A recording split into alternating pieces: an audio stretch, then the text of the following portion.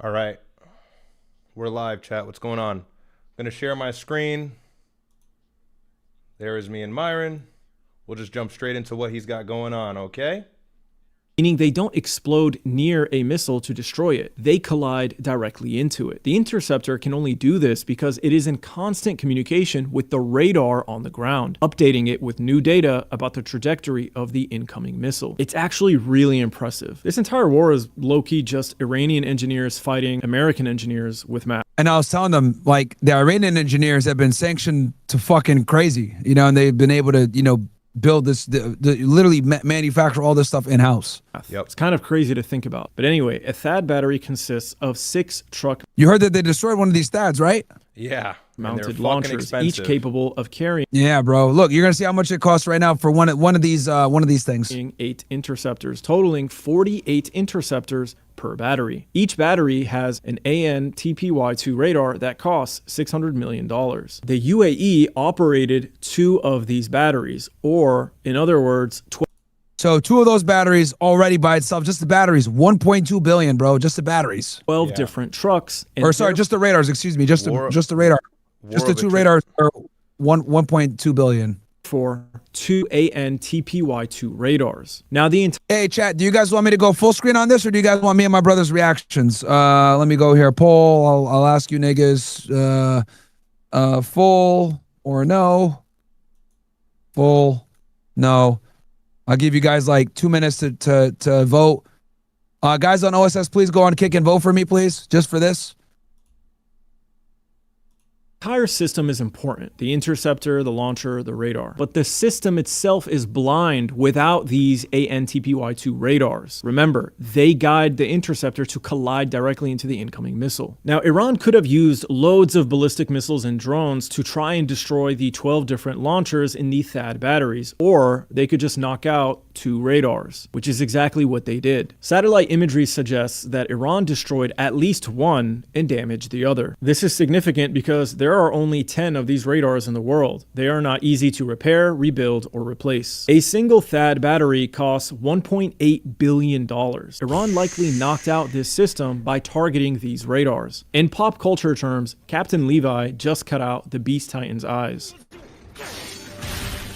I don't know what that anime is, but little gay anime reference is fine. But that isn't the only radar Iran managed to damage or destroy. I told you a few days ago that Iran also targeted the $1.1 billion AN/FPS-132 radar system. This radar system is an early warning detection system that uses that's the one in Bahrain that they fucked up.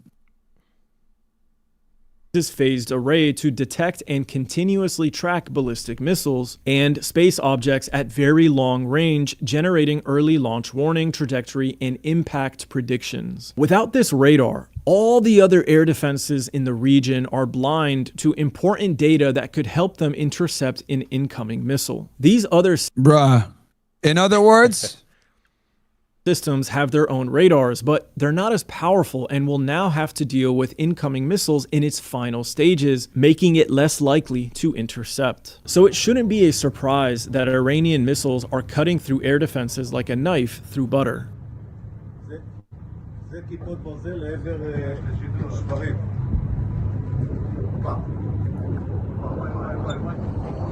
Shit. Why? Damn, bro. Why? That hits the ground real quick. bro. By the way, have you been giving $1 billion radar last with hour or no? Yeah, Israel's been getting pummeled. I was in Suleiman space. Yeah, okay, just to make sure you guys. Yeah, Israel's been getting. I was cooked. looking at that as I was in the gym, man. Between each and every set, I was seeing a new post for a new missile, nigga. God damn, nigga. Every single time I finished this set, or every single time I moved to a new workout, it was like a new update. Sirens in Israel on the lat pull downs, and then when I got to the cable rows, it's fucking Sirens in Jerusalem, nigga. I was like, God damn, I gotta get back home and go live. Yeah, no, and the other thing too that's nuts, bro, is shit. What was I gonna say? I figured out why people on Twitter aren't posting it like that, like big accounts. If you post the bombings in Israel, you get demonetized on X. Oh, really? Yep. So are they taking the premium and the blue checks away if you post these videos of Tel Aviv getting hit? I don't know if they're gonna take the premium and the blue checks away, but you get demonetized for 90 days. Unbelievable. Confirmed. Wow. Confirmed. Yep. Wow. Yep. Shout out. They already demonetized this British nigga earlier for it. I could find I could look for his account. But yeah. Way to go, They're Elon Musk. demonetizing it for 90 days. Damn, that is crazy. Right. Yeah, bro. Like, and then I showed some clips. A Turkish broadcaster from CNN was recording. IDF walked right up to him and took his phones, bro. Yeah. And they took the camera, turned that shit off, and then CNN, American CNN was there, and they said, "Oh yeah, we can't show what's going on," but the Israeli government said we can't show because the interceptors. Because it makes sense. They don't want the Iranian government to know where the interceptors are flying in from. Yeah.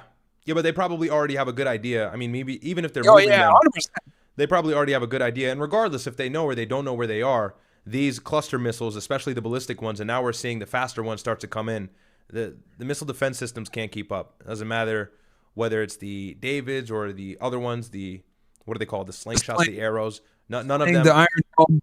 The Iron Dome. That's the cheapest one, but the Iron Dome can't stop anything that's even remotely ballistic or remotely hypersonic. So it's a war of attrition. And this video, I think, is doing a great job at explaining that. But it's definitely in Iran's favor. And Kane, I was watching the press conference earlier with Pete Hegseth and Kane, and they were over here like, yeah, we're demolishing them, we're destroying them.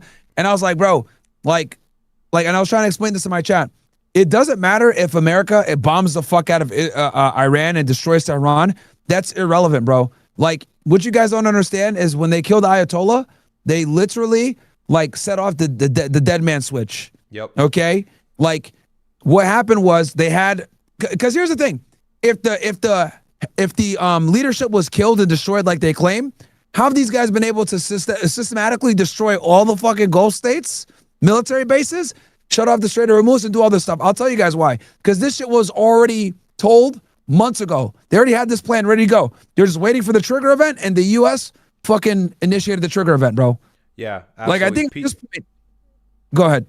No, you're completely right. Pete Hegseth is displaying a worldwide cope right now. Every single time he's doing his Pentagon briefing, it's like he comes up with a new excuse. And we've gotten, and I tweeted this earlier, he came out today and he said, well, we've gotten full control of Iranian airspace.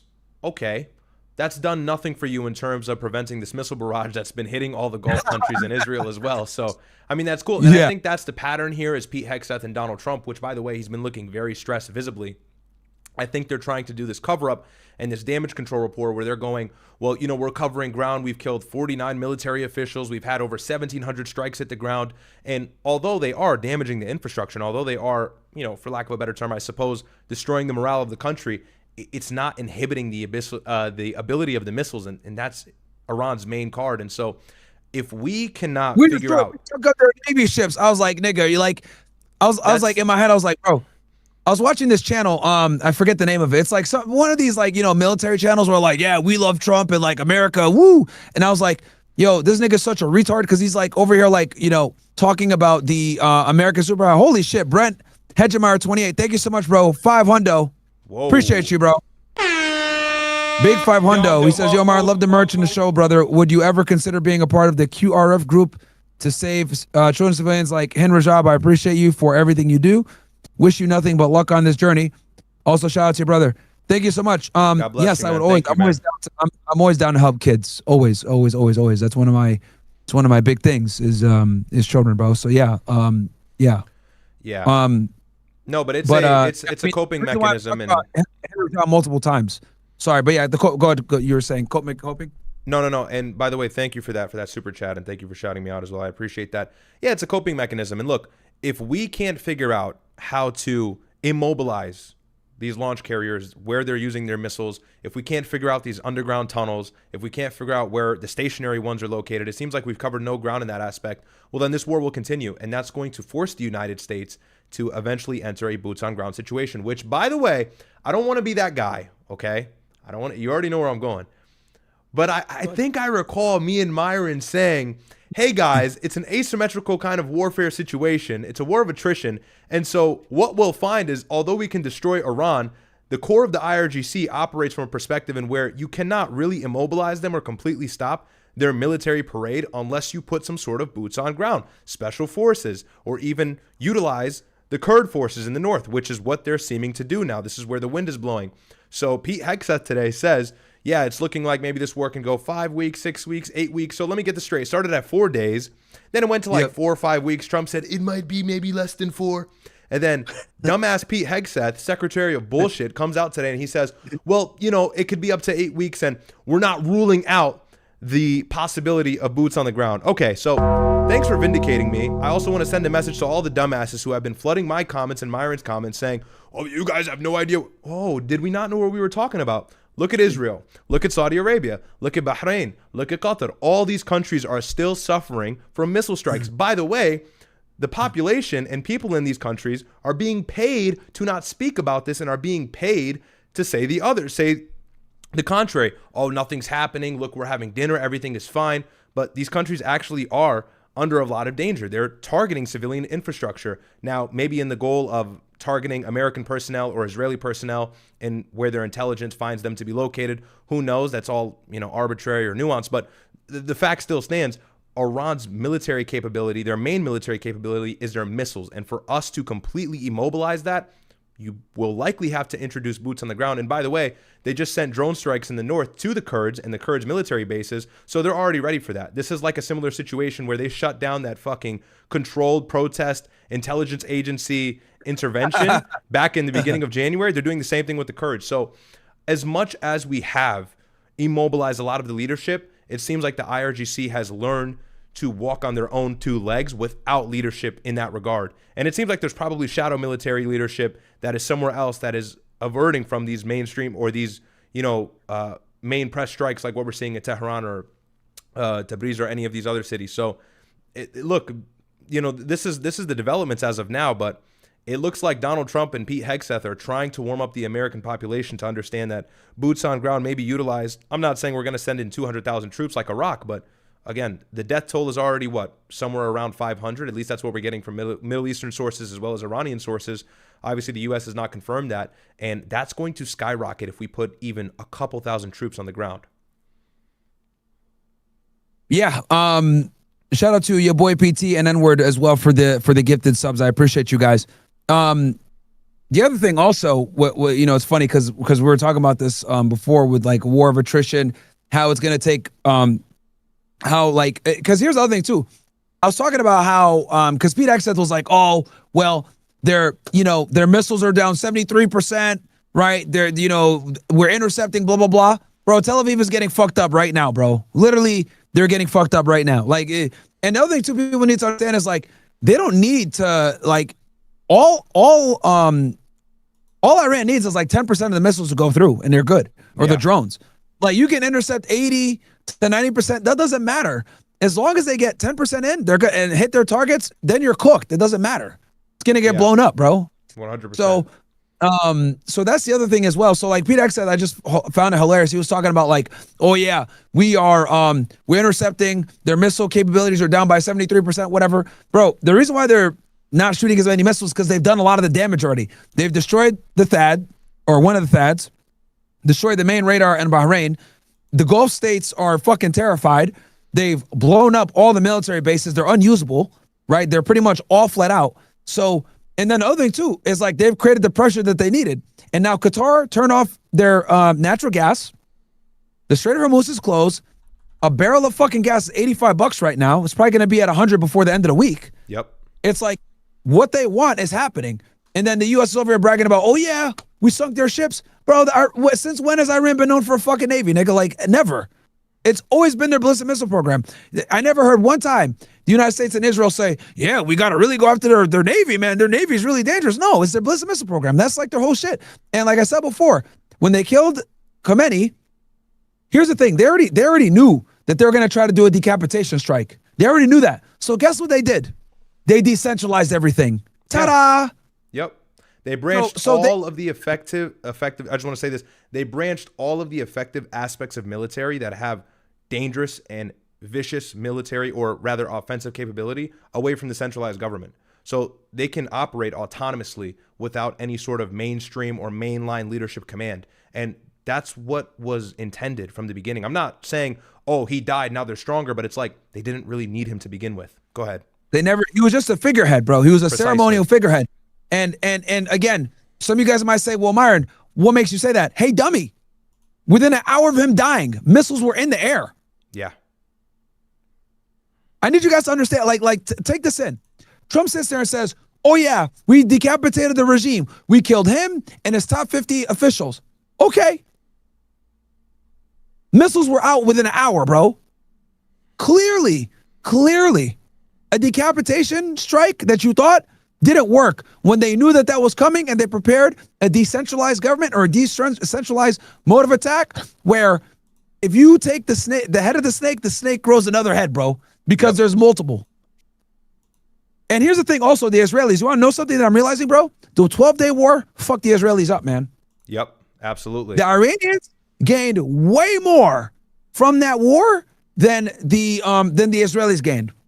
Every day, I'm realizing, the Iranians completely shifted everything. They went from top-heavy government, Ayatollah controls everything, to now it's decentralized. You guys know what your marching orders are. If we die, you guys know what to do. Everything's getting launched. We have a dead hand system, right? Just like the Soviets. Just so you guys know, the Soviets have a system like this. It's called the dead man's hand. So if we were to ever blow up Moscow and their leadership dies, all their nukes are getting launched, and it can't be stopped. It was classified for many years, but now it's out there. The Iranians implemented the same exact thing, just without nuclear weapons. They implemented it with their ballistic missile program. That's why within an hour of him being dead, missiles were being launched at Israel and the United States bases, bro. Yeah. That tells you right there that they already had shit ready to go. They knew they were going to try a decapitation strike, and they made their attack plan not based on any type of hierarchy. Completely decentralized. Everybody has their marching orders. If something happens, you niggas know what to do, and the orders have been done. And here's the worst part. Trump killed the only guy that could have stopped negotiations, that could have started negotiations. Because here's the other thing too. You guys want to know why the Iranians don't want to negotiate? Because they already got their marching orders. That's why they don't negotiate.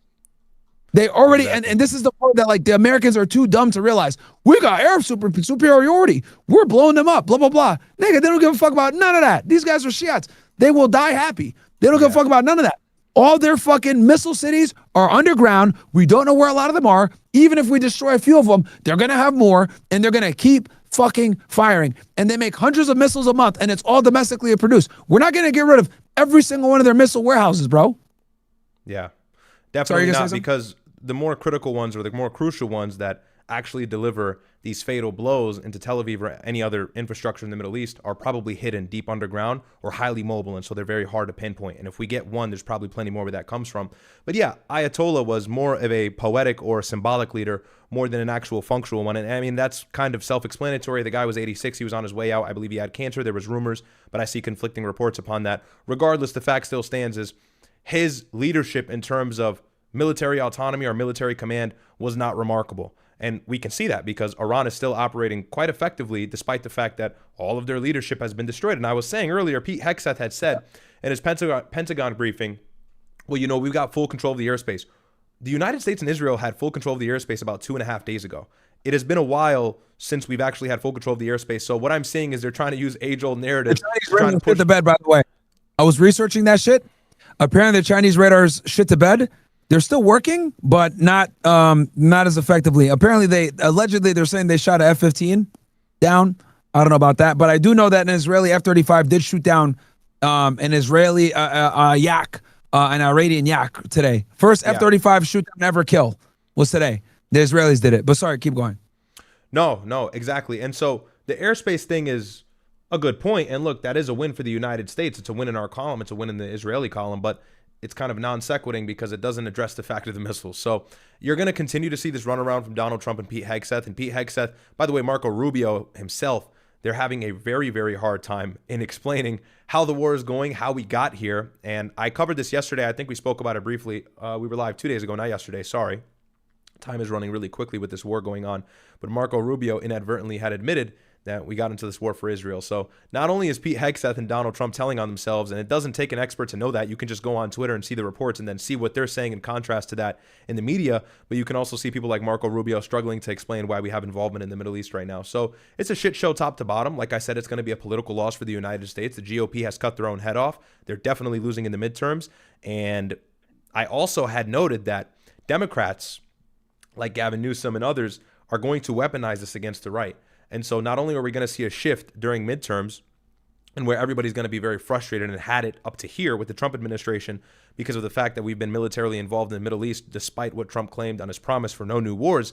But you have the fact that Democrats are now going to be able to weaponize the Epstein files, the deportation probably against Trump, saying that ICE was too militant, even though we know that's not true and that's not our position. And they're also going to put the nail in the coffin, furthermore, with the whole Middle Eastern intervention and the new war in Iran. So it's an L top to bottom. Like I said, Trump has been seeming very stressed, visibly, and maybe that's just me reading into things deeply, but it seems like they're having a very hard time in defending or making reasons. And if you at this point cannot recognize that we serve foreign interests more than our own, maybe you should just click off of the live, because this isn't the kind of educational content you want to consume. There's no hope for you. But it is it's shocking developments in the last 24 to 48 hours, and as the time goes, right? Like I said, I hope this war can end quick, and I really mean that, because that means Trump can hopefully save face. And, you know, I would want Republicans to win if they get better foreign policy. But as this war goes on, it's only going to get worse, and we're only going to become more right in our predictions prior these last 2.5 months we've been saying. So we'll see what develops. But shout out to Propaganda and Co. He makes really, really good breakdowns in this stuff, and he gives you all the aspects. And I like that he admits here that he's like, he wants Iran to win, right? I think he's Iraqi, if I'm not mistaken. I met him. He's a nice guy. I interviewed with him. He's a bit more of a progressive, right, politically, which is, you know, I'm not, but that's fine. But here's the thing. He does give a very unbiased breakdown on this, and he's going to say how Iran's getting fucked up, what the mistakes they're making, and he also covers the U.S. side. But, like, you know, dude, there's nothing more annoying, though, than, like, these magatards, these war apologists that are like, yeah, we're totally destroying them. Like, you know, we at some point we got to go to war, blah blah blah. And I was like, dude, like, there's never an excuse to go to war like this. Like, are you fucking retarded? Like, what the fuck are you talking about? So, never. And so we'll continue to see the cope. I'll find a channel I was talking about. I'll find a channel. Yo, it was so infuriating because, like, there's a bunch of these like military channels that are like, oh yeah, we're totally destroying Iran. And I'm like, yo, you niggas are like missing the point. Like, you guys are so stupid. It's painful because it's like they're not seeing like the writing on the wall that we're talking, bro. A barrel of oil right now is like 85 bucks. Has shot up. As we said, the volatility of oil is going to be very unpredictable. And this stupid nigga right here, this nigga right here, like, yo, like this shit is retarded. You see this guy? Once I can't see your screen. Trade. The United States will ensure the free flow of energy to the world. And he continued saying this will be available to all shipping lines. Hold on, I'm about to move it right now. The United States Navy will be escorting tankers through this. Look. Let's see how stupid this nigga is, right? So he talks about how like they got like air power dominance and shit like that, right? Heat and anger than a bad Tinder date. And here's some breaking news on what's going on right now. President Trump is securing maritime trade in the Straits of Hormuz. He said effective immediately, he's ordered the United States Development Finance Corporation to provide at a very reasonable price political risk insurance and guarantees for the financial security of all maritime trade. The United States will ensure the free flow of energy to the world. And he continued saying this will be— Yeah, and I was laughing. I was like, yo, nigga, are you retarded? Yo, like, they're number one, they're not going to give that fucking insurance. And if they do, no captain's going to want to sail because like they could get blown up. Yeah. Like, are you retarded, bro? Like these freighters we also don't have guns. They don't have protection like that. Like, what are you talking about? A direct response to that point as well, and why he's wrong, is we have displayed by real-time examples over these last few days that we're prioritizing Israeli airspace and their missile defense system over every other country. By the way, we're closely aligned with the Gulf countries, primarily Saudi Arabia, and they had expressed a grievance that the United States is over prioritizing other countries. So if other countries see that, do you think that that's going to make them comfortable and taking this sort of route? Of course not. So we cannot guarantee insurance via our actions. We have showed time and time again that we've stretched our wings. We've stretched our ability so thin across the entire region. We cannot delve into every single part of the region and every single pocket and guarantee security. We haven't been doing it. These Gulf countries have been getting graped. The last few days, they've been getting graped. No captain is retarded enough to like take that. Like 50% chance you might make it through, might not. You got an American flag, even more so. Like, are they gonna insure foreign ships? Like What are you talking about, bro? Like, yo, no captain is taking that shit, bro. Like, these dudes are not soldiers. They're not trying to take that risk. Like, niggas are just trying to go home and get some oil to the other side, bro. Like, they're not, like, they're gonna be like, no, thank you, dude. Like, we're no one is taking that risk. So for him to say this as if like it's a point, like, dude, you're a fucking magatard. You are literally retarded, right? But this is like one of these like military, one of these like military bros channels. His main name is Max Afterburner. Like, this nigga's retarded, bro. Yeah. And look, 718,000 views. I'm like, oh my God, bro. Yeah. Well, like, and then you wonder why. Widespread. Yo, and then you wonder why like so many of these American niggas are retarded when it comes to war. Like, they don't know like how bad this is. Like, this is very fucking bad. Well, the American struggle is that Americans struggle with geography. Americans struggle with politics, world politics, geopolitics, intercontinental relations. The United States as a whole, we probably have one of the ignorant, I'd say, demographics in regards to geopolitics. And so it's very easy, and there's an appetite for this kind of thing to spin it as if the United States is winning. And it's very easy to fool Americans in saying that Iran is winning because we control the airspace and we've hit all their military sites and we decapitated their leader. Like, militarily, they are winning, but that's not the W. That's the problem. Yeah. And that's the issue. We went into like extensive detail on this. Yeah, and like they could fool these niggas and be like, oh yeah, we're winning militarily, so that's the win. And I'm like, you guys are so fucking look, let me show you how retarded this nigga is. The United States Navy. So he says that they're gonna get escort from the US Navy. That's not gonna happen. Will be escorting tankers through the Straits of Hormuz as soon as possible. As soon as possible. That's not happening, bro. No matter what, the United States will ensure the free flow of energy to the world. And then this video, they can barely defend their fucking bases. What are you like? This nigga's retarded. And then look, from The Guardian, it's an opinion piece that says the US and Israel gravely underestimated Iran's responses here in the UAE, and we are seeing the consequence. This is actually true because even Trump himself said, I was surprised that they hit the Gulf so hard. Yep. So this is actually 100% true what she wrote. It's not even an opinion piece. It's a fucking fact. Trump admitted, I don't know if it was to CNN or to New York Post. He admitted, I did not think they were going to hit the Gulf that hard. I'm actually shocked at that. Yeah. It says, well, the one thing that I would say to you is it's either now or later. Shut the fuck. Yo. See, like, yo, niggas like this got to get smacked. Yeah. And the thing that kills me, this is what kills me, Riyadh. People are watching this, are like, yeah, he's right. It's either now or later. We might as well do it now. Like, this is the same warmongering bullshit that got us into Iraq. This is the same warmongering bullshit that got a lot of Americans killed. This is the same warmongering bullshit that got us in Afghanistan for no fucking reason. Now the Taliban have it back. Like, yo, like, literally, like, yo, hold on. Grave.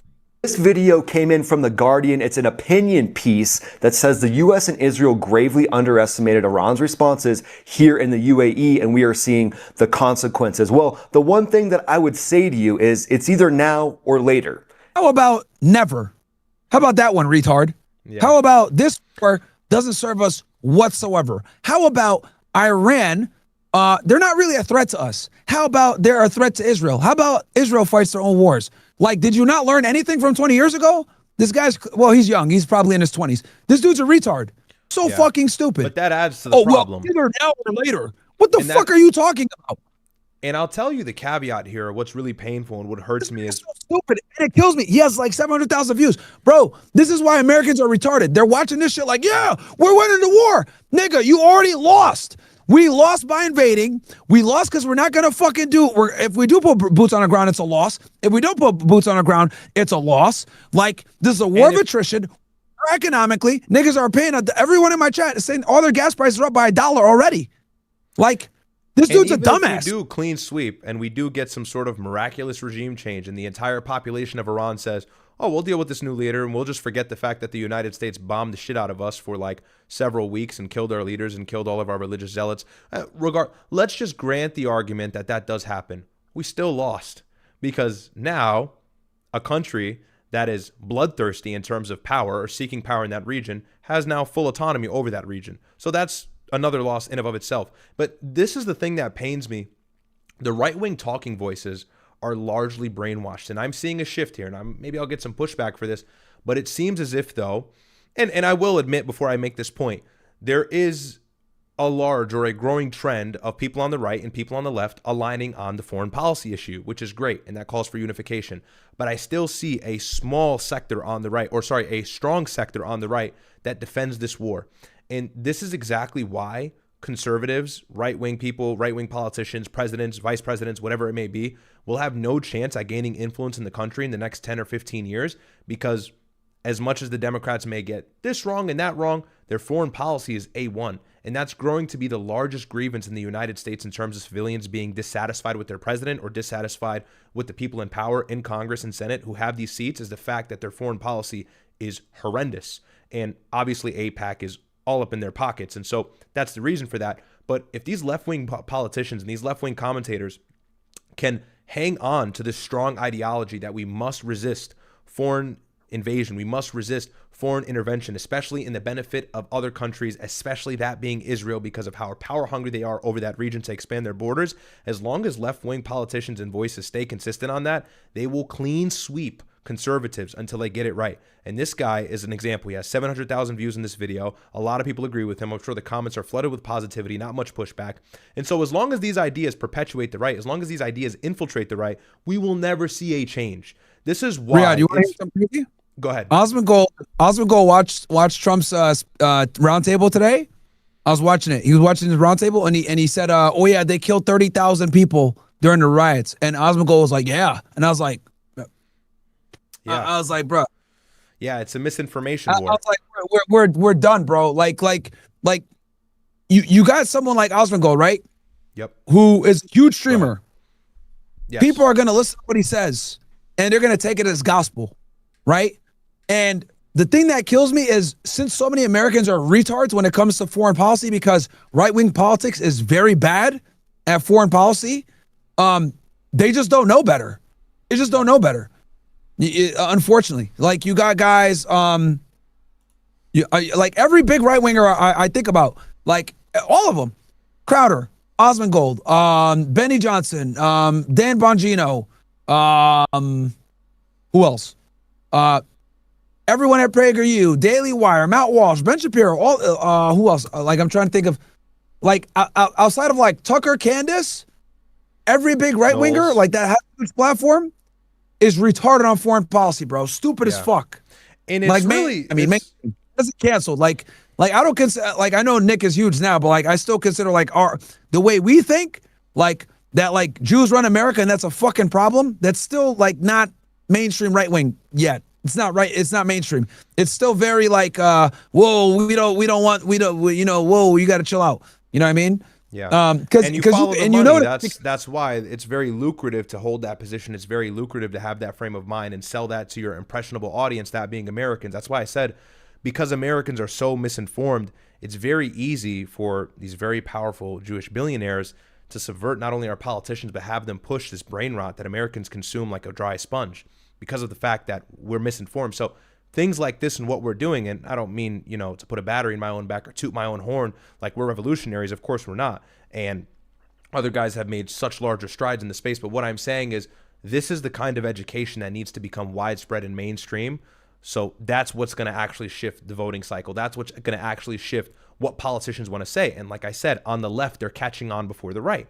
Gavin Newsom, in a statement just a few days ago, had said there's really no point of being involved in the Middle East. And he said, I think a few months back, in regards to the whole war against Gaza and Hamas, he had criticized Israel and Zionism on that as well. I forgot what the context was, but so you're kind of seeing this shift, and they're going to continue to weaponize that against the right, and that's a really big problem. And all these guys on Daily Wire, all these other big right-wing talking voices, all these other people who hold seats in Congress, like Dan Crenshaw, who just lost today, by the way, are going to continue to lose. They're going to continue to lose their influence. And honestly, you know, it pains me to see the right wing crash and burn, the conservative talking points and the conservative talking voices, but this is kind of like a necessary evil in order to cause this shift. And hopefully Gen Z can gain more influence, gain more platforms, and push these ideas further, because it's imperative that people kind of get educated on this. And Americans, again, I'm so embarrassed to be American at times just because of how uneducated Americans are. It becomes frustrating. I think that's one of our biggest weaknesses as a country.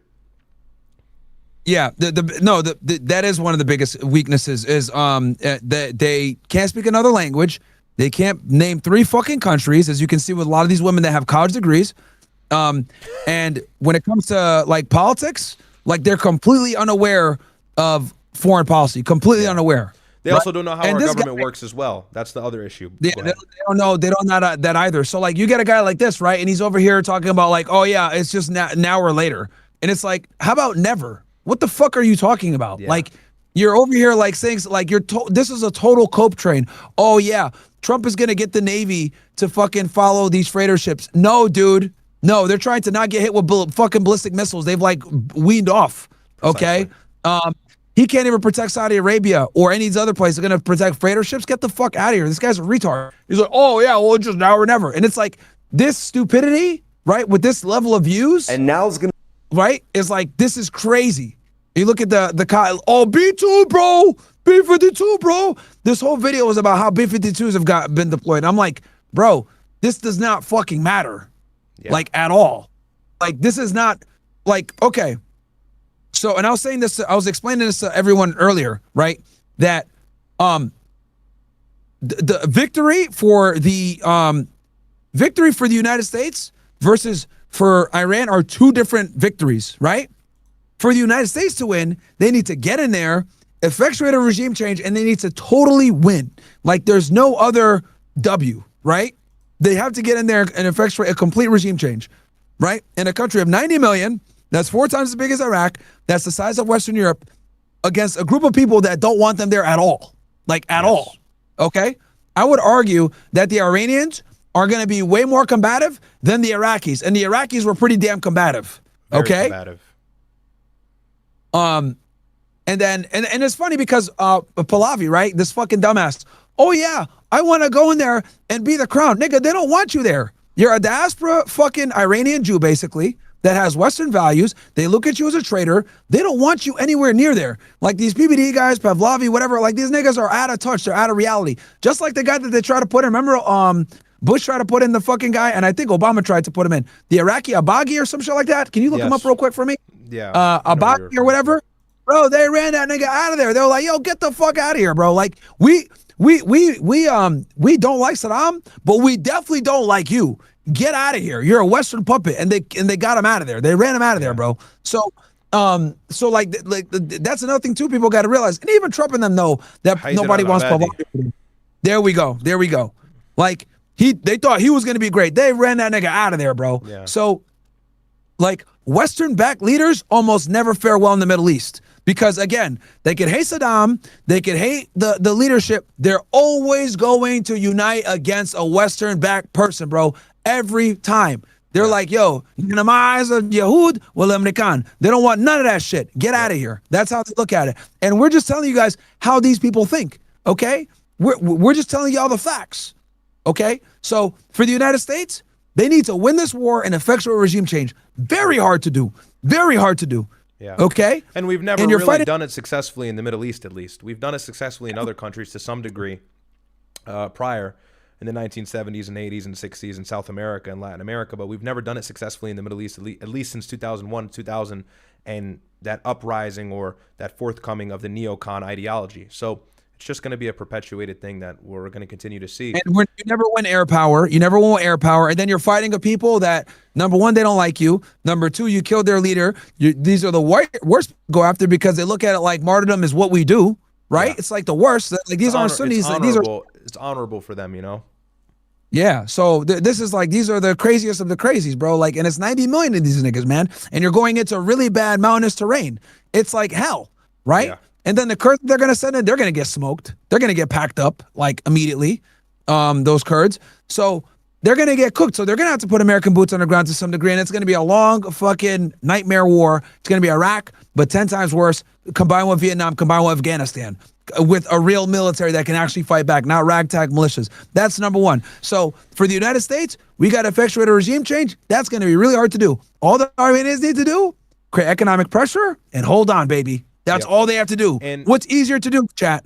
What's easier to do? Hold on, just don't die, and launch missiles and create more economic pain, which is very easy for them to do. Qatar turned off the fucking energy, bro. They turned off the fucking gas because they're mad at the United States and they need to put pressure via Europe and Russians to get the United States to potentially end this war. So Qatar turned their power off.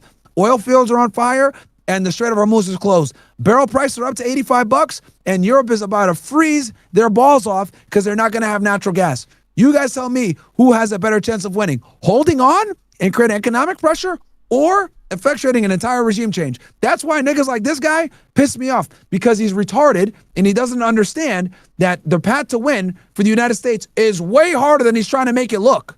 Nigga's stupid. Yeah. Stupid as fuck. And one thing I'll say as well, that's pretty remarkable, and I don't know if anyone's really caught on to this. I mean, I think it's kind of a subconscious observation, but it's important to verbalize this. It seems as if though Iran and the IRGC are one step ahead of the United States in every regard. But let me explain this and let me give it some context so it makes sense, because everybody's going to combat me on that and say, what are you talking about? We've destroyed their infrastructure. We've killed their leaders. Of course we have. But look back into early January. When these protests started, and whether it was CIA, Mossad, Kurds, whatever it is, there were controlled and calculated attacks that were very precise with armed weapons within these protests to uplift or further escalate these civil uprisings and civil strife. What did the IRGC do? They shut it down immediately. They shut down the internet. They killed these people. They took them out. They caused this civil strife to end very quickly. They diffused it within a few days, although the United States and its propaganda tried to push it as if it was going on for several weeks and months and 30,000 people died. The IRGC quickly came in, eliminated the threat that would cause more tension within the civil population, and then kept moving. It seemed as if, though, they had to drop on that. So they've been studying 30,000, bro, if they killed 30,000, don't you think the uprising would have been easy if that was true? Exactly. And so there's so many ways to falsify that, but I think just using your head at that point is more than enough. And so we look again. The IRGC is not only prepared for these protests and shutting down these controlled CIA assets or Mossad assets, whatever it is, or these Kurdish forces that are backed by Israel and the United States. And so they do that successfully. Then we move forward. We go ahead and we take out all of their military infrastructure, their military leadership. We bomb their capital. We kill their people. We take out these very crucial sites that operate a lot of military intelligence or whatever it may be. That's what Pete Hegseth and Donald Trump are saying. I don't want to get into the nitty gritty. Let's just grant the fact that that's actually true, and that's actually apparent in the Middle East right now. Despite that, Donald Trump was still surprised that Iran retaliated in attacking the Gulf countries. Again, it seems like Iran had an idea that the United States and Israel was not ready for. This is evident, and this is because of the fact that they've watched regime change happen around the region and their neighboring countries for years. So they had the playbook ready, and they knew each and every American/Israeli step that was coming in order to decapitate their leadership. So they respond to these Gulf countries and hit them. What does that do? That causes a ripple effect across the region that hurts oil prices around the world, but that also forces the United States to stretch their resources thin. And so they have to defend all these countries militarily and unite them, but now they're all upset because they're prioritizing Israel over everybody else because Iran is primarily targeting Israel. What's the point I'm making? Iran uses the United States strategy and blueprint against them, and it hurts us in the long run. So now we've attacked all these countries, or Iran rather have attacked all these countries in the Middle East, hit all these Gulf countries, hit Israel. Now the United States is surprised, as Trump releases in a statement just a few days ago. But on top of that, our resources are stretched thin. So now the whole region is upset. The whole region is mad that Israel and the United States prompted this war and started it. And Iran has got everybody fighting each other and pretty much civil tension amongst these neighboring countries. Again, we see the same thing. The United States and Israel have been coagulating with the Kurdish forces on the border kind of in Iraq and northern Iran.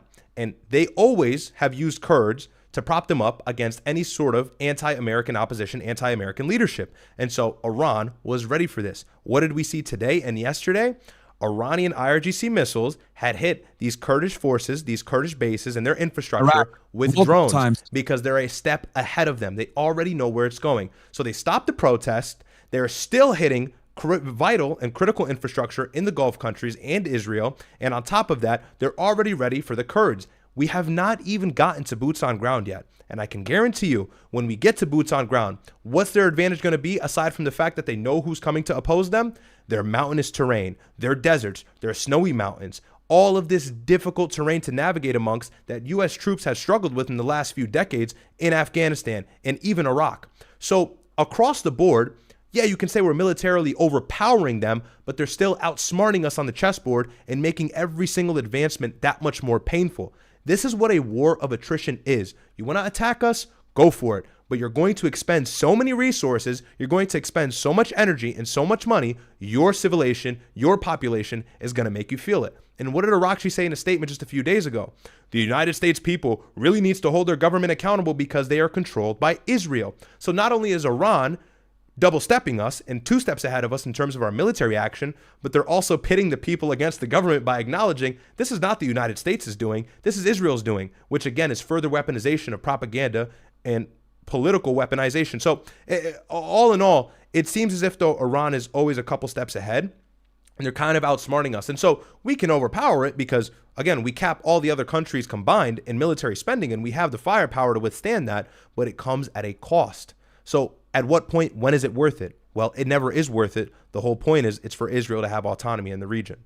So that's another thing that people need to understand as well. It seems like Iran is kind of ready for these attacks, for these coups, for these military oppositions that are funded by the United States, like the Kurds, and they're notorious for that. They've done that several times in the region, in Iraq and in Syria. So that's nothing new. But there's kind of nothing we can do to surprise them. You're going to hit them with bombs. They're ready for that. They have underground bunkers. They have tunnels. They have underground cities where they develop these missile carriers, and they're effective. They work, and they can do it fast. They do it in-house. It's very cheap. Every single time we have some sort of really strong American tactic, coffee and nails, and then we're the best country in the world, and we're strong, and it does make a difference. They're ready for that. They've seen it happen in the region countless times over the last few years. So that's a whole nother aspect that I'm sure this guy just gladly glosses over. And look, if the United States is to enter a war with a country, it needs to be quick. It needs to be seamless. We don't need to expend military resources. Why? We spend so much fucking money, not only on our military capabilities and our firepower, but our intelligence. Somewhere where this actually went right, a good example of that is in Venezuela. It happened in 2 days, or happened in overnight, really. We completely just subverted their forces, used some weird discombobulated weapon that Trump had referred to, and kidnapped Maduro. But that's just not going to happen in Iran. And I think Trump had gotten the idea. Maybe he got on his high horse and thought this can be quick and seamless. But what happened to quick and seamless? 4 days, that was announced on Saturday, had now translated to what Pete Hegseth said today, to 8 weeks and potentially boots on ground. That's a war of attrition for you. Also, yeah, no, that's a war of attrition. And the other thing too, great points, is that, bro, I don't know if we'll be able to go back to the Gulf states after this. Yeah. Like they destroyed the bases. The thing that's crazy, right, is that the U.S. bases were there to protect the Gulf states, but the U.S. bases being there is why the Gulf states are being attacked, and we're not protecting them. Like, bruh, like, what the fuck? Yep. What the fuck? Like, if you're like a Saudi prince or UAE, you're like, wait, hold on, let me get this straight. I'm getting attacked because I have these U.S. bases here, but these U.S. bases were supposed to be here to protect me from getting attacked. What the fuck is going on here? Yep. So that right there, guys, is a W for Iran. Do you guys get that? They're basically hurting America's ability to project force in the region.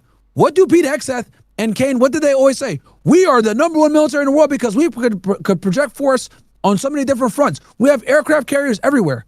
Well, guess what? Now, these Gulf states are like, I might go to the Chinese. I don't got to worry about a war with them, you know? So that puts even more pressure now that the United States needs to put regime change on Iran. Because let me tell you all this, if the United States doesn't do a regime change on Iran, the Gulf states ain't gonna let these niggas stay in no Gulf no more. Yep, absolutely. It ain't worth it. It ain't worth it. Why am I over here? Yo, the UAE, for example, the UAE, I don't know if you guys know this, they fronted a lot of money for that base. Yeah. Qatar. Udeid. Qatar. Which is the largest American base in the Middle East, by the way. Exactly. They fronted a lot of the money for that fucking base, bro.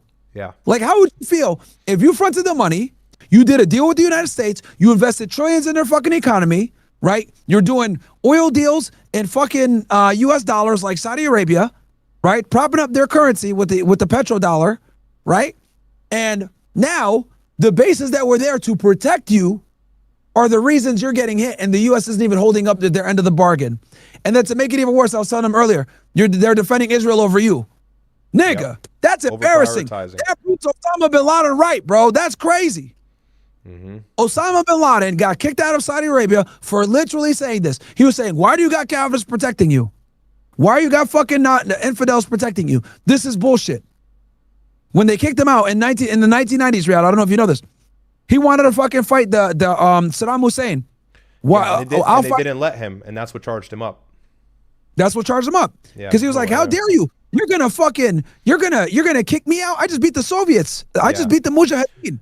And like another reason why he was so upset is because the United States was just giving him a ton of money and a ton of weapons over in Afghanistan to fight these Soviets on the border, and they just turned their back on him and started working with the Saudi government. So not only the Saudi government turned their back on their Muslim counterpart, but now Osama is upset because now he doesn't even get military funding from the United States, which had led a successful campaign in resisting the Soviets on that border.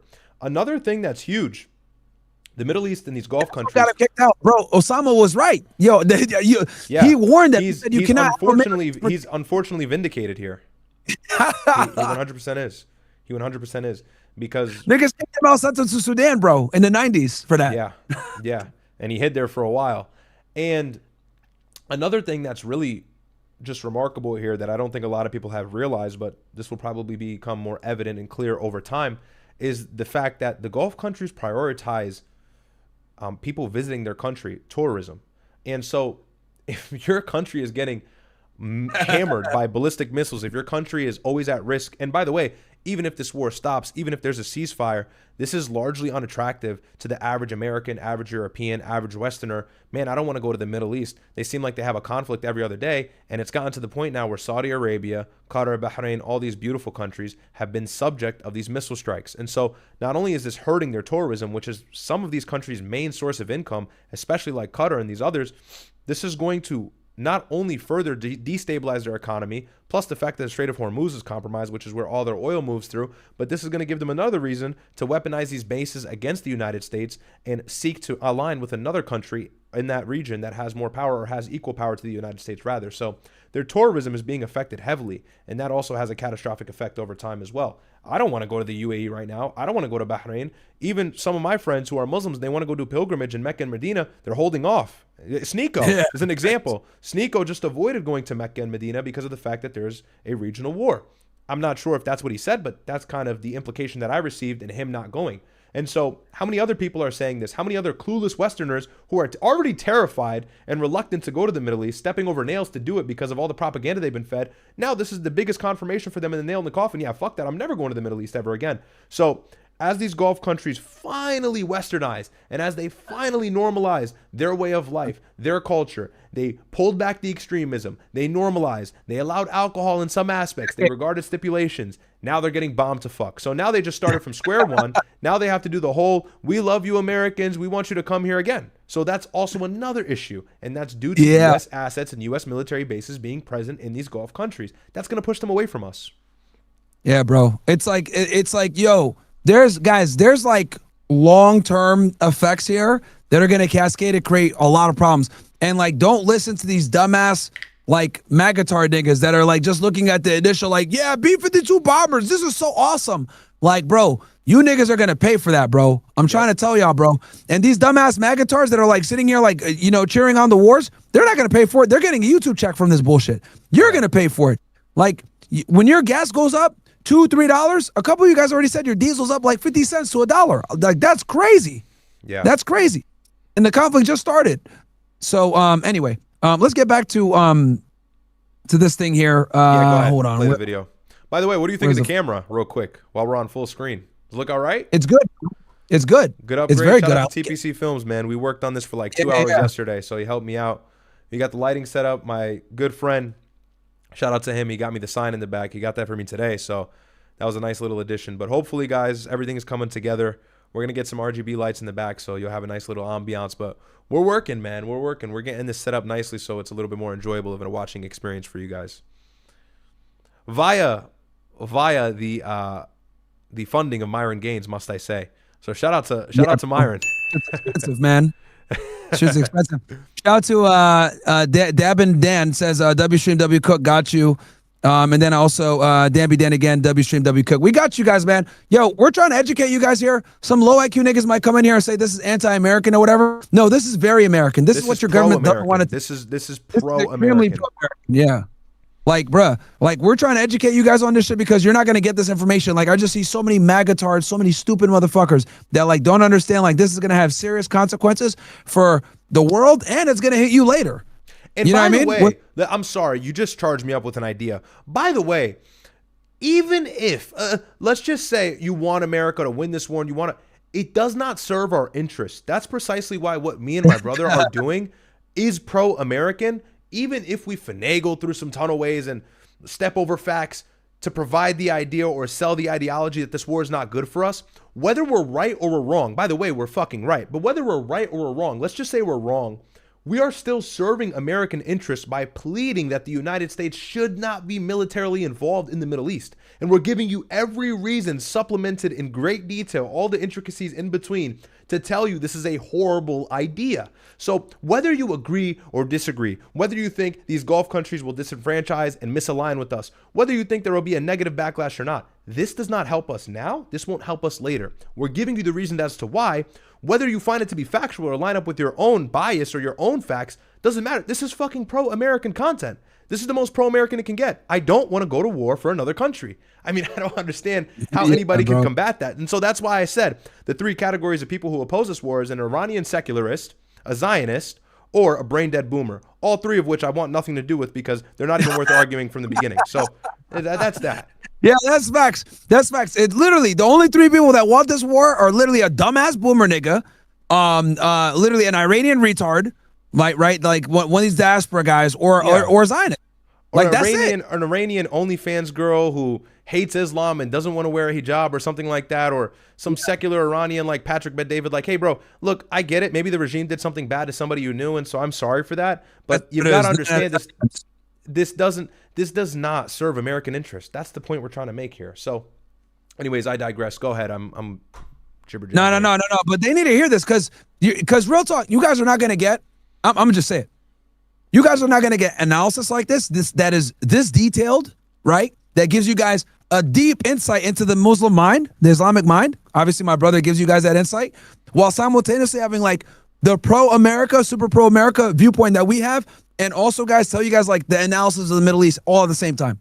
You guys are not going to get this anywhere else, right? The high IQ, geopolitical analysis with the religious context, with the background. And then also, we're giving you guys like how people in this region think. The way they think is completely going to change how they conduct warfare and how they view us, as well as the Zionist entity of Israel and foreign policy and everything else like that. And then also, we're talking to you guys about how this is going to affect the Gulf, who we've had a relationship with for a very long time, who honestly, I don't think niggas are going to let us make bases. Like, I don't think they're going to let us stay there no more like that. Or it's going to be, diplomacy is going to be heavily strained, super strained. It's never going to be the same, especially if we do not do. Now we put ourselves in a box. We have to do a regime change now. We have to. There's no turning back now. And diplomacy is definitely off the table after Ayatollah was killed. So now we've got to finish the job, and this job may take a long time to finish. And it's going to be a very fucking hard job. This isn't Iraq, bro. This isn't Iraq. The dudes think they can just have air power and just bomb the fuck out of it, and that's it. One thing that they have that the Iraqis didn't, underground tunnels and lots of fucking ballistic missiles. Yeah. That are very accurate. And years of preparation and homework. That's another thing, too. The Iraqis were blindsided. The Iranians were well prepared. Yep. Because the Iranians watched us destroy all their neighbors, bro. And they were studying. They looked. They saw what happened. They hit the Belmar, bro. They studied. They studied. And then here's the other part. The niggas still got the highly enriched uranium. Yeah. The thing that we're allegedly invading for, they still have. Yeah. Bruh.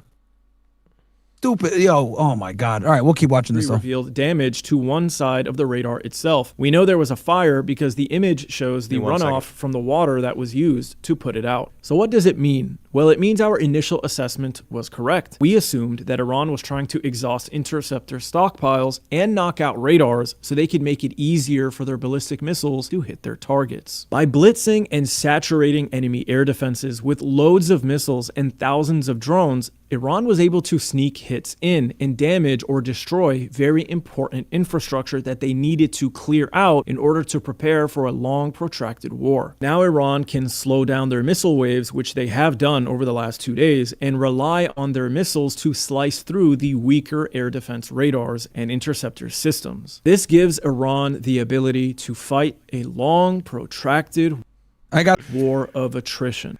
We'll edit that part out. Another important I'll show you how to do it after the stream. piece of information to Write the timestamp down on your stream.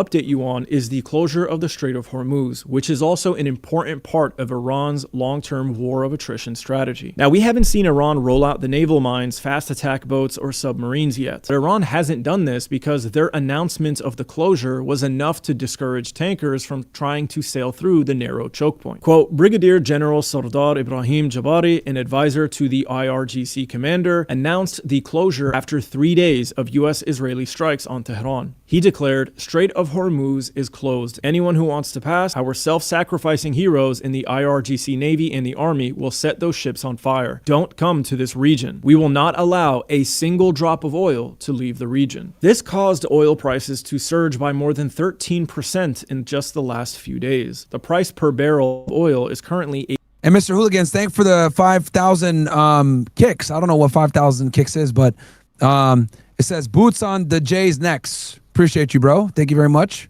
That's hilarious. And then, yeah, guys, actually, let's look at what a barrel of oil is right now. See, over 100. Let's see. All right, 81 to 83 right now. Yep, getting there. Yeah, it's getting there. Well, I mean, the fact that it's 80 is bad. $5 and will likely be higher by the time my video comes out. And in the coming days, it could be over $100, which means gas prices are likely to rise. In response to this, Trump posted on Truth Social, quote, if necessary, the United States... Oh yeah, this was the dumbass thing that the other guy posted about getting a maritime escort. Look at how retarded this is. Navy will begin escorting tankers through the Strait of Hormuz as soon as possible. No matter what, the United States will ensure the free flow of energy to the world. This was kind of hilarious to me. Very few oil tankers are going to take that offer. Just imagine there's a hell nah, bro. With people throwing knives left and right across it. Someone comes along with a shield that only works 50% of the time and offers to escort you across it. Are you going to take that risk? Hey, look, probably. Don't worry. We'll guide you through this really tight passageway. Not a worry at all. It's not like there's crazy Shia militants who are bloodlusted because their leader was just killed with hypersonic fucking missiles that can get to Israel in 7 minutes waiting for us to pass through the passage. Don't worry at all. Like, what the fuck? Yeah, and it's only 20 miles across. It's only 20 miles across at the shortest end, bro. It's totally cool, man. Super tight. Totally cool. Oh, I forgot to tell you, there also might be like mines in the seabed, and it's kind of shallow. But it's okay. We'll guide you through, bro. I promise. I promise. Hell nah, bro. Yeah, nah, hell like, no, bro. Yo, these big ass freighter ships are like, yo, they can't take no damage. These things are old as hell from like the 70s. Like, the last thing they want. No, Captain. Here's the other thing too. Like, oh, well, you gotta have insurance. Okay, that's for some of the ships they'll insure. But like, bro, if it's an American ship, they're definitely gonna attack it. Are you serious? Yeah. Like, hell nah, bro. Not, and neither are the tankers. For that reason, traffic through the strait has virtually come to a halt. Yeah, there's like 200 of these ships, bro. They literally just got their shit anchored, man. That shit, look at this, all empty over here. Yeah, well, it's not worth it. Let's take a look at this. These guys aren't soldiers, bro. And so yeah, they're not soldiers. Like, these are just trying to get home and smash some chick and get their make a fucking living, bro. Yeah, like they're not trying to. Like, these are regular niggas, bro. Like sailors, man. These dudes aren't military guys. Time tracker. I have it set to just oil tankers right now. Each red triangle you see is an oil tanker. But look what happens when I include anchored ships in the filter. The circles represent anchored ships. Look how many of them are parked right out. Bruh. Yeah, great observation there. Great observation. Yeah. Good. Dude, this is good shout channel, out man. to Propaganda and Co, man. He really, I know he takes hours to do these videos, man. Shout out to him. Yeah, he does. He does. Very well researched, though. Look, and he admitted earlier, look, I am biased for Iran, blah, blah, blah, but he's making a very compelling case. Here's the thing. Me and my brother don't give a fuck about Iran. We're just telling y'all niggas that this war is retarded, and we're explaining to you guys why the war is retarded. They aren't moving. They are stuck. Yeah, we don't give a shit. We just know that this is going to get Americans killed, and it's going to bring up, it's going to cost you more money at the gas tank. It's going to cost you more money when you buy food. It's going to cost you more money when you buy water, when you buy anything. Bro, the world runs on oil, bro. Everything is going to be more expensive. assessing what their next move should be. And that's because sailing takes a lot of time. So do these ships wait and see if this will end soon so they can sail through the strait, or do they turn around and change course? Every second they spend thinking about this, they lose money. These ships need oil and food to operate. The sailors on board have homes to return. Yeah, bro. Every day that they stay docked, yo, millions upon millions of dollars, billions of dollars are being lost. Yeah. Mr. Rams, thank you for the 10 gifted, bro. Turn to. And also, by the way, guys, my brother's live on YouTube right now. If you guys prefer YouTube, he's on there. Here you can see his channel right here. Do you have some chats you want to read? I think you got like I two. can run through some chats. They're gonna pile up on me, so let me go ahead and do that right now. I'll give you guys a link. Please open a tab and watch my brother as well, guys. Do me a favor. Open up a tab and watch him on YouTube. He's got how many people watching live? He's got 490 live. Smash the like button on there too. So okay. Let me go through some chats really quickly. Appreciate the love, guys. Subscribe to the channel. Get my view count up. All right, what do we have? Someone says, okay. Kachu Matulj says, glad you're here to save your bro. He was over here struggling. Good rage bait. Doubt that. N-word J6N W stream. How long do you think this war will last considering Iran is impacting the U.S. economy this much? It's a very good question, man. I can give you an answer and try to sound like a smartass, but it's very hard to say right now.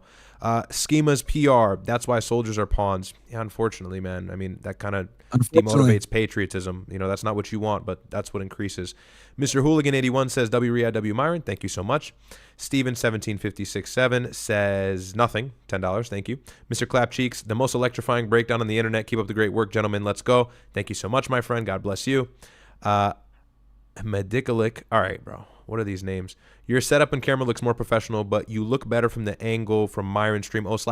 I know. And just quick little tech lesson here. I don't know if anyone wants to help in super chat, just $1, so I can actually see the message. On Discord, it's flipped. And so from my perspective, it's mirrored. Yeah. But from Myron's perspective, it's my true orientation. So I'm not sure how to flip it. I'm aware of that issue. I want to try to flip it. So you can't. I looked it up. Discord doesn't let you flip.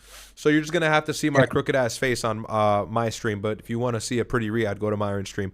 Okay, AMG Demon says, you got to call Ack and put him on. That man lost. I think my brother put him on the other day. Martial law, if you're referring to academics. Martial law says, how strong are those underground cities to withstand attacks? Probably really fucking strong and really fucking far into the ground. We ran into the same problem during Operation Midnight Hammer. So they're well equipped for United States bomb and heavy artillery. Zantar says, is it possible for Iran to agree to U.S. demands, change regime, surrender their weapons to USA as long as USA guarantees protection from Israel? Absolutely not. That wouldn't happen. It's unrealistic. Okay. That wouldn't happen. That's all I got. That's all you got? Okay. Yeah. Here, let me get back to it here real quick. Investors have goods that they expect a return on. This is the effect of closing the Strait of Hormuz. But there's more to it. The missile and drone attacks pushed Qatar, Iraq, Saudi Arabia, and Israel to shut down production of oil and gas at their facilities as a precautionary. And we're live everywhere. Guys, we're live on Fresh and Fit as well. Welcome to the Fresh Fit people. We're live on YouTube, Rumble. Switching up a little bit, we're doing some geopolitics. As you guys know, we're in the middle of a war right now, a very bad war, one that I'm not happy about, but we're here anyway. I'm doing a breakdown of my brother, switching it up for you guys. I know you guys got to get some Fresh and Fit with Fresh before. I think he had Mr. Organic on and stuff like that, so we're switching it up, covering some political topics, okay? Some of you guys might consider a jester, which it's not. It's real nigga shit, but hey, we're here. So come on over, guys. If you or enjoy the stream, yeah. Let's keep cooking though. Right now we're reacting to the Iran war escalates. We're talking about asymmetric warfare and explaining it for you guys how this war is a very bad thing for the United States because quite frankly we're going into a war of attrition, which is precisely what the Iranians want, and it's not to our benefit. So yeah, we're live right now, guys. We're live right now. So yeah, we're live on all different platforms. All right, let's keep going. Let's keep cooking. Shout out to Mr. Rams with the gifted. Thank you so much, man, for the 2 gifted. A measure. Actually, the 5 gifted. Thank you, Mr. Rams. Actually, you gave a bunch. Down the marker for you, bro. Strike on their facilities would be destructive, but it could be catastrophic if oil and gas are actually flowing through them. These closures have sent natural gas prices soaring. Yeah, so Qatar LNG, Saudi refinery, Israeli oil gas fields down due to Mideast strikes. Like, dude, This is bad. This is extremely bad. I said this before, I'll say it again. Qatar's LNG controls something like 20% of the world's natural gas. Natural gas is extremely important to the production of steel and many other day-to-day, powering many day-to-day things that go on. Okay? So, and here's the other thing too. You know what other country has the ability to produce natural gas at that level that everyone has a problem with? Russia. Yep. And Europe doesn't want to deal with Russia right now because of obviously the conflict with Ukraine. They sanctioned the hell out of them. And the issue with that is now the Europeans built their entire sanction package against Russian energy on Qatar, hoping that they can go ahead and get around it with Qatar. Well, now y'all niggas are cooked. Now y'all are cooked. What are you going to do? You got to go back to Putin. You got to go to Moscow. And I know that niggas don't want to do that. So it's like, what are you going to do? Yeah. So anyway.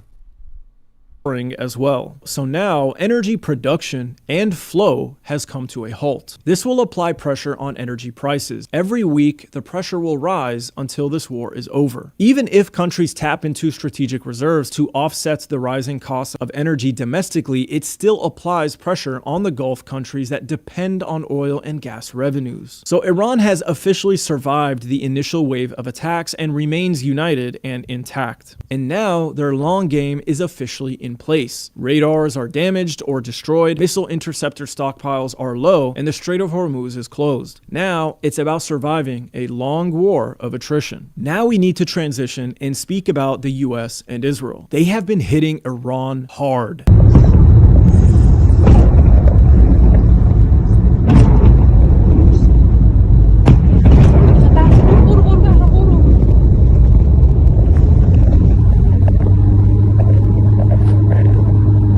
Thousands of bombings over the last few days. Tehran is an apocalyptic war zone. In the initial attacks, the US struck radars all across the country, effectively blinding Iran's air defenses. They did this with a variety of different weapons from outside of Iranian territory, using ATACMS with a 300-kilometer range, Prisms with a 500-kilometer range, and Tomahawks with a 1,500-mile range to strike radars and other targets in Iran. And the Israelis used standoff missiles from Iraqi territory like the Spice 1000 and 2000, the Rampage missile, the Air Laura, the Blue Sparrow, and the Golden Horizon. By picking away at radars, they were able to clear the path. And they were able to destroy a lot of those Chinese radars that they bought, which I got to give credit to the United States and to Israel. I mean, look, you got two of the best air forces, so obviously they were able to overwhelm. And here's the other thing too. The United States knew that they had these Chinese radars and surface air missiles, so they were able to overwhelm them, and they had them surrounded all around Tehran. Now, I do think some of them are still up because we have seen the Israelis and the U.S. like use quite a bit of, anti-detection flying because they didn't have air superiority over Tehran until today. They just got it today, pretty much, or within the last 24 hours. So they were flying low for a long time. So that leads me to believe that obviously they were very cautious of those new Chinese radars that they had bought, but they were able to probably identify and destroy them. So, hey, just goes to show the power of the U.S. military, man. But the problem here is that the power of the U.S. military isn't going to stop the attacks by Iran. That's the issue here. They set off a dead man's chain, unfortunately. That's the problem.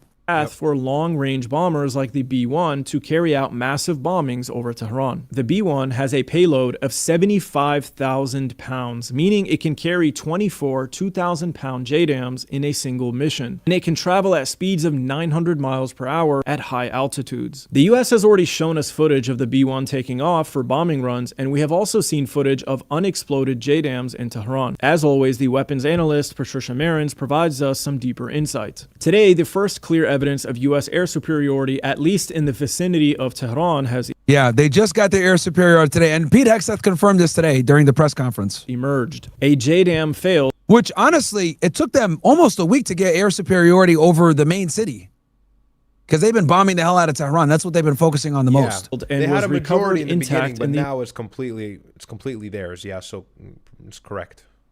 Yeah, and I think they have, because in Air Force terms, it's air superiority. They don't have air dominance yet, but they're almost there. Air dominance is like completely, we fly over, we don't got to worry about nothing. Narmak neighborhood northeast of Tehran, approximately 100 kilometers from the Caspian Sea. It was likely launched by B-1 bombers that departed from Diego Garcia yesterday. Since a standard JDAM has a range of 15 to 25 kilometers, this technically demonstrates incontestable air superiority over the Tehran area. The aircraft could release the bomb from well outside the reach of most Iranian short and medium range air defenses. Iran probably... For all you guys that are here for the stream, for Fresh and Fit, hope you guys, we're not doing after hours with girls, we're doing higher IQ shit right now, man. We're covering the Iran war. I'm here with my brother Riyadh. A lot of you guys on Rumble probably don't know who he is. First time I've had him on. Well, I think on, this is I think the first time you've been on Fresh and Fit now, Riyadh. Officially. Are we live on FNF? Yeah, we're live on FNF, on Rumble and on YouTube. You want to yourself real quick, people? Yeah, for those that don't know. I'm assuming this is a little bit of a different spin on the audience, so I'm going to have to introduce myself 100%. Yeah, so I'm Riyadh, I'm Myron's brother. And we've been doing these geopolitical breakdowns for the last, I'd say, week and a half, 2 weeks now in extensive detail, although we've been going at it for about a month. Check out the channel. It's Riyadh's Report on YouTube. I'm currently live on YouTube if you want to come watch over there. You can find that probably linked in my brother's Kick or Rumble chat. I'm sure you have it pinned, or if not, one of the moderators will put it on there. So I got it on screen right now. My brother's showing it on screen right now. Come show some love. We're trying to get to 11K subs, hopefully 12K subs, and then keep growing. I just got to 10.6 or 10.7 today, so I appreciate all the love. And we do everything. I mean, right now, this is the most relevant topic, and so we're talking about it. But I've gone into Red Pill. I reacted to James Fishback on Fresh and Fit, and I had a little funny bit on that. And so if you enjoy what you're seeing today with my brother, be sure to check out the channel. I have a little bit more of diversified content on that on there, although recently it's been politically heavy given the circumstances in Iran. Yeah. And another reason, too, why this is such an important broadcast, I don't want to sound cocky, but I truly do feel this. And not even I know this. Me and my brother are by far the best duo on this topic, because we are giving you guys, and I said this earlier, but since we got so many people coming in from Rumble, we give you guys obviously the geopolitical analysis, right? Dynamics between the United States, Iran, the Gulf countries, etc. But my brother, who's religious, he can give you guys a religious perspective of how a lot of these people think, how they move, etc. And then obviously we're both Arabs, so we know how these people think. So we're giving you guys like an America first perspective, because we're anti-war. We don't want to be involved in this conflict. And honestly, anyone that is happy about this conflict, you need to seriously question them. Do they actually care about this country? Because quite frankly, this conflict serves zero strategic benefit for the United States. I've been in multiple debates with people about this topic already, and none of them can tell me any real strategic benefit that the United States enjoys from this conflict. There's no benefits for us. It's only benefits for Israel and their security. They've been waiting for this fight, this war, for 40 years. Netanyahu admitted it the other day when he was super excited that we got involved in it. So you know, our job is to kind of cut through the bullshit, you know, show you guys what it really is, and just educate you guys on the region. Because one thing that really bothers me, really bothers me about right-wing politics in America is that Middle Eastern foreign policy is never properly discussed, analyzed, and broken down from a perspective to educate you guys about what's really going on in the Middle East. Why do we have the dynamics that we have in the Middle East? Who is in the Middle East? The different types of factions, the different governments, why we have the problems that we have, right? I think if more Americans understood Middle Eastern foreign policy and why we have the issues that we have there, and who the fucking enemy is in a lot of these situations, who the troublemaker is in the United with our foreign policy, which, by the way, spoiler alert, is fucking Israel almost every single time, more Americans would actually fight back on this topic. I do see people fighting back on it. Obviously, you guys saw the travesty that was going on in Gaza. You guys saw the kids getting killed, etc. Let me let you guys in on a little secret. Israel's been doing that for fucking decades, okay? They've been doing it for decades, not just in Gaza, not just in the West Bank, but they've been doing it all across the Middle East, bombing relentlessly, killing people. And it's because, obviously, the explosion of this topic on social media that now we can talk about it. But I remember, dude, before October 7th, if you talked about this topic, you were gonna get nuked off YouTube, bro. It was it was automatic cook. Yep. Automatic, you're getting sent to the shadow realm. Get out of here. You know what I mean? Like, you covered a story like Henry Rajab before 2023, cooked, bro. Out of here, bro. Yeah, no, 100%. And so what we've been doing is maintaining our, you know, as much as we can be vocal about it without getting in trouble, especially on YouTube. Despite all the censorship, we've been pretty good in tiptoeing around being too direct, but we send the message pretty clearly in that this war is obviously in the benefit or in the favor of a foreign nation, and we've highlighted all the details as to how that's apparent and how that's possible or feasible. And we've gathered the evidence in, extensive detail. So check out our previous streams. You can find them on Myron Gaines X or my channel. We've done like 6-7 hour streams for what I'd say 4 times now. We've done 4 like 5 or 6 hour streams. And so we've done an information and, hardware overload in terms of information that you guys can gain to be a little bit more intelligent or aware as to what's going on in the Middle East, because it's a difficult situation to understand. The Middle Eastern problem is multifaceted. Hegseth on y'all, bro. Trump, Hegseth, and Marco Rubio, they're lying, switching the thing up to you guys. We could if after this video we could react to some. We'll react to that. That's actually a good segment, so we'll do that next. And a lot of Americans don't understand geography or geopolitics, so if you need a place to start, if you need a place to kind of get a little bit of a ground zero liftoff and a head start and get your head in the game, cover some ground, I recommend our channels. Take a look at our previous streams. We've done a ton of education on this stuff, and it just comes naturally over time as you start to watch the content. You catch on to the patterns until you understand the context of it.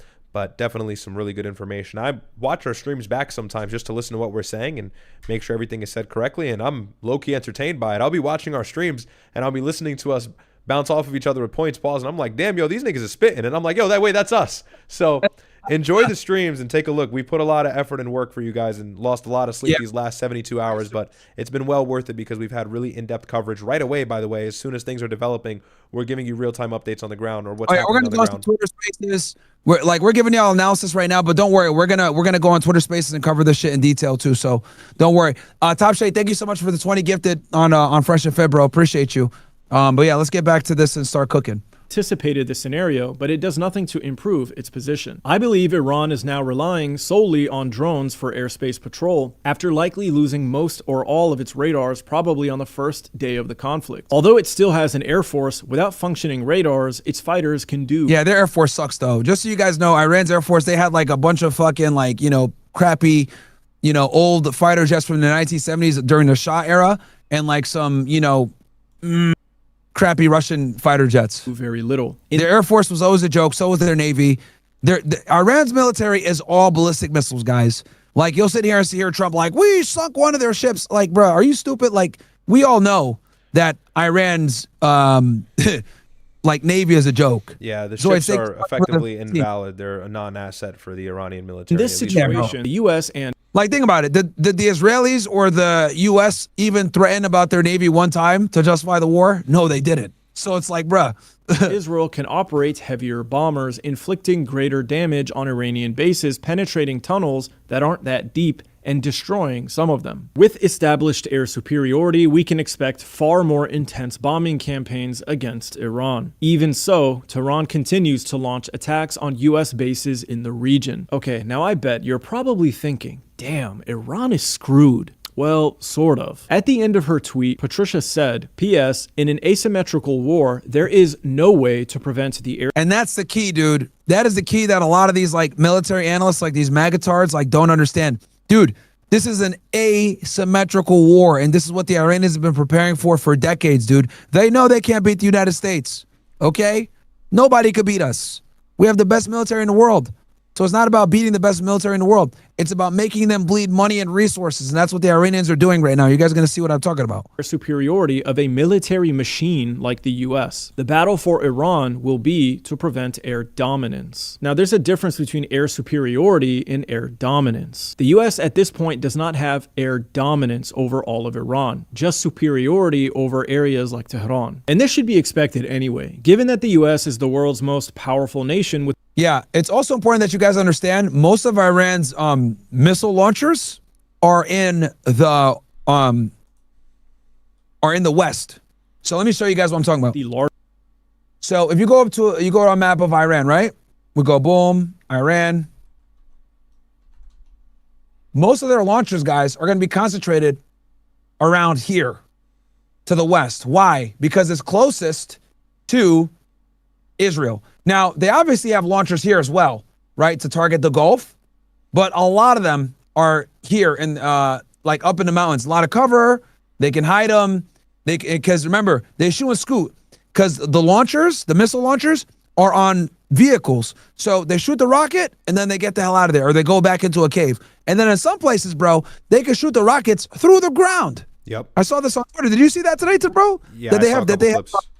they can literally shoot it through the ground without a launcher. Yeah. So I was like, oh crap.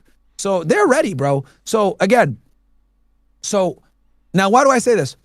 So we know that a lot of the Chinese radars they purchased failed in Tehran, right? Because they had a lot of them structured here to try to protect the capital. But I guarantee you they have others in this region, okay? In this region, to protect their launchers. So we'll see what happens with that. And just to reiterate for the fresh and fit crowd, maybe some of you guys aren't aware, some of these launchers, they're highly capable ones, or their missiles rather, that come from launchers can reach Israel in a matter of 10 to 15 minutes. Some of them reported at 7 minutes. Oh, yeah. So they're incredibly fast. They're incredibly hard to detect. And for some general context, the Interceptor missiles that we supply to Israel and that we spend money on are far more expensive than that of what Iran is using to attack us in the Middle East and in Israel. So it's kind of a war and attrition in the aspect that it costs way more money for us to defend ourselves, and it's still effectiveless or rendered invalid because of the fact that we still can't stop all of the missiles despite how much money we put, because of the speed of these missiles and the military capabilities that Iran has been working on since Operation Midnight Hammer and arming up their most effective missiles. And that's the thing too. That operation and the 12-day war prior gave them a lot of context to kind of test their weapons and see which ones work, which ones penetrate these systems they're already familiar with, and which ones don't. So now they can actually draw out the chessboard a lot more accurately and decide which ones to launch first, which ones to use as subversions, and then which ones they actually want to hit home base or actually strike on the ground and damage infrastructure, which is what they've pretty much been doing effectively, as we've seen not only in Tel Aviv, but Jerusalem and other provinces like Haifa have been getting hit really hard despite military advances to try and defend the airspace. Yo, let me show you this, bro. This shit is crazy.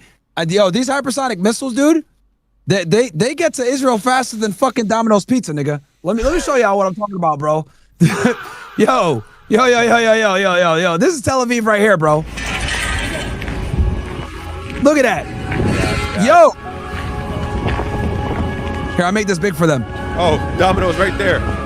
Domino's right there. Yo, I'm telling you. Yo, the hypersonic missile got there faster than the Domino's niggas. Oh, my God. Yo, I'm not kidding around. Guys, those hypersonic missiles, they get from Iran to Israel sometimes in like 6 to 7 minutes, bruh. Yeah. And actually, we know this because we were looking at a Telegram channel of people reporting what they were seeing on the ground. We got a report. We were looking on X a couple nights ago. We got a report that Israel had sounded alarms, okay? Maybe 4 or 5 minutes later, we got a report that Iran had launched some missiles. And then literally maybe 4 or 5 minutes later, maybe 7 minutes later, we got a report that missiles actually hit the ground in Israel. So these missiles are as fast as they claim to be. And you can see that real time if you go into these Telegram channels that are local to these nations in which people are reporting what they're seeing, or these military officials are sending out messages. You can see the real time updates and how fast these missiles legitimately are, which again are just too fast for all of our interceptor programs, regardless of the fact we do have some that are very expensive, but Iran has cluster ballistic missiles, so they can send out several at the same time, and we can only stop so many. And we have videos of that too, so you can see what that looks like. And I'm sure a lot of the guys are familiar, so I apologize if it's repetitive. No, because I haven't shown Israel getting hit yet. This came, I think, from yesterday. So check this out, bro. I'm not kidding around. I tell y'all, man, like this shit is faster than Domino's, bro. Like this is Israel, bro. Yeah.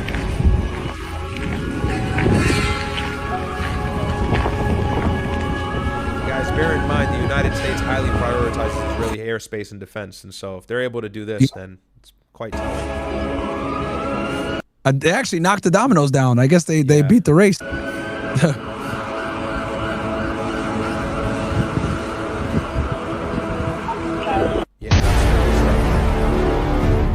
absolute destruction. Bro. Tel Aviv is getting cooked. And just so you guys know, it's illegal to record in Tel Aviv. You have to have like a special permit to record the damage, and they won't let you record in most situations. And just so you guys know, on Twitter, if you post damage in Tel Aviv or missiles hitting, you'll get demonetized for 90 days, bro. Niggas literally got the shut it down going. Like, yo, what the hell? Anyway.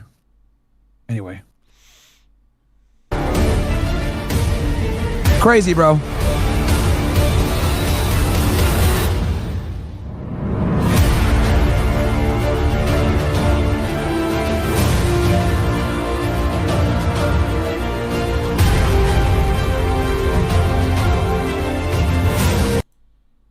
absolutely cooked. Anyway, you guys get the idea. Largest, most powerful air force, it is completely predictable that they would establish air superiority over Iran. And the reality is that over some time, they could also establish air dominance. Unfortunately for Iran, this means that they are going to take a lot of damage. Damage to bases, launchers, ports, infrastructure, and importantly, innocent civilians. We got like 10,000 of you guys watching, by the way. Do me a favor, like the video if you're watching. Shout out to y'all, man. Shout out to all you guys. We got like 10,000 plus of you guys in here. So shout out to you guys between Rumble, YouTube, Kick, OSS, Council Club. Shout out to all you guys. Civilians. However, you have to remember that this is an asymmetric war. So Iran is always going to be the one taking more damage and more casualties. There is simply no other way around it. Iran was never going to be able to protect their airspace from the Americans for very long. But what do you do when your enemy controls the skies? You go underground, like the Viet Cong, like Hamas. The difference is that Iran has entire cities underground where they can that did like all over the country too, man. Manufacture missiles, guys, drones, launchers. Hamas was just a proxy of Iran, and you saw how badly the IDF and other supporting forces in the air and on the ground struggled with Hamas because of their ability to coagulate underground, scheme, come up for a second like fucking mushrooms, bomb a tank, and then jump back underground. And they did not have the most complicated missile structure, or rather tunnel structure, in the region. So Hamas is just a small branch of what Iran actually is. So of course they stole the tactic from their home country that funds them via proxy, but Iran is like the CEO of tunnels underground when it comes to military support, military weapons, military construction, and Hamas how to do it.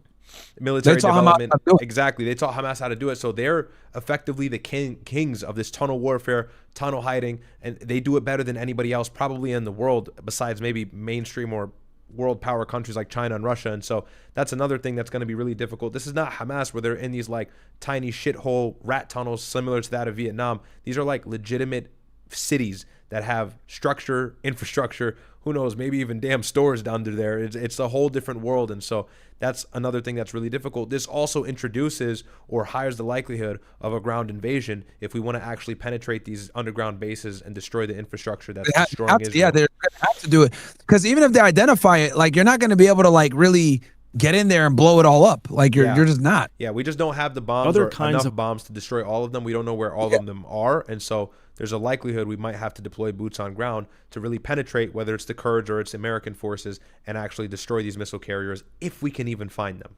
Go ahead. Weapons of war. The B-1 bomber cannot penetrate these sites. The B-2 can, but it's expensive and they don't have an unlimited amount of bunker busters. Yeah, and they only have a finite amount, and we use a lot of them on Fordo. It took them like, do you guys know that those bombs that they made, that they used on Fordo, they had them since they were building them since 2009, bro? Since 2009, Obama era, these dudes were building those bombs and they finally used them in 2025? Crazy. So the US and Israel have been trying to focus on the tunnel entrances and exits for the underground facilities to prevent the missile launchers from exiting them for a mission. But they don't know how large these sites are and therefore how many entrances or exits they may have. And crucially, they are already running low on munitions. Quote, yeah, like Qatar, Bahrain, UAE, all these guys have like less than a week of interceptor missiles left. Experts told Al Jazeera that interceptor missiles could become critically scarce during an extended conflict. A Wall Street Journal report earlier said and that's exactly what Iran wants. That's precisely what they want. Pentagon officials and joint once those interceptors are gone, it's a wrap, bro. It's Chiefs Chairman General Dan Kane warned Trump about risks linked to prolonged fighting and shortages of key munitions. U.S. reserves have already been strained by military aid to Israel and Ukraine. During last year's war with Iran, the U.S. used 25% of its THAAD interceptors, firing about 150 missiles, and reportedly ran out of ship-borne interceptors. Advanced precision weapons, including Joint Direct Attack Munitions, otherwise known as JDAMs, may also face shortages. weapons. Experts noted these systems were designed for short, intense conflicts rather than sustained rocket barrages. U.S. Secretary of State Marco Rubio said Iran's missile production far exceeds Interceptor manufacturing capacity, stating Iran produces more than 100 missiles monthly compared with only 6 or 7 interceptors built each month. Inventories of SM... Yeah, Marco Rubio slipped up by saying that. He also slipped up by saying that we had to attack because the Israelis were going to attack. Basically, he admitted that the Israelis dragged us into the war, so we had to get involved. And bear in mind, the framing of attacking Iran since 2011, I mean, this is an old age framing, kind of a neocon frame of mind or ideology. The centering of it, or the whole idea of it, was they have nukes. They have big bombs. We can't let them get a nuke. They're Islamic terrorism. They have a problematic ideology. And so if they get these nukes, they would attack neighboring countries, or worst of all, the United States or Israel. But Marco Rubio had admitted yesterday, we didn't attack them because they had nukes. We attacked them because it was preemptive. Preemptive meaning the fact that it's a response to what you assumed was going to come based on facts you had gathered prior. We preemptively strike them because Israel was going to attack them. And he blundered, and a lot of journalists actually pressed him on this in his second briefing today and said, yesterday it seems like you admitted that we went to war for Israel, and now he's having a hard time cleaning up his problematic statement. And I'm sure Trump is up his ass saying, what the fuck did you just say, as well as Pete Hegseth. So the GOP is beyond cooked, and you can thank Mark Rubio for that, because he just completely destroyed the whole lie that they've been trying to push. And even Trump hasn't been clean with his framing, and it's an impossible position to defend. It's indefensible. And so, you know, the truth will come out with enough pressure, and these journalists did a good job in making Marco Rubio admit something. I don't think he realized he admitted it, and you can kind of see his face when he was talking to the press. He said, oh, man, I shouldn't have said it that way. And he said the truth, though. He did. Unlike them, they're trying to walk back some bullshit lies. So it's like, bruh. Yeah, but absolutely crazy. 3 interceptors are also declining due to slow manufacturing, operations against Yemen's Houthi militants, and earlier confrontations with Iran. Okay, so they're running low, and this is a gargantuan mission. It is incredibly expensive just to move all of these assets, like tankers, bombers, aircraft carriers, frigates, destroyers, refuelers, cargo missiles, bombs, these soldiers, their food, their medicine, the air defense systems, and these radars. But they aren't just moving them, they're using them, and they're quickly burning through their stockpiles. You have to remember, Iran is not the narrow Gaza Strip. Iran is a massive country. Of course, the U.S. has biggest Western Europe, chat, 4 times bigger than Iraq. Yep. Huge country, dude. Huge 90 million people. well. Yes. 90 million people live there, bruh. Has the ability to wreak havoc, but it is an exhausting endeavor. So unfortunately, Iran just has to eat hits to their cities and their people while countering with hits of their own to US bases, the Gulf, Israel, and ships in the Strait of Hormuz. Iran completely designed its war strategy over the last 45 years to fight this exact kind of war. This is why Ali Lajiani tweeted out no negotiations, and Iran, unlike the US, is prepared for a long war. And in a conversation with State TV, he said, and the reason why they're prepared for a long war, guys, is because it's cost them significantly less to wage the war. Guys, this is a very expensive conflict for the United States. Remember, guys, these naval assets that are out there cost like $10 million a day to keep that armada out there, okay? You got another armada that's out there that they've been out longer than they're supposed to. They should have been home months ago. They're pissed off. Their toilets don't fucking work, right? Yeah. And so they're demoralized as well. They've been on sea for way too long. And that's the Gerald Ford, if I'm not mistaken. Yes, so it's the Gerald Ford with the sewage issues. Yeah, that has a big sewage issues, bro. They got to wait an hour to use a bathroom. That's crazy. So imagine you got crazy Shia militants knocking on your fucking doorstep of your ship with fast ballistic missiles, and you're just stressed, worrying every day whether you're going to die for Israel, and at the same time, you got to take a shit and the bathroom's clogged, bro. It's like just a really demoralizing, and it is like, you know, there's a comedic aspect to it, but that's real. And these young guys are more red-pilled on this Israel shit too. That's real. What happened with this Marine Corps veteran today? Did you see that? He stood up and was screaming, I'm not going to go to war for Israel. Yeah, he said, we're going to war for Israel. Niggas are waking up, bro. This is felt among military personnel. This is not just some fringe idea that we're pushing here on YouTube. Like, a lot of soldiers agree with this. Yeah. Throughout its history, the Iranian nation has faced worse events than this. The Mongols devastated all of Iran, yet the Iranian people stood against them. This incident is extremely bitter, and the passing of such a great figure has wounded all of our hearts. But the late Imam Ayatollah Khamenei said that such martyrdoms make the people more steadfast. You need to understand that the Islamic Revolution, which formed the current state of Iran, was a... Yeah, now we're going to get a little bit into the religious aspect, which is good because you can give commentary on this as well. Yeah, these niggas are crazy, bro. Movement by Shias who emphasized martyrdom and sacrifice. A very well-known Shia mantra is, every day is Ashura, every land is Karbala. This is in reference to the martyrdom of Imam Hussein radhiyallahu anh, the grandson of the Prophet Muhammad, peace Let me know if you need me to pause anything if you want to give commentary on this part. be upon him, who was killed in battle. So a core value or ethos for Shia people is basically self-sacrifice and fighting to the death. We showed this on stream. Oh, that was the same rave or whatever they were doing. This is what they do, yeah.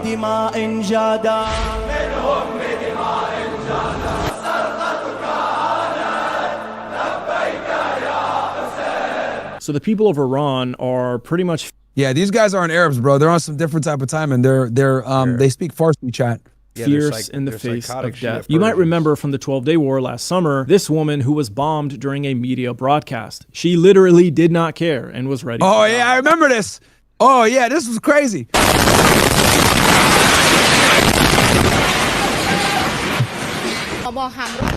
That was from the 12-day war. I remember this. Let me, because I know a lot of people are listening, so let me translate what she's saying. Okay, being with us, what you are witnessing is the Zionist regime's aggression against the territory of the Islamic Republic of Iran and the region. This is IRIB. And this was during the 12-day war, by the way, chat. Because they were showing footage of Tel Aviv getting hit. Yeah. And they bombed news stations, chat. The Israelis bombed the Iranian media because they looked at it like it's state media. We want them out of there too. So, yeah. And sorry guys, they're speaking Farsi. I don't understand this shit at all. It's not Arabic. The political department of the Islamic Republic of Iran's IRIB was targeted in an attack by the aggressor. Allahu Akbar.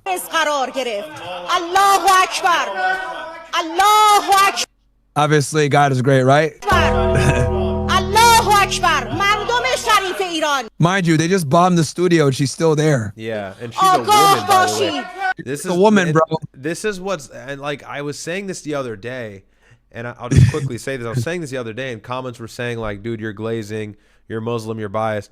I'm not even Shia, bro. I'm Sunni, and there's very, very large striking differences between the two sects. But one thing I can acknowledge is these people do have martyrdom culture, not only culturally integrated, it's religiously integrated into their ideology. So for them, death via martyrdom, death by a terrorist regime or an aggressing regime's strike or a missile strike or anything like that is heaven for them. This is like exactly what they want.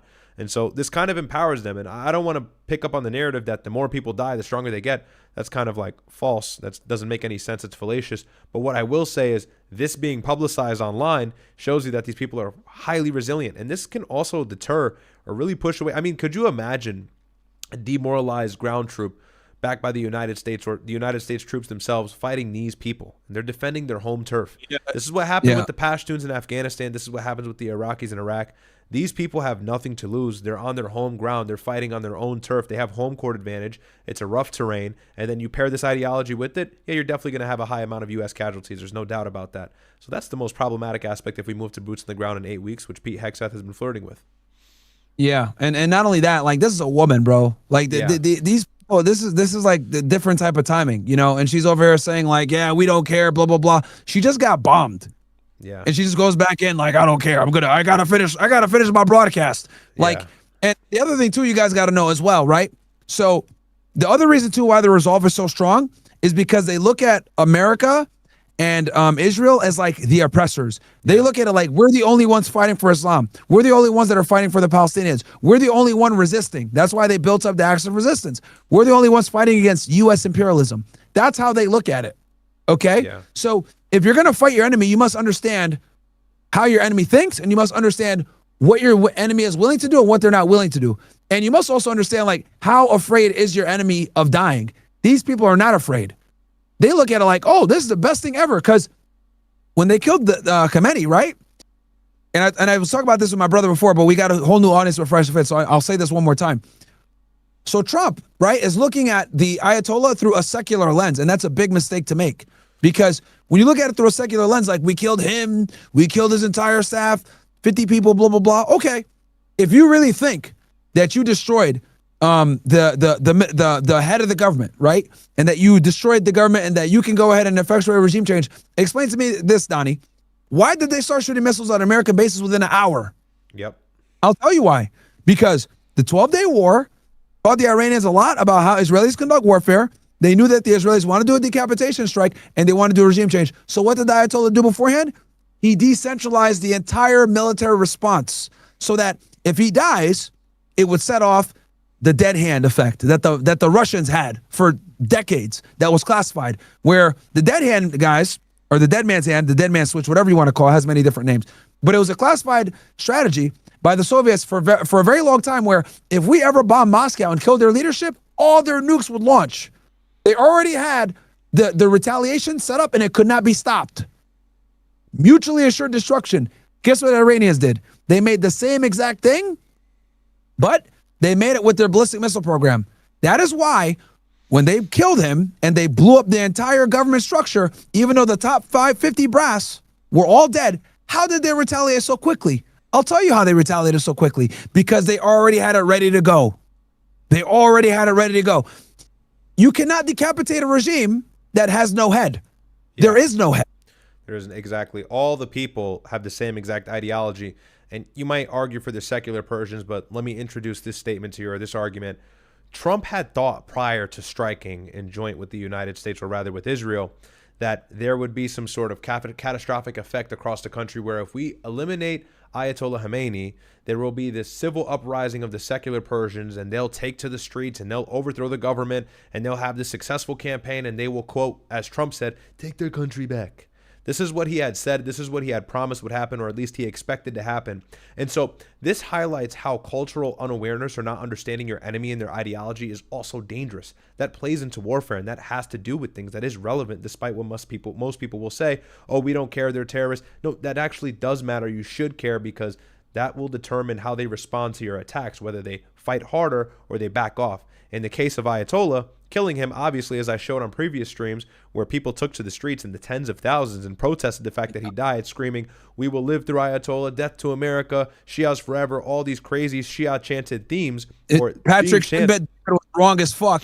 Yeah, Patrick Bet David swearing that Iranians would have this uprising and be so happy and the secularists would take their country back. Yeah, how are you going to do that against 200,000 IRGC members that are armed? That's what the estimates report, as well as the fact that most of these people in the country, at least in certain provinces, many in Tehran, are relatively opposed to the United States and Israel. They look at them as this joint entity. They look at them as they're like shaitan, for a matter, or the devil. And so maybe they don't like the Ayatollah regime that much, but they definitely have a vested interest, more so in the fact, or at least the scale weighs heavier in the idea of decapitating or destroying Israel, more so than they want their own regime to be destroyed. Why? This regime and the people of Iran, the whole province, have been ostracized from the world. They are considered a rogue nation similar to that of North Korea. And we imposed sanctions on them which destroyed their fucking economy. Remember, Iran is well aware of the fact that, yeah, the Ayatollah regime may be a little bit incompetent, and so they're not the best at doing trade amongst the world and normalizing relations. But the biggest aspect is that the entirety of Europe and the United States had imposed sanctions on Iran via Trump's command from his Zionist-pushing lobbyists. And so that hurt their economy, which made their way of life so much more difficult. Now we killed their leader. So do you think Persians, by the way, some of the smartest people, are going to be dumb enough to believe in the idea that, oh, well, you know, the United States took out our leader, and so we're gonna... No, they understand that the United States and Israel are the direct reason and implication as to why their lives are so terrible, why way of living is harsh there, and the whole region has them ostracized. Not only the Americans and the Israelis, but the neighboring Muslim countries, the Gulf countries, also oppose them heavily. Mohammed bin Salman, the crown prince of Saudi Arabia, met with Trump a couple months ago and had told Trump, hey, I want you, or rather he was having phone conversations. This just came out of Washington 2 days ago, which I'm sure he wasn't a fan of. Just came out that he was telling Trump, I want you to strike Iran. So the whole entire region has... They were trying to say it was his brother. No, it was him.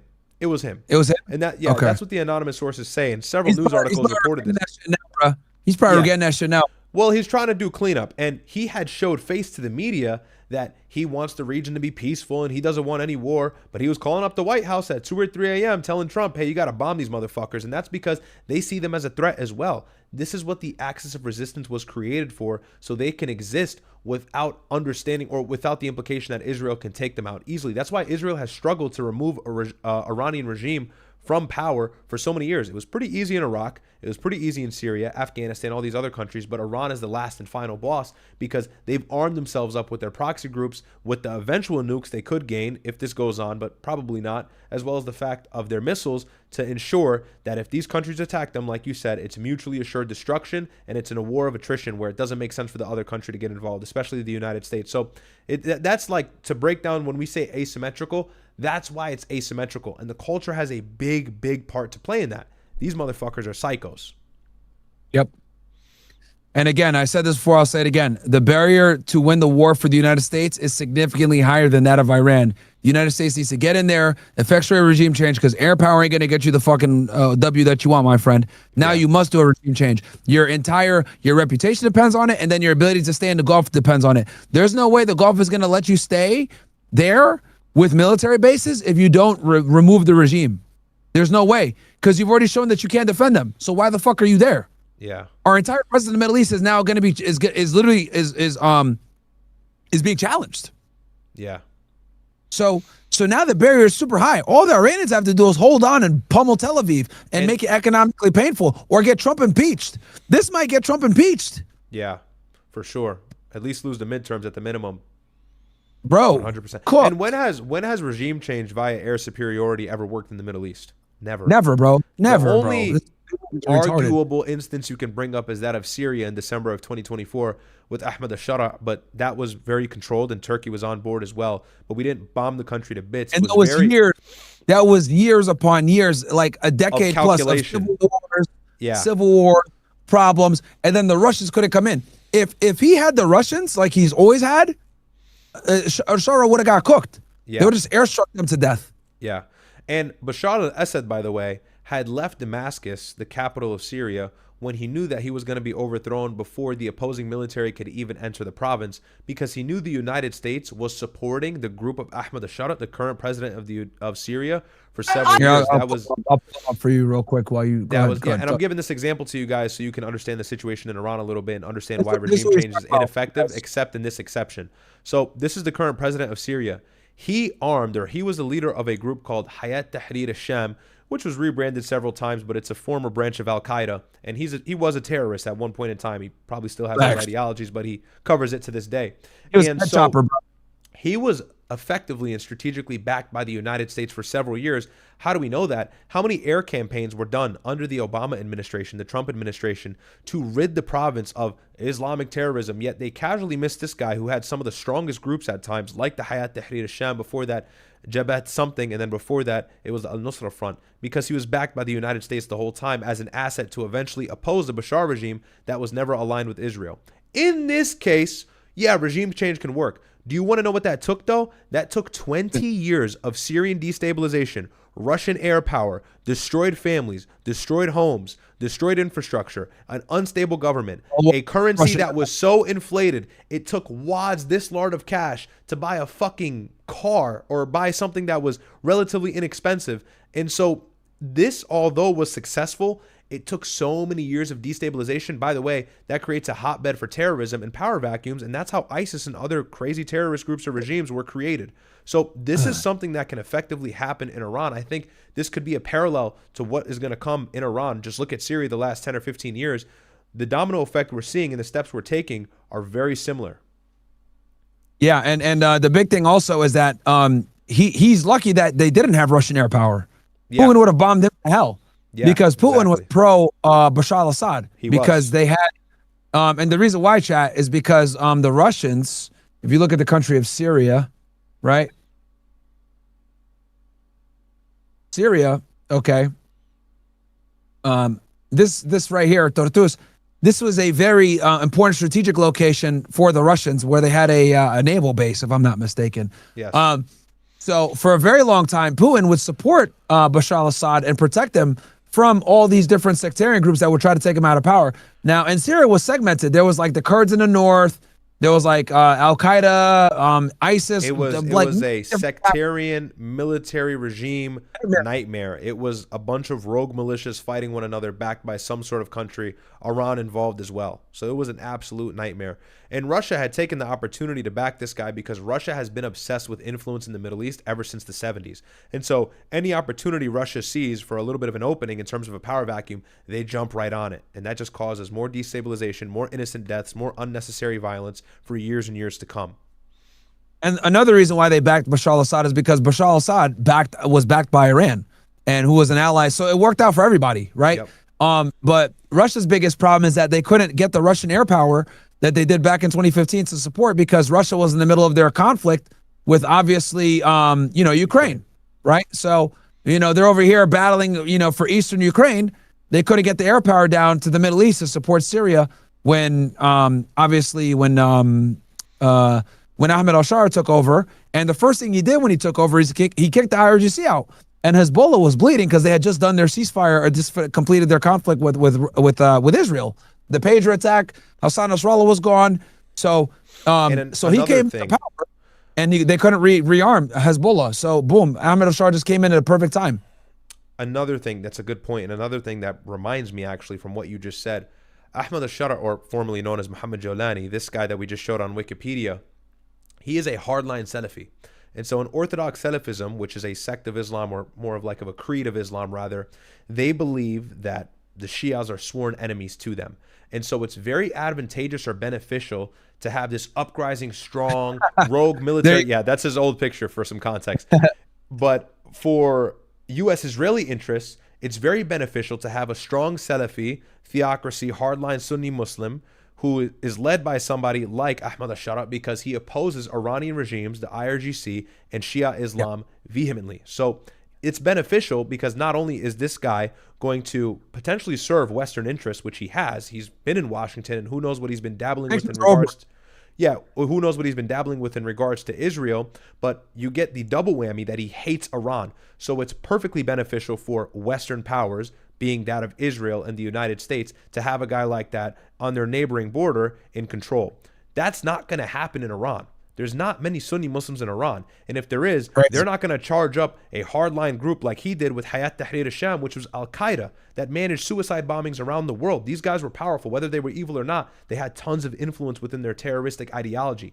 That doesn't exist in any sort of hotbed of terrorism or any pocket of power vacuum in Iran. So not only will we cause the same issue and destabilization in Syria that we will do in Iran, but we won't even have this Salafi Orthodox group that hates Persian Islam, or hates Shia Islam rather, to take an uprising and serve Western interests. That doesn't exist there. You have the Kurds, you have a large Kurdish population, you have a Turkish population, and you have the Persians, you have the Iranians. Many of them are Shia though. And again, the Kurds are Sunni, many of them are Sunni, but they exist in provinces that are way outside of Iran, and they're already getting drone striked as we speak right now. So the IRGC is ready for their attack. So what I'm trying to say here is, once this is all destabilized and the IRGC is split apart, which will likely happen after maybe weeks, months, years, who knows how long it will take, it's going to be even more difficult for the United States to do what Obama and Clinton did and back somebody secretly in the region to eventually take power like this guy did, because he's been backed by Obama and the United States and the CIA for probably over a decade prior to him taking power. We don't have that benefit in Iran. Yeah, this nigga definitely not. They're never accepting this nigga, bro, ever. Yeah, and again, and the problem with this guy is he's secular in a country that is filled with religious zealots. So that's going to cause destabilization in and of itself. Is he even Muslim? He's no way. He's not even Muslim, bro. I'm sure he claims to be Muslim, but a very loose and non-practicing one. So maybe that's. You don't think so? I think he's probably might be Jewish, bro. This nigga.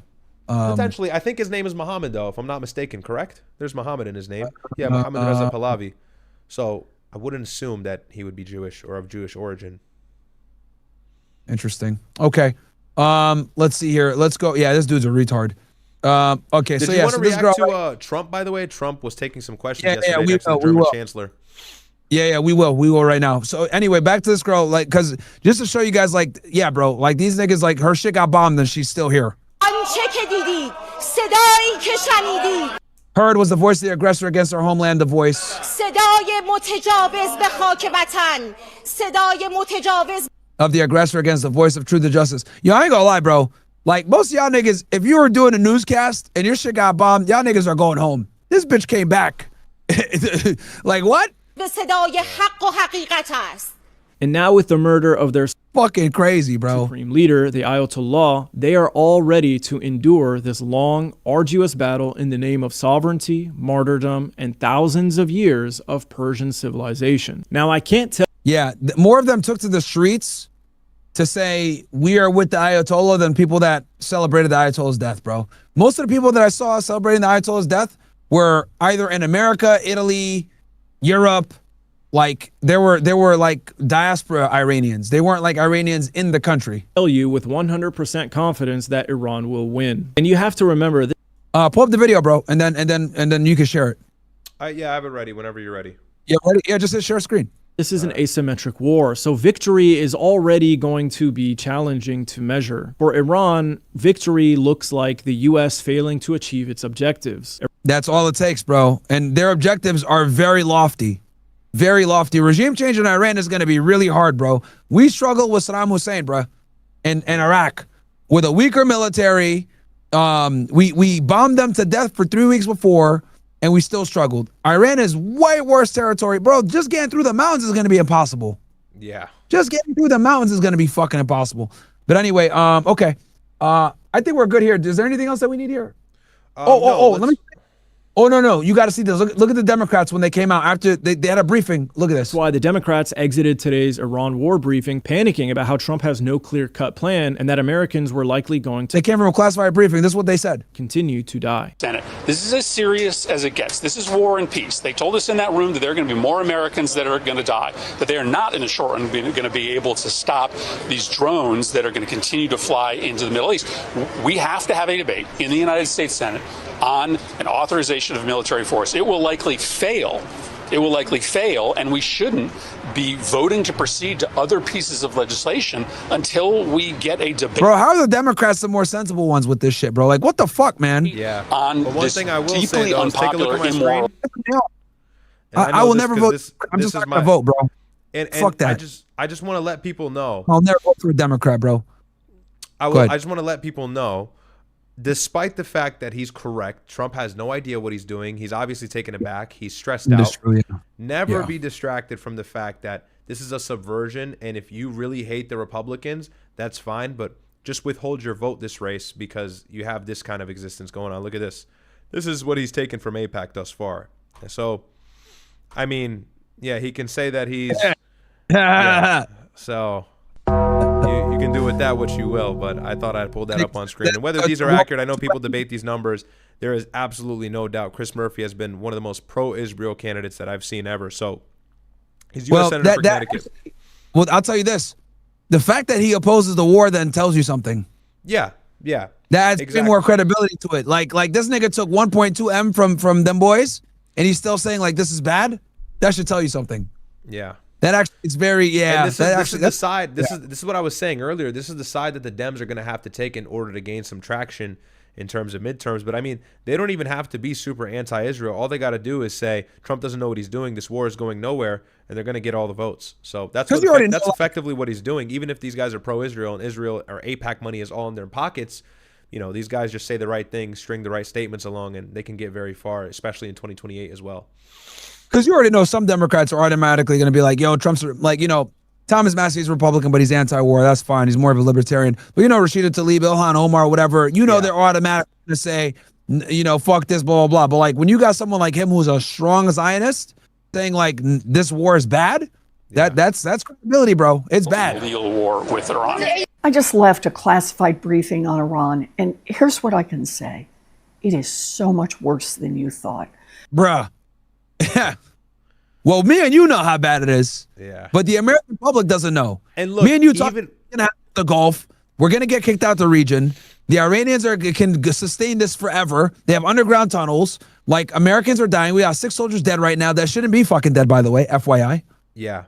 Like bullshit, bro. And despite the fact that they are correct, whether you like it or not, always remember that they're using this for political favorability. And so this is just perfect for them. Even if the war wasn't going bad or it actually was serving U.S. interests or whatever it is, they would still oppose it for political favorability if they saw that the United States population or populace was not a fan of it. But they actually happen to be right, whether it's accidental or intentional. Like I said, I tweeted this yesterday or a couple days ago. Expect Democrats to weaponize this war against the GOP and expect it to work. Yeah, it will work. It's exactly what oh my God. Fuck, the mayor of New York. Mamdani. Yeah, Mamdani. Mamdani used it perfectly. Listen, you know, everyone's like, I'll go to Israel. I was like, I'm gonna be in New York, and boom, like he won, bro. A fucking socialist Muslim nigga won because he was critical of Israel. I'll predict it now. In the polls, in the debates, in the campaigns, the 1-2 punch, the peanut butter jelly combo is going to be the Epstein files and the Iran war. Trump is fucking cooked. Yeah. Trump's cooked. Yeah. The Epstein files was already really hard to cover, and that was hard to recover from. But that's it. He's done now after starting this war, a war in which he's going to have a hard time ending if he decides to. Bruh, like I was like, I knew it was bad with the midterms, with the Epstein files, just you know, optically, right? Niggas aren't gonna care that he called the cops on Epstein in 2006, whatever. I was like, oh, this looks bad optically. But this war, yo, there's no, bro. This destroyed the rest of his base, bro. Honestly, I think this cooked the rest of the base. Yeah, you are right to be worried. Trump administration has no plan in Iran. They really don't, bro. They really thought, oh, I hate to be agreeing with this woman, bro. Like, it fucking burns me. Like, every time I agree with like, you know, raging Democrats like her or Hassan Piker, I want to punch myself in the face. But they're right on this topic, bro. I hate to, like, they're right on this. This is what I said earlier. Libertarians or Democrats are increasingly becoming... They're increasingly becoming more accurate, more coherent, more aware, and more educated on the foreign policy issue. And they're weaponizing this against the right. And right-wing talking voices that have big platforms are not opening their mouths on this. Obviously, the canceled ones like Nick are on the money, but the ones that are actually in Congress, the ones that have power, the ones that work for these big tanks like Daily Wire and these other big conservative talking tanks, they don't mention this. They don't say this. They don't get this shit right. And this is exactly why Republicans are fucked. Because we don't have any of these voices that are concerned. Even, you know, I'm not attacking him, but even Steven Crowder is like straddling the line too much. And it's like, you got to pick a side here and you got to be on the right side. And I'm seeing a lack of that from the right. Oh. Yo. Chat, I think my brother just got massated. Is that me? Is that me or is that him? Myron. Bruh. We lost Myron, chat. The attack has begun. Let me call him. Give me 1 second.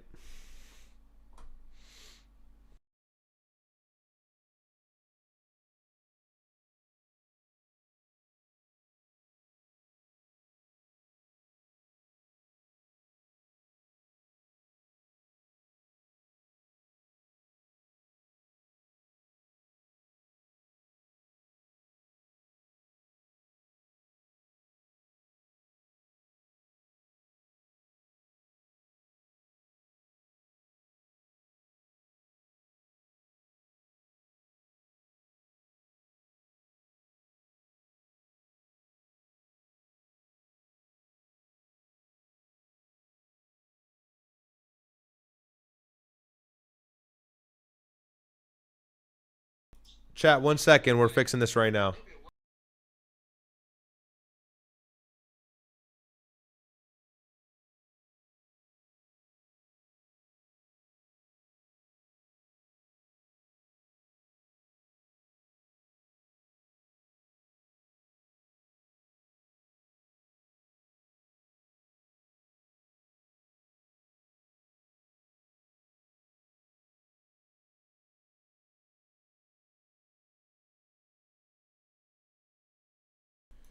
Chat, Mossad attack, okay? Don't worry. Myron's good. Someone said you're cooked. Nah, he's cooked. That's a big moment. All right, well, I'll read some chats. I'll interact with you guys. We got the view count going up. I'm pretty sure everybody's funneling over from Kick, Rumble, and YouTube in the Fresh and Fit stream. So welcome everybody. Welcome to this side. I'll read some chats really quickly, and we'll wait for Myron to get back up, and then we'll go from there. It seems like his internet went out or power or something like that. So I'm watching my phone. I'll call him again on Discord, and then we're going to react to President Trump taking questions on the war with Iran, in which he hosted the German chancellor. Okay, let's see. We got some chats here. I'll interact with some chats in the meantime while Myron is getting his stream back up to speed. And I know a lot of you guys are new here, so welcome. What do we think about the new camera? The shit's a little crooked. I got to fix that, you know, but what are we thinking, chat? Are we liking it? I think it's fire. I think the quality is bussin'. I got a sign in the back. My friend got me a sign. Shout out to him. Gifted me the sign. Love him. You got to have some good friends in your life, man. But anyways, let me read through some super chats, and then we'll have a little fun until Myron gets back. Little intermission, little break. Someone said, AMG Demon, you got to call AC. Okay, I read that already. Marshall Love, how strong are those underground cities to withstand attacks? Very strong. It's going to take a B-2 bomber to actually make some damage there. Is it still, which are really expensive to use and operate, is it still possible for Iran to agree to USA demands, change regime, surrender their weapons, USA to, I think I read that already. No, that's not going to happen. MGX Daily says, sup, dude, what's going on, bro? What new camera did you get? I got a Canon R8 with a 24 millimeter lens, but I have it cropped. I don't know, bro. You got to ask TPC Films, bro. I'm really stupid with camera shit, but it's a good camera. It's a mirrorless. It's a 4K. I'm not even running 4K right now. This is 1080p, but it seems like the camera's running cool. We're not having heating issues. So next stream, I'll bump it up to 4K. You guys will get a really nice experience. Victor Prime says, hey, Riyadh, great work. Is there a chance for China to get involved in this conflict? I don't see why they would do that. Oh, huge super chat, by the way. Thank you, my friend. I appreciate that. I don't think that China would get involved. I don't foresee that. Let's see. Been watching Myron and Fresh long before they switch studios. It's Riyadh season, though. Hey, thank you, Hamza. I appreciate that, my friend. Char Binks, whatever the hell the rest of your name is. It's too long, man. I'm sorry. Congrats on your channel, new journey. I'm currently a nurse, but thinking on going into medical device sales / representative. What do you think and your brother think? Medical device sales can make you a lot of money. You've got to know the right people. You've got to have a good area that you work in. I think those are some prerequisites. But I have a buddy who does it, and he makes well over 200 grand a year. So you can do it. But you got to be a grinder, man. Like any sales role, you've got to hustle. You only get paid as to what you put in. So let's keep going through these chats. Give me 1 second, chat. Just lost them. Kind of boomer energy here. I'm new to this. Gavin Newsom just said Bibi started this war to stay out of prison, and Israel is an apartheid state.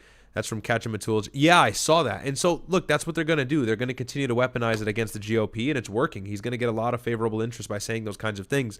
Schema's PR says he's a Shia, he's Pahlavi. Pahlavi's a Shia. Yeah, I know that, but we're still not sure if he's like secular or actually religious, like he's a zealot. Okay, Myron might be back.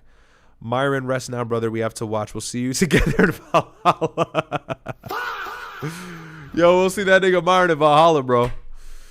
Mossad got him. We'll see you in Valhalla, Myron. Goodbye. Patel sends his farewell. Cash Patel, we'll see you in Valhalla. No, I'm kidding. I got him right here. What's going on? Yo, you got me? Yeah, we thought we were going to have to meet you in Valhalla, bro. Yeah, I thought, I was like, man, I'm cooked. Yeah. We've got you back, though.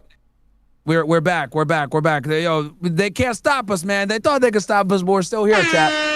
We are here. Oh, my God. So annoying, dude. Fucking gay. But and I will say, just a little bit off topic, yo, I've been setting this streaming up this streaming setup rather for about a month, and it's very involved. Like, you guys think it's just ABC plug-in 1, 2, 3. It is not plug and play. Having a streaming setup is complicated. There's so much that goes into it. Now that I watch streamers, as in regards to before, now when I watch them, there's a whole 180. Like, I actually appreciate the quality of the show, the lights, the monitors, running the streaming platform. It's like, you know, I'm not trying to bandage the fact that you just dropped, but dude, it's like, it's actually very hard. There's a lot to it, man. The bill's just adding up in terms of shit you got to buy to upgrade the show. But okay, we got Myron back, and we'll finish the video. I was running through some chats, but we can finish them after the video if you want. Yeah, we can. Yeah, let's finish the video here, and then we can, and then because we're almost done here. So this is Democrats after getting their briefing. This illegal war is based on lies, and it was launched without any imminent threat to our nation. That's the worst part. There was no imminent threat, bro. These niggas were not going to attack us. I just want to say I am more fearful than ever after this briefing that we may be putting boots on the ground and that troops from the United States may be necessary to accomplish objectives that the administration seems to have.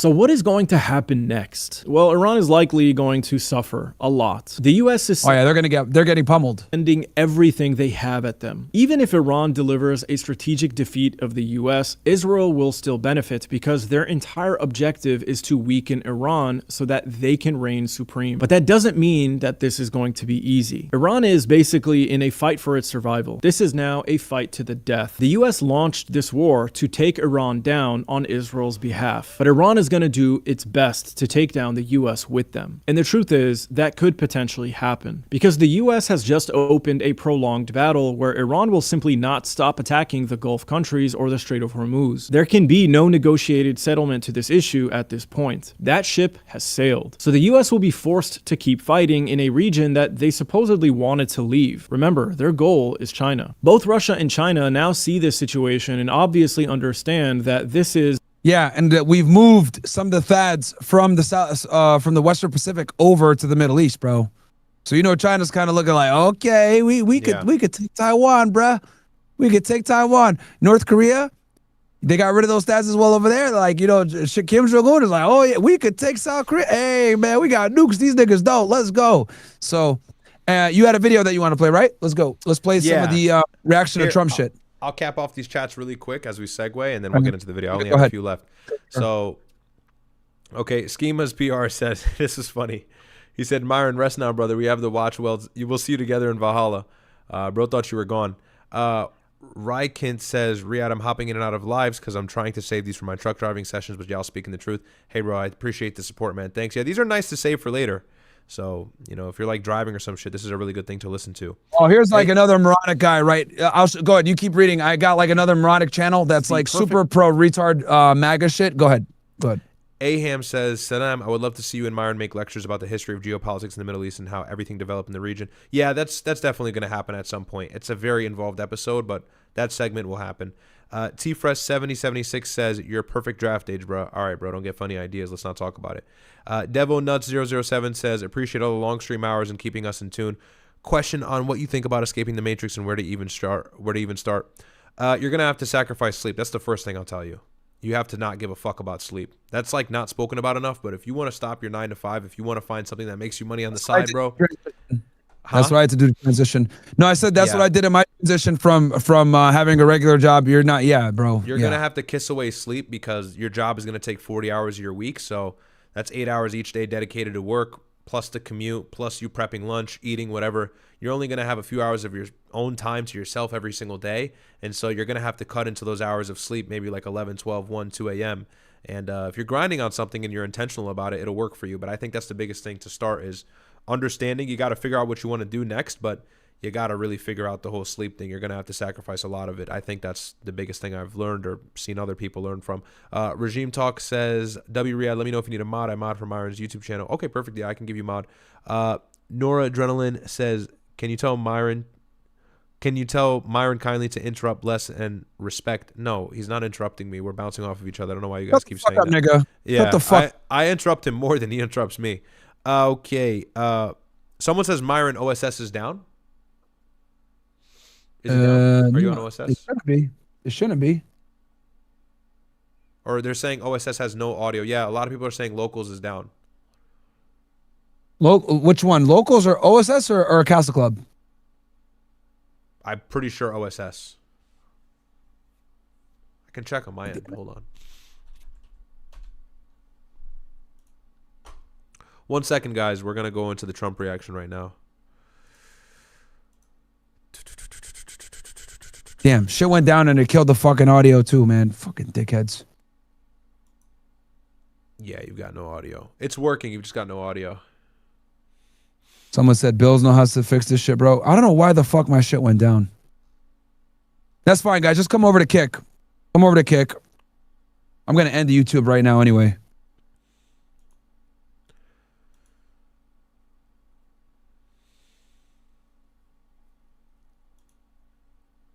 Come to Kick for now because I don't know how to fix it. Go ahead. You had something you want to finish reading your chat or whatever? That's it. That's all I have for chats. That's I'm all what you had? caught up. Okay. Yeah. I was reading a lot yeah. while you were being attacked by Mossad, so I'm all done. OSS guys, come on over to. I'm gonna do something special for you guys tomorrow. Anyway, I had something planned for OSS special tomorrow. We're gonna watch a good chunk of the greatest story never told tomorrow, because it's gonna be my last day for like a bit, because I'm gonna go over to I'm gonna be going to what's it called, Gainesville. Going to Gainesville tomorrow. So okay, you had a video that you want to show first or whatever, but yeah, these guys right here too, these niggas. We also read down is the fourth highest. Okay, they're covering Russia right now, but these dudes give horrible analysis on Iran, very similar to this dude, like with the retard shit, like, oh yeah, pro-war, we're destroying Iran, and it's like, okay, dude, that's not what matters. Like, what matters is like how long, like, can we sustain this bullshit, right? How long can the interceptor missiles last? You know what I mean? But yeah, what's the video that you had? You wanted to analyze something else? We can react to this. I think this will be funny. Yeah. This guy, magatard, and then these dudes also magatards. The Enforcer and Max Afterburner. And the thing that kills me with these dudes is these guys get a lot of views, and like a lot of Americans watch this shit and they like don't realize like the dire situation we're in the Middle East. Like this war with Iran is like not good at all. It's very bad. But whatever. What were you gonna say? You got your link ready? I'll pull it up whenever you're ready. Yeah, pull it up. Pull it up. We're good. All right. Just end your screen share. Oh, you can pull yours up even without me screen sharing. Yeah, there you go. Perfect. All right. Yeah, it's up. Let's see it. I got it on screen right now. All right. So this is an I'll just let the broadcaster say it. ABC News special report. And good morning, everyone. I'm Kira Phillips. We're coming on the air, taking you straight to the Oval Office. President Trump meeting with the German chancellor, the first world leader to meet face-to-face with Trump since the attacks on Iran, a war that's showing no signs of ending anytime soon. And you know what, bro? Just end your screen share so I could do the 3-view. Okay. So if I want to minimize it for us to talk. Oh, yeah. Okay, let me do it. And then also, chat, OSS guys, don't worry. I'm going to do something special for y'all tomorrow. So just jump over to Kick for now. For the stream, and then tomorrow I got something for y'all. So watch on Kick. You guys can chat, still chat. I know what you guys want, but I'll be on. I'm gonna do something for you guys special tomorrow. So don't worry, I got y'all niggas. I'm not gonna leave you guys hanging. You guys know that. Of the region becoming much more difficult. Let's listen in. Very strong. We've been able to do our deals, and it's been very strong. We'll obviously be talking a little bit about Iran today, and he's been helping us out. We've been very nice, actually. And that is coming along, as you see, very well. They have no Navy. It's been knocked out. They have no Air Force. It's been knocked out. They have no air detection. That's been knocked out. Their radar has been knocked out. And just about everything's been knocked out. So we'll see how we do. But we're doing very well. We have a great military, and they're doing a fantastic job. So we'll be talking about that.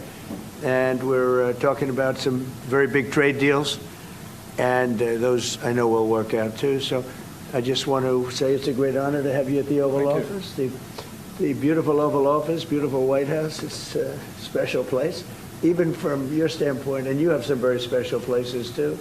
And I look forward to being with you. Thank you very much. Thank you. Thank you, Mr. President, for having me here in this Oval Office for the third time now. Yeah. Really happy to. Let me raise the audio a little bit for you guys. Have the opportunity to speak with you and be. Is it good already? What? Yeah, it's good for me, but like, why the White House audio is always garbage, man. These niggas always like fucking. Well, Trump's got the A1 audio, and then this dumbass nigga's got some shitty audio. So. These challenging times, we are on the same page in terms of getting this terrible regime in Tehran. By the way, guys, this is one of the only people in Europe that has been as vocal to support the United States and the West in their endeavors. Everybody else has kind of been a little bit more neutral. If they do acknowledge it, they say, yeah, the U.S. has got to do what they got to do, but they're not about to go meet Trump in Washington and do the whole glaze fest. So this guy really cucked out hard. Away. Go ahead, sorry.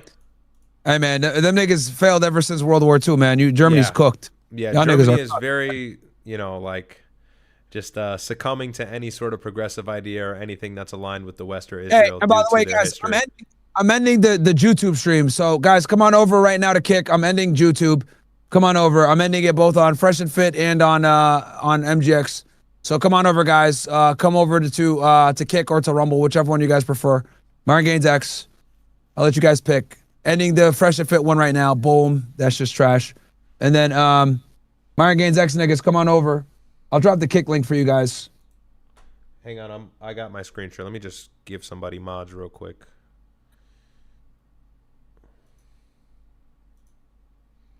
One second. And you wanted to read your chats after. I'm gonna get the fuck off YouTube. You guys know I hate this fucking godforsaken platform. So come on over, guys. Come on over to the Real Nigga stream. All right, go ahead. You have some? I'm just gonna give somebody mods really quick. 1 second. All right. I'm ending the YouTube stream now, guys. Come on over to Kick. Or Rumble. Either one you guys pick. Myron Gaines X. Or Fresh and Fit on Rumble. Fresh and Fit on Rumble or Myron Gaines X on YouTube. Yo, that fucking stream going down pissed me off, bro. That shit fucked my shit up, bro. Yeah. My God, man. What was it? Internet? Fucking annoying. Yeah, it just like went down randomly. Unreal. Yeah. Ending YouTube right now, guys. Come on over.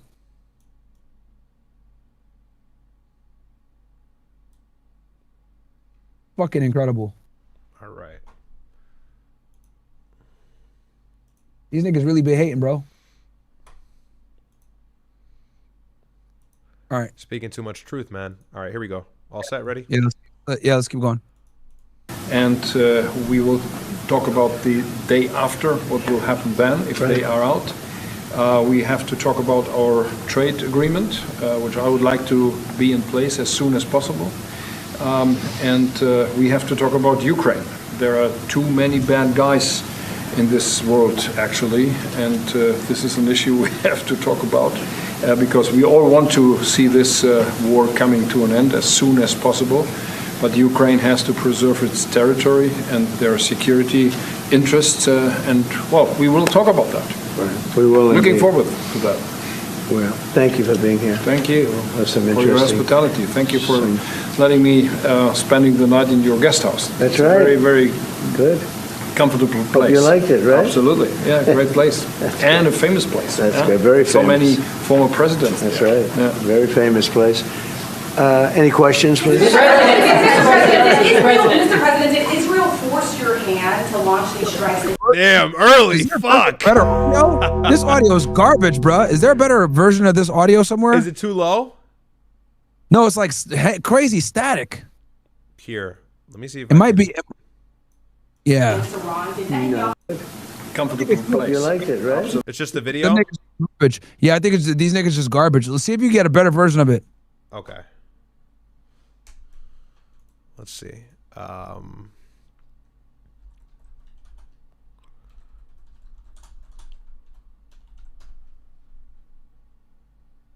Yeah, that's like the White House is really bad audio, bro. Yeah, it's like ridiculous that their audio is bad. War coming to an end as soon as Nah, nigga, it's what? all Still like lobbing that. some missiles. It's all staticky like that. Here, let me find another one. Really? Real quick. Yeah, let me other- see if I can find one.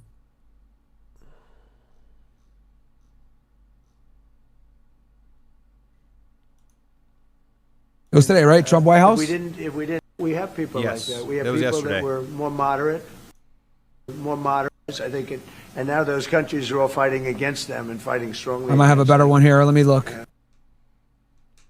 Yeah, it still has static no matter what. Yeah, I It's think fine. no matter which I one. might be able to make mine better though. All right. Over the last 3 weeks, problems with it. Been knocked out now. Oh, we've got that Israel's part. hand. Oh, here we go. Attack first. They would. President, did Israel force your hand Mr. President, did Israel force your hand? Is a question, chat. to launch these strikes against Iran? Did Netanyahu pull the United States into this war? No, I might have forced their hand. You see, we were having negotiations with these lunatics, and it was my opinion that they were going to attack first. They were going to attack. If we didn't do it, they were going to attack first. I felt strongly about that. And we have great negotiators, great people, people that do this very successfully and have done it all their lives very successful. And based on the way the negotiation was going, I think they were going to attack first. And I didn't want that to happen. So if anything, I might have forced Israel's hand but Israel was ready, and we were ready, and we've had a very, very powerful impact because virtually everything they have has been knocked out now. Their missile count is going way down. Shit. Sorry. Amazingly, they're hitting. Go ahead. For context, first of all, why does he look particularly orange, like more orange than usual? Somebody really fucked up a spray tan in his makeup today. But regardless, facts. What he's doing right now, and he knew this would be the first question, so I'm sure he prepared for this extensively. Yeah. But he's playing damage control for Marco Rubio's royal fuck up yesterday. Yeah, which facts. He pretty much inadvertently admitted that Israel brought us to war because of the preemptive aspect. And so he responds to that question by saying that Iran was going to strike us first, but that's bullshit because of our brinksmanship. We had almost 50% of our military capabilities and assets deployed in the region prior to war, yet they were going to strike first. Okay, bro. Anyways. Yeah, straight cap. And let's get the Marco Rubio quote too, just so it's... I didn't want that to happen. So if anything, I might have forced Israel's hand. But Israel was ready, and we were ready, and we've had... I've got it, if anything. Is this it right here? Yeah, here we go. This is it right here. Trump saying it's just the start of a relentless campaign that could last more than a month. Those words backed up, in fact, by the Israeli Prime Minister Benjamin Netanyahu, who said the war will take some time. Well, let's hear the words then from Marco Rubio. If we stood and waited for that attack to come first before we hit them, we would suffer much higher casualties. And so the president made the very wise decision. We knew that there was going to be an Israeli action. We knew that that would precipitate an attack against American forces. Pause. And we knew that if we didn't preempt... right there. He already fucking said it. Cooked. He fucked up. God damn. He already fucking said it, dude. He said we knew that there was going to be an Israeli action, and we knew that that would precipitate an attack against American forces. So Israel was gonna get Iran to respond by hurting Americans. Does that not implicate a moral hazard? I mean, is there any better example of that? Go ahead. Bro, I mean, me and you called it. We said that this war was inevitable. We said this like episode 1. This war is inevitable because the Israelis are attacking no matter what. The nuclear program, they don't give a fuck about that. They say they use the U.S. is using the nuclear program to justify the war. The Israelis, the real reason they're attacking is because of ballistic missiles. That's the real reason the Israelis are attacking is the ballistic missiles. Yeah. They got in a lot of pain. That's why they were fuck those niggas up, bro. So yeah, and they say that too, and it's funny because I don't even think the main concern in the United States lobby or the government is these nuclear capabilities. I think they know that that's kind of a far-fetched cry, and yeah, maybe it's something to be concerned about. But we addressed that in 2015 with Obama, and he finished that at the tail end of his administration. And so the main concern is exactly we addressed the operation. We sent them back to years. Yeah, come on, exactly, and so. The main concern really is Israel's safety via the ballistic missiles program. That's the biggest threat in the region. And we're stepping to the table and we're telling them, you need to get rid of your missiles. Again, as I've said before, and I've used the analogy, we're cutting their legs off and asking them to stand on 2 feet. It's impossible. There's not something we can ever get them to agree with. And this is called maximalist demands in negotiation. And this is why Trump's brinksmanship does not work with a country like Iran. They don't give a fuck. They're not going to give up these assets that guarantee their security, their sanctity, and their existence in the region, and why they've been able to oppose Israel and actually be a power balance check for the last, 20 years? So you have that. Yeah, like But it's the only reason we haven't invaded them and destroyed them. I would say when Marco Rubio said this, first of all, I know he was probably internally panicking when he realized what he said, but I'm sure Trump probably had a word with him like, what the fuck are you thinking? Yeah, Somebody had to let him hear it in the White House. You told the truth. Yeah, you told the truth, damn it. Niggas in when he said this shit, niggas in the Pentagon were like, probably like fucking freaking out like, nigga, what the fuck did you just say? Like, why would you say that? It was like, get Marco on the phone, bro. What the fuck is he doing? But this is the pressure of the journalists, so you got to give them credit, man. He made him admit it, and he even admitted it in a private statement, but this one was like clear-cut smoking gun. Go ahead. We would suffer much higher casualties. And so the president made the very wise decision. We knew that there was going to be an Israeli action. We knew that that would precipitate an attack against American forces. And we knew that if we didn't preemptively go after them before they launched those attacks, we would suffer higher casualties and perhaps even higher those killed. And then we would all be here answering questions about why we knew that and didn't act. So for everybody who's watching who is pro-war or thinks that this is beneficial for the United States, what could your possible response on God's green earth be to that statement? I mean, it doesn't get any more clear than that. Go ahead. You can play the Trump video.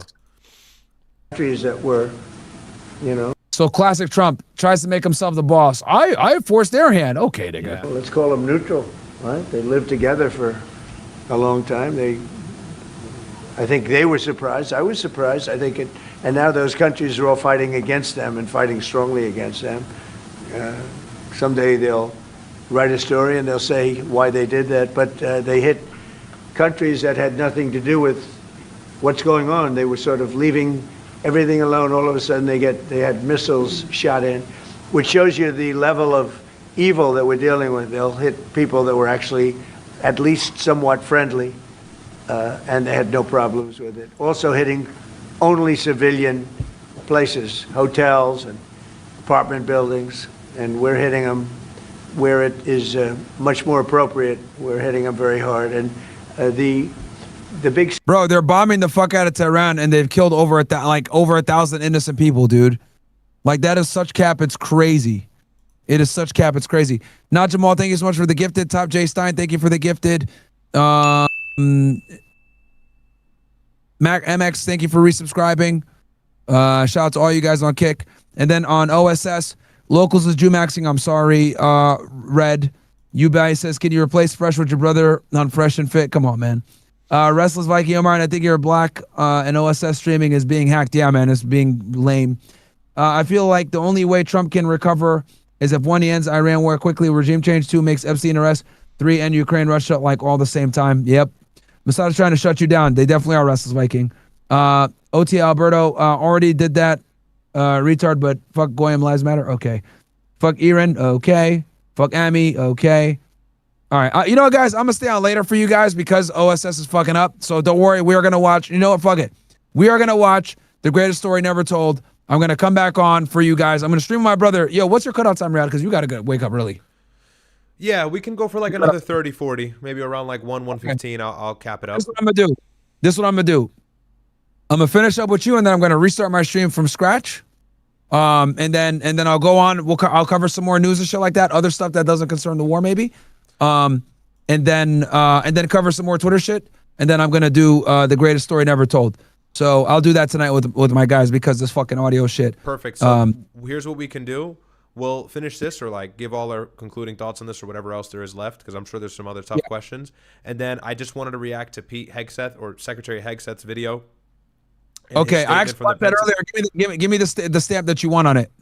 Okay, I have a Twitter clip here. To our steadfast partner Israel, that statement, and as well as him talking about under a week, we run the sky all day long, those statements. Yeah, and then the Kurdish strikes as well. That's what I was going to have get ready.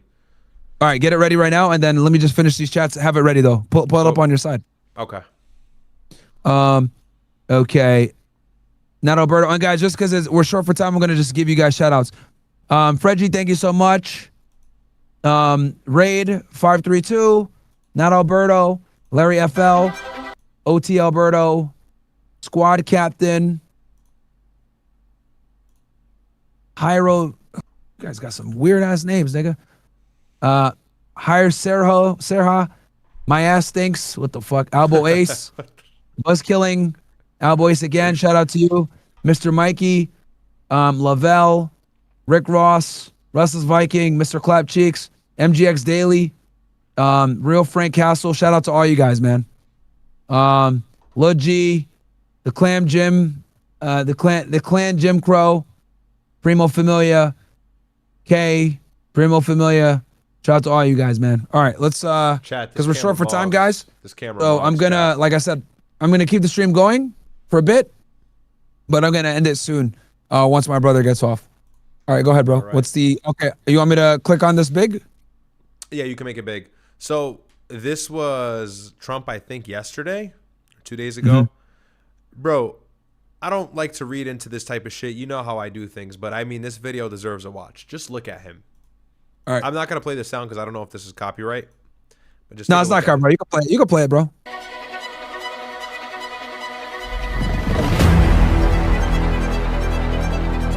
I mean, bro, that is a defeated face if I've ever fucking seen one.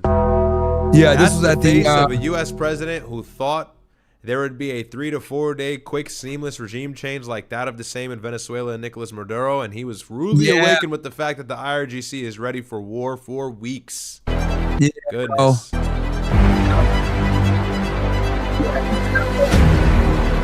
What's that? Shit did not go as Shit did not go as planned, bro. Yeah.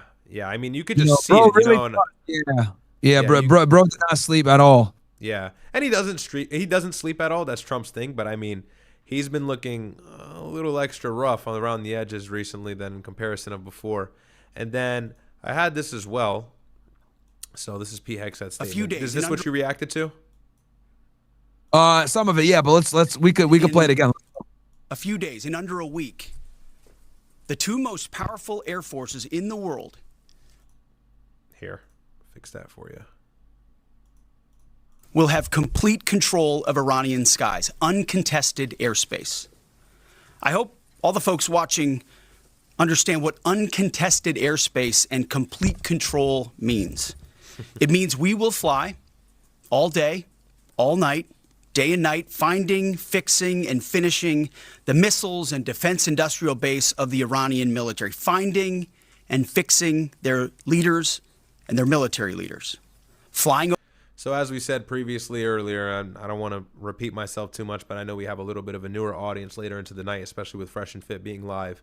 Again, these missile launchers, these missile carriers, and all of them in total are largely underground, fortified under bunkers, in remote areas, and on top of that, mobile. We already have air superiority. We already have a large air presence. We're already scanning the ground in Iran for where these missiles are coming out of, and we're not able to accurately and precisely pinpoint every single one that's causing destruction to the region in Israel thus far. And best believe Iran has extras where every single one is getting destroyed that comes from. So, I mean, he's trying to play the whole like we're winning, we're on top, but again, the whole air control doesn't seem to work. This is going to introduce his next statement. I think he's going to mention boots on ground here in a moment. Over Tehran, flying over Iran, flying over their capital, flying over the IRGC, Iranian leaders looking up and seeing only U.S. and Israeli. They don't need those leaders, and half of them are dead anyways. Air. The IRGC operates autonomously. Power. Yeah. Every and minute of. Yep, and it's niggas aren't going to be looking up because they're underground, bro. Like. Yeah. Remember, a lot of this air superiority are jets that don't have the capability of launching or dropping these buster or bunker busting bombs, whatever you call them. And so the only one I believe that's capable of that is the B-2, and that's largely expensive to deploy and actually drop bombs. So it's again, just more cope. Every day until we decide it's over. And Iran will be able to do nothing about it. B-2s, They're doing something about it. Just look at Tel Aviv. 52s, B-1s, Predator drones, fighters, controlling the skies, picking targets. Robbing you of your tax dollars for Israel's security. Death and destruction from the sky all day long. We're playing for keeps. Our warfighters have maximum authorities granted personally by the president and yours. Yeah, so he doesn't mention boots on ground here, but I think you brought it up earlier. What was the other thing that we were going to go over? Oh, so this is something that came out earlier. So this reads, breaking, the headquarters of the Iranian Kurdish opposition group Kamala has been directly struck by multiple drones. Guys, keep in mind, the United States and Israel have the United States and Israel has been flirting with the idea of mobilizing these Kurdish forces to eventually oppose the IRGC, which is, by the way, a direct implication or indirect implication, regardless, still stands true that we do plan on entering some boots on ground style of warfare.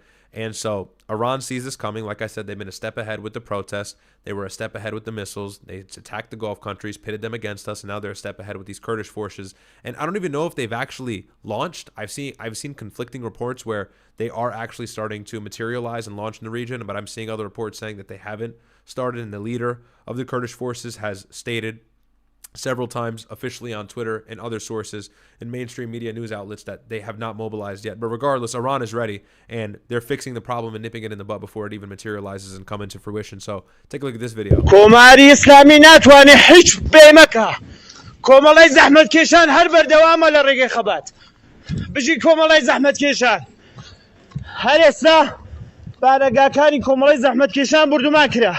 So guys, imagine how demoralizing this is for the Kurds, by the way. I mean, these people have been in diaspora. They're the largest ethnic group in the world without an actual country and borders. They've been trying to fight for their own borders, for their own law, for their own sovereignty for several years. The United States and Israel uses them how they please for opposition campaigns and to launch coups d'etats and to do regime change and to violate protesters and kill people. And this is what they get in return. Big fat bombs with no U.S. support or defense, because the United States' support and defense is stretched thin across the entire region, primarily that of being Israel. کۆمەڵی زەحمەت کێشانی کوردستان بژی کۆمەڵا I have no idea what that nigga's saying, but I'm sure he's distressed. But, yeah. So, I mean, I think that's a pretty thorough, top to bottom kind of breakdown of what's been developing recently. You want to jump in a Twitter space and get the latest? Sure, yeah, I can pull it up right now. We could do a Twitter space. Let me do quick ad read from sponsor Rumble Wallet. Give me 1 sec. Shout out to Rumble Wallet. Give me a quick word from our sponsor, niggas. Okay. So.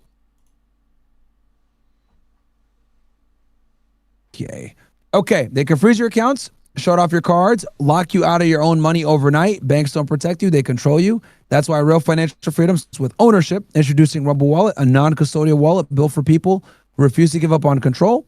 With Rumble Wallet, you don't just buy digital currency like Bitcoin and Tether. You own Tether Gold, real gold on the blockchain. Through Tether Gold, you get direct ownership of physical gold bars, each one fully allocated, verifiable by serial number, purity, and weight.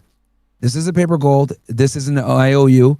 This is real gold without blank vaults. This is real gold without bank vaults, storage fees, or gatekeepers. You can buy, sell, or move it 24 hours a day, 7 days a week, even when traditional gold markets are closed. And if you want, Tether Gold can be redeemed for physical gold. That's power. And when you support creators on Rumble, you can tip them directly using Rumble Wallet, peer-to-peer, and outside the banking system. No permissions, no middlemen, no cancel button. This wallet is yours forever. Jump in, guys. Perfect. Oh, I was going to show one more clip, actually, of Rubio confirming that the Interceptor whole program with the ballistic missiles is disproportionate, and then Trump admitting. So actually, we just watched Trump say we went to war with Israel we went to war with Iran because we decided to, and so he's the big boss. I have a clip of him contradicting himself from like 2 days ago. Let's take a look at this. Let's do it. They are producing, by some estimates, over 100 of these missiles a month. Compare that to the 6 or 7 interceptors that can be built a month. They can build 100 of these a month, not to mention the thousands of one-way attack drones that they also have. They are producing.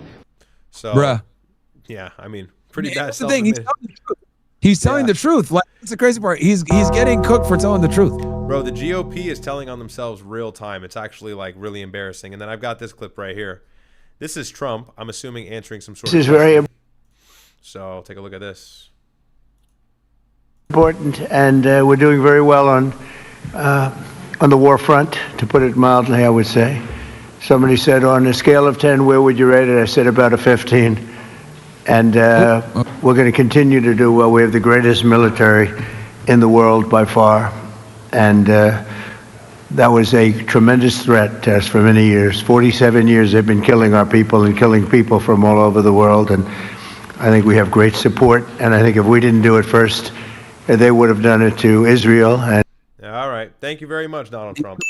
There you go, my friend. Thank you very fucking much. We didn't hear anything else. Let's let him yap a little longer, see what else he says to kind of fill in that blunder. Give us a shot if that was possible. And if we didn't terminate the worst deal, one of the worst deals ever made, the Obama nuclear deal, I call it the Obama. The deal that guaranteed safety in the Middle East, the deal that guaranteed a even power structure that guaranteed United States control and autonomy over the Middle East, and a deal that guaranteed Israel cannot expand their borders illegally. Yeah, thanks very much. It was a bad deal. A nuclear deal where he gave a nuclear bomb, and they would never have a nuclear bomb. And they would never have a nuke, and a deal that guaranteed their economy would thrive because we would lift sanctions, which would make the civilian population more satisfied with the current regime. Who doesn't want that? I wonder who. I think it's Israel. Yep. So you have that as well. Let's see what else he says. Let's just keep debunking him. This is fun. Everything to Iran, including a nuclear weapon. It was a road to a nuclear weapon. bad things would have happened 4 years ago because they would have had a weapon 4 years ago if I didn't terminate that deal. Yeah, sure they would have. Dude, they had the most oversight they've ever had when they were abiding by the terms of the JCPOA, dude. Yeah. They were 100% complying with it. We had the international committee there. Again, it wasn't about them not having a nuclear bomb. It was about them making money, and the Israelis did not want that. And they didn't want them to have power or have money or have a thriving economy because then it would check Israel's bullshit. Yep. And by the way, guys, The the JCPOA was like JCPOA the best that Obama did. It's like one of the best things.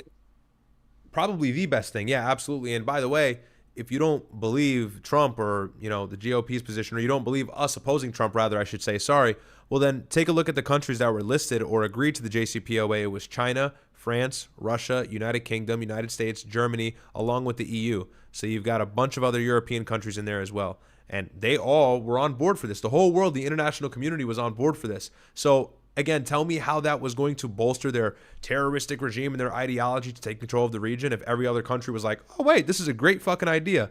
I'll tell you why Trump is framing it as a bad idea, because it would have destroyed Israel's control of the region, at least the way they have a death grip on it now. So that's that.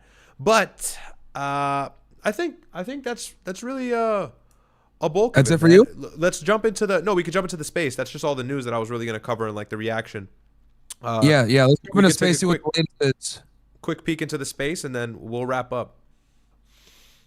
Yeah, and I'll come back on for you guys. Don't worry. And he's willing, to save Israel to the last American. Oh, Dawson's in here. And that's when the American public's going to lose it. Of course, you all saw the Marine today screaming, "No one wants to die for Israel," to the Senate, and got his hand broken in the door. That is a microcosm of the whole country right now. Why are we dying for Israel? And everyone understands we're going to war for Israel. It's not about dollar. It's not about oil. It's not about cutting oil away from China either. I hear that crap all the time. Like, oh yeah, really, you want to force China to buy more oil from Russia? Sure, that's in our strategic interest. Yeah, right. No, this is about Israel.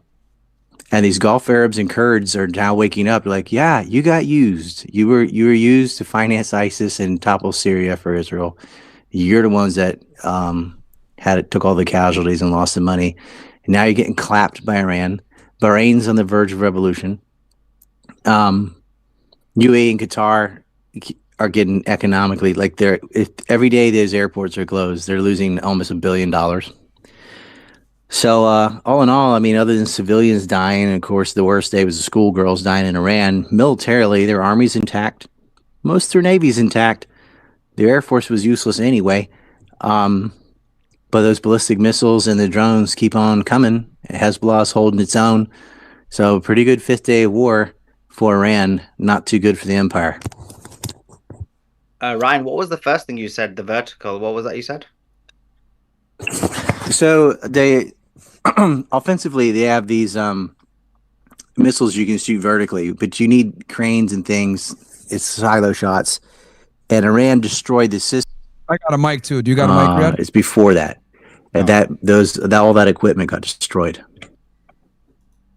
Interesting. And just on what you mentioned, I just want to welcome Amaran and Riyadh into the space as well. But just in terms of what you mentioned, Ryan, what we're seeing is significant bombardment of Tehran over the last 2 days, and actually Iran and its own. From any information you have, has any key assets been hit, such as the missile launch pads or anything like that, or the missile inventory, or is all of it underground? They sank a boat, whatever. It's not all underground, but mostly it's intact. They even have the capacity to build underground. They can make drones underground. They can make missiles. The stockpile's still there, and Iran has paced itself perfectly, doing what they can with their mixture of missiles and drones to do maximum damage. And where the empire was least defended is where they hit the hardest, which was Bahrain and Kuwait, and then Erbil and Iraq. And then they hit Qatar, and they hit CIA hub in United Arab Emirates. And closing the strait crippled all those economies. Even Iraqi militia tagged Saudi Arabia in oil field because an Iranian pipe was hit by America first. That they need to cool off. Like nobody wants mutual destruction on energy, but you know, you do it, we do it type of situation. And the Americans and Israelis are now just bombing like civilian centers and things and police stations and like a little bit of infrastructure, whatever. Oh, you blew up a firehouse, whatever. They're not getting what they really want. They can't get under those mountains, which is where the air defense systems are worried, or that's what they're protecting the most. They can't get at their ballistic missiles. They can't stop them from manufacturing drones. They can't get their launch sites. Very few have been hit. They've best been doing stuff that looks good online, like look at the big building we got rid of. Whatever. It's concrete. It's not that important, and it's not of strategic value. They're releasing a bunch of videos however, has been hitting bombs hitting like launchers. I think you muted it on your they side. release The those space every you got day. kicked Yeah. out. No, I thought you were Well, playing it for your launcher doesn't stream. matter. I It's a wasn't truck screen- with I a was screen tube. sharing. Like you got to hit the missiles or No, the it's fine. warehouse Whatever that you has want. the I was there. missiles. I You was want to get rid of the listening into it. ballistic missiles themselves. Hold on. They've also been hitting like thermal paint, and you can see it. Like, look, we blew up a helicopter. Like the rotors didn't even move from the bomb because that's paint on the ground. They've been hitting painted jets and stuff. There's a lot of decoys have been getting blown up. They're not going to get at them because look, they're not on the surface. So we're going to fly by, and there's going to be like a missile launcher just sitting on a hill. We're going to hit. It's not where they are. Ryan, for So it's a game of superiority- whack-a-mole. I mean, they come in, they have the eye in the sky because of the Chinese, so they see the Americans come in, they like go back in the hole. Hey, Ryan, to back you up, we have military experience there. Joel, the guy, hey, Joel, so is okay if Joel tells Ryan, Ryan, you kept talking about we don't have the air superiority, and you got a lot of pushback, Ryan. We have an Air Force vet, bomber vet. He backs you up 150%. Joel? Yeah, 100%. Just to go back with what Ryan's been saying. So how these bombers conduct their mission, because we do not have the air superiority. So when our bombers come in, normally what would happen if we did have air superiority is we'd already have designated target packages, but they don't have it. So what happens is what Ryan's been saying. By the time our bombers go up in the air, the Chinese just go, hey, bombers in the air, probably coming to this location. All they do is just hide that, ballistic launcher. And then once that bomber runs out of air or just hits a target that's really not Chad, I relevant, dropped the audio. That should be better. then they see the bomber go back, and then the Chinese just go, hey, they're flying away. They come back out, and then they launch more missiles. Exactly what Ryan's been saying. It's like a those are turtle. decoys. Yeah, Yeah. exactly. I think you said it yesterday. Kamehameha. You got to realize It was the like issue. it's like you said it yesterday. It's like playing whack-a-mole.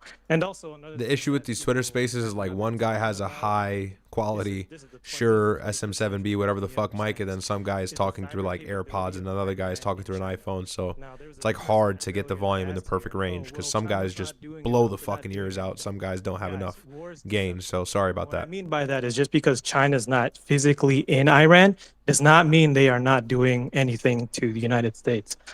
Now, I'm 10 years cybersecurity also in the Air Force.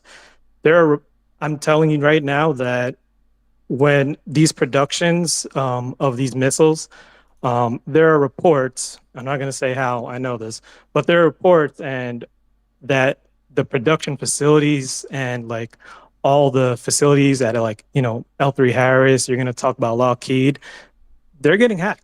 There's malware there, and it just so happened it leads up to the weeks. And currently, right now, if you look at, exactly where our ICMP packets are, there's a heck of a lot coming to China. From China. There's a heck of a lot coming from Iran. So just because they're physically not in Iran does not mean they are not helping. Like there's electricity outages in these towns. I'm only saying this because I work in a SOC and I have connections with people there that actually are in charge of defending these places. But also, I need you guys to understand is I used to work at L3 Harris, the very people that put these chips in these SAM sites or ground-to-air missiles. Well, the Venezuela attack that happened when we took Maduro, well, guess what happened? A couple weeks later, no one talks about this. You're not going to see this on Fox News for some reason, but there was a TRF and an issued NOTAM that happened in our southern border of the United States. What does that mean? What's a TRF? It's a temporary restriction of flight. And it happened for about 12, 15 days. And why is that important? Okay, oops. There might have been some aircraft that shouldn't be flying over there. Did you want to react to this US it got so much attention that, forgot about let me ask this question because we got some guys in here that are retards. I got to ask this question real quick. Some of those missiles, those interceptors, and those surface-to-air missiles in Mexico, in Venezuela. Appreciate it. Thanks. I got a question. I got something because I've been listening in closely to what Ryan and Joel have been saying. So, Ryan, I don't know if you're familiar with China gave Iran some very advanced radar, the YLC-8B radar and HQ-9B surface-to-air missile. Maybe Joel can answer this too, since he came from the Air Force. And obviously, this technology, counteracts stealth technology that F-35s, F-22s, and B-2 bombers use.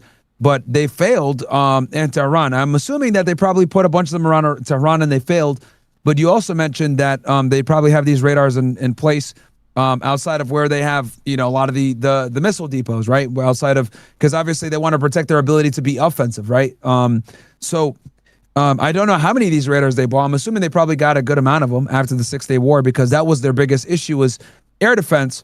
And I did notice that during Hegseth's commentary today, he said that they have air superiority, but they don't have air dominance yet. So I'm assuming they're probably close to it, if not already having it in Tehran.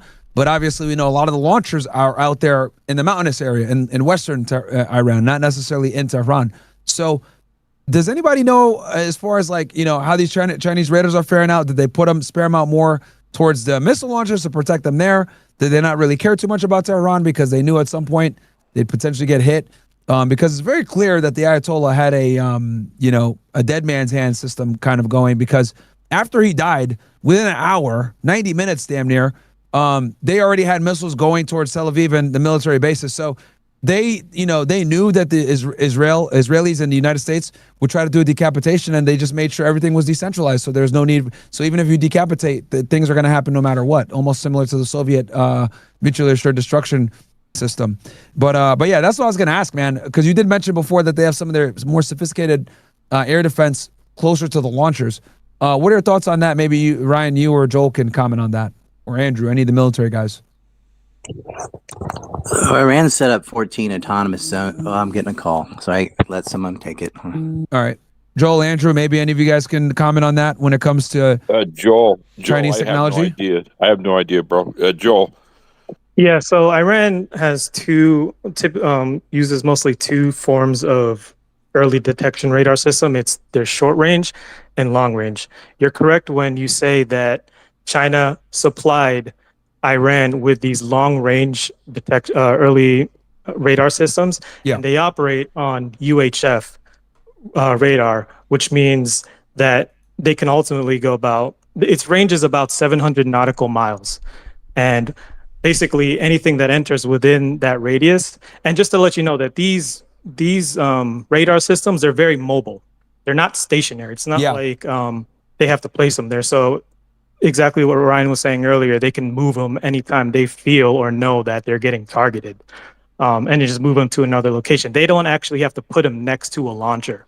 Like, it just has to come in and out. As long as it's in country, it's pretty much it's usable.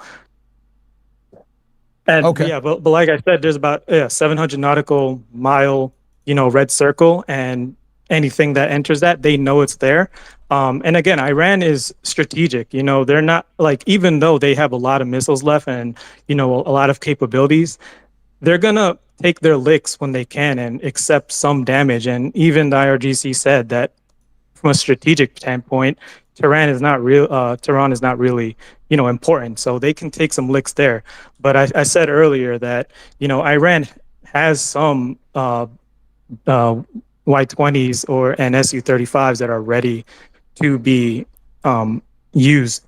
So if that's how I know they don't have air superiority. And when it comes to the Air Force, there's no such thing. Question for you, real quick. Those radars, because I'm talking about the YLC 8B and then HQ-9B as surface air, which apparently, because they made a big thing about it, like, hey, these counter-American stealth, this is a big deal, etc. And, you know, in my head, I was like, okay, maybe they don't have as many of them in Tehran. Maybe they placed a few of them in Tehran. They got destroyed because obviously the United States was like, that was their first thing, was like, we got to get the Ayatollah. So maybe they employed some more sophisticated stuff, capabilities to get rid of those radars. But then in my head, I was like, well, we know that Iran is huge and they want to obviously be able to be offensive. Like, you know, they don't care so much about the defensive as they care about the offensive. You're correct. Like, they don't care about getting bombed to hell because like a lot of their capabilities are underground. So maybe they might have moved those radars or surface air missiles to protect their ability to be offensive. So that's why I was like, okay, I'm trying to figure this out. Like, how the fuck did they get air superiority? But you're saying that you're saying that they don't have air superiority because they have a certain radar in play. What was that? If you could repeat that?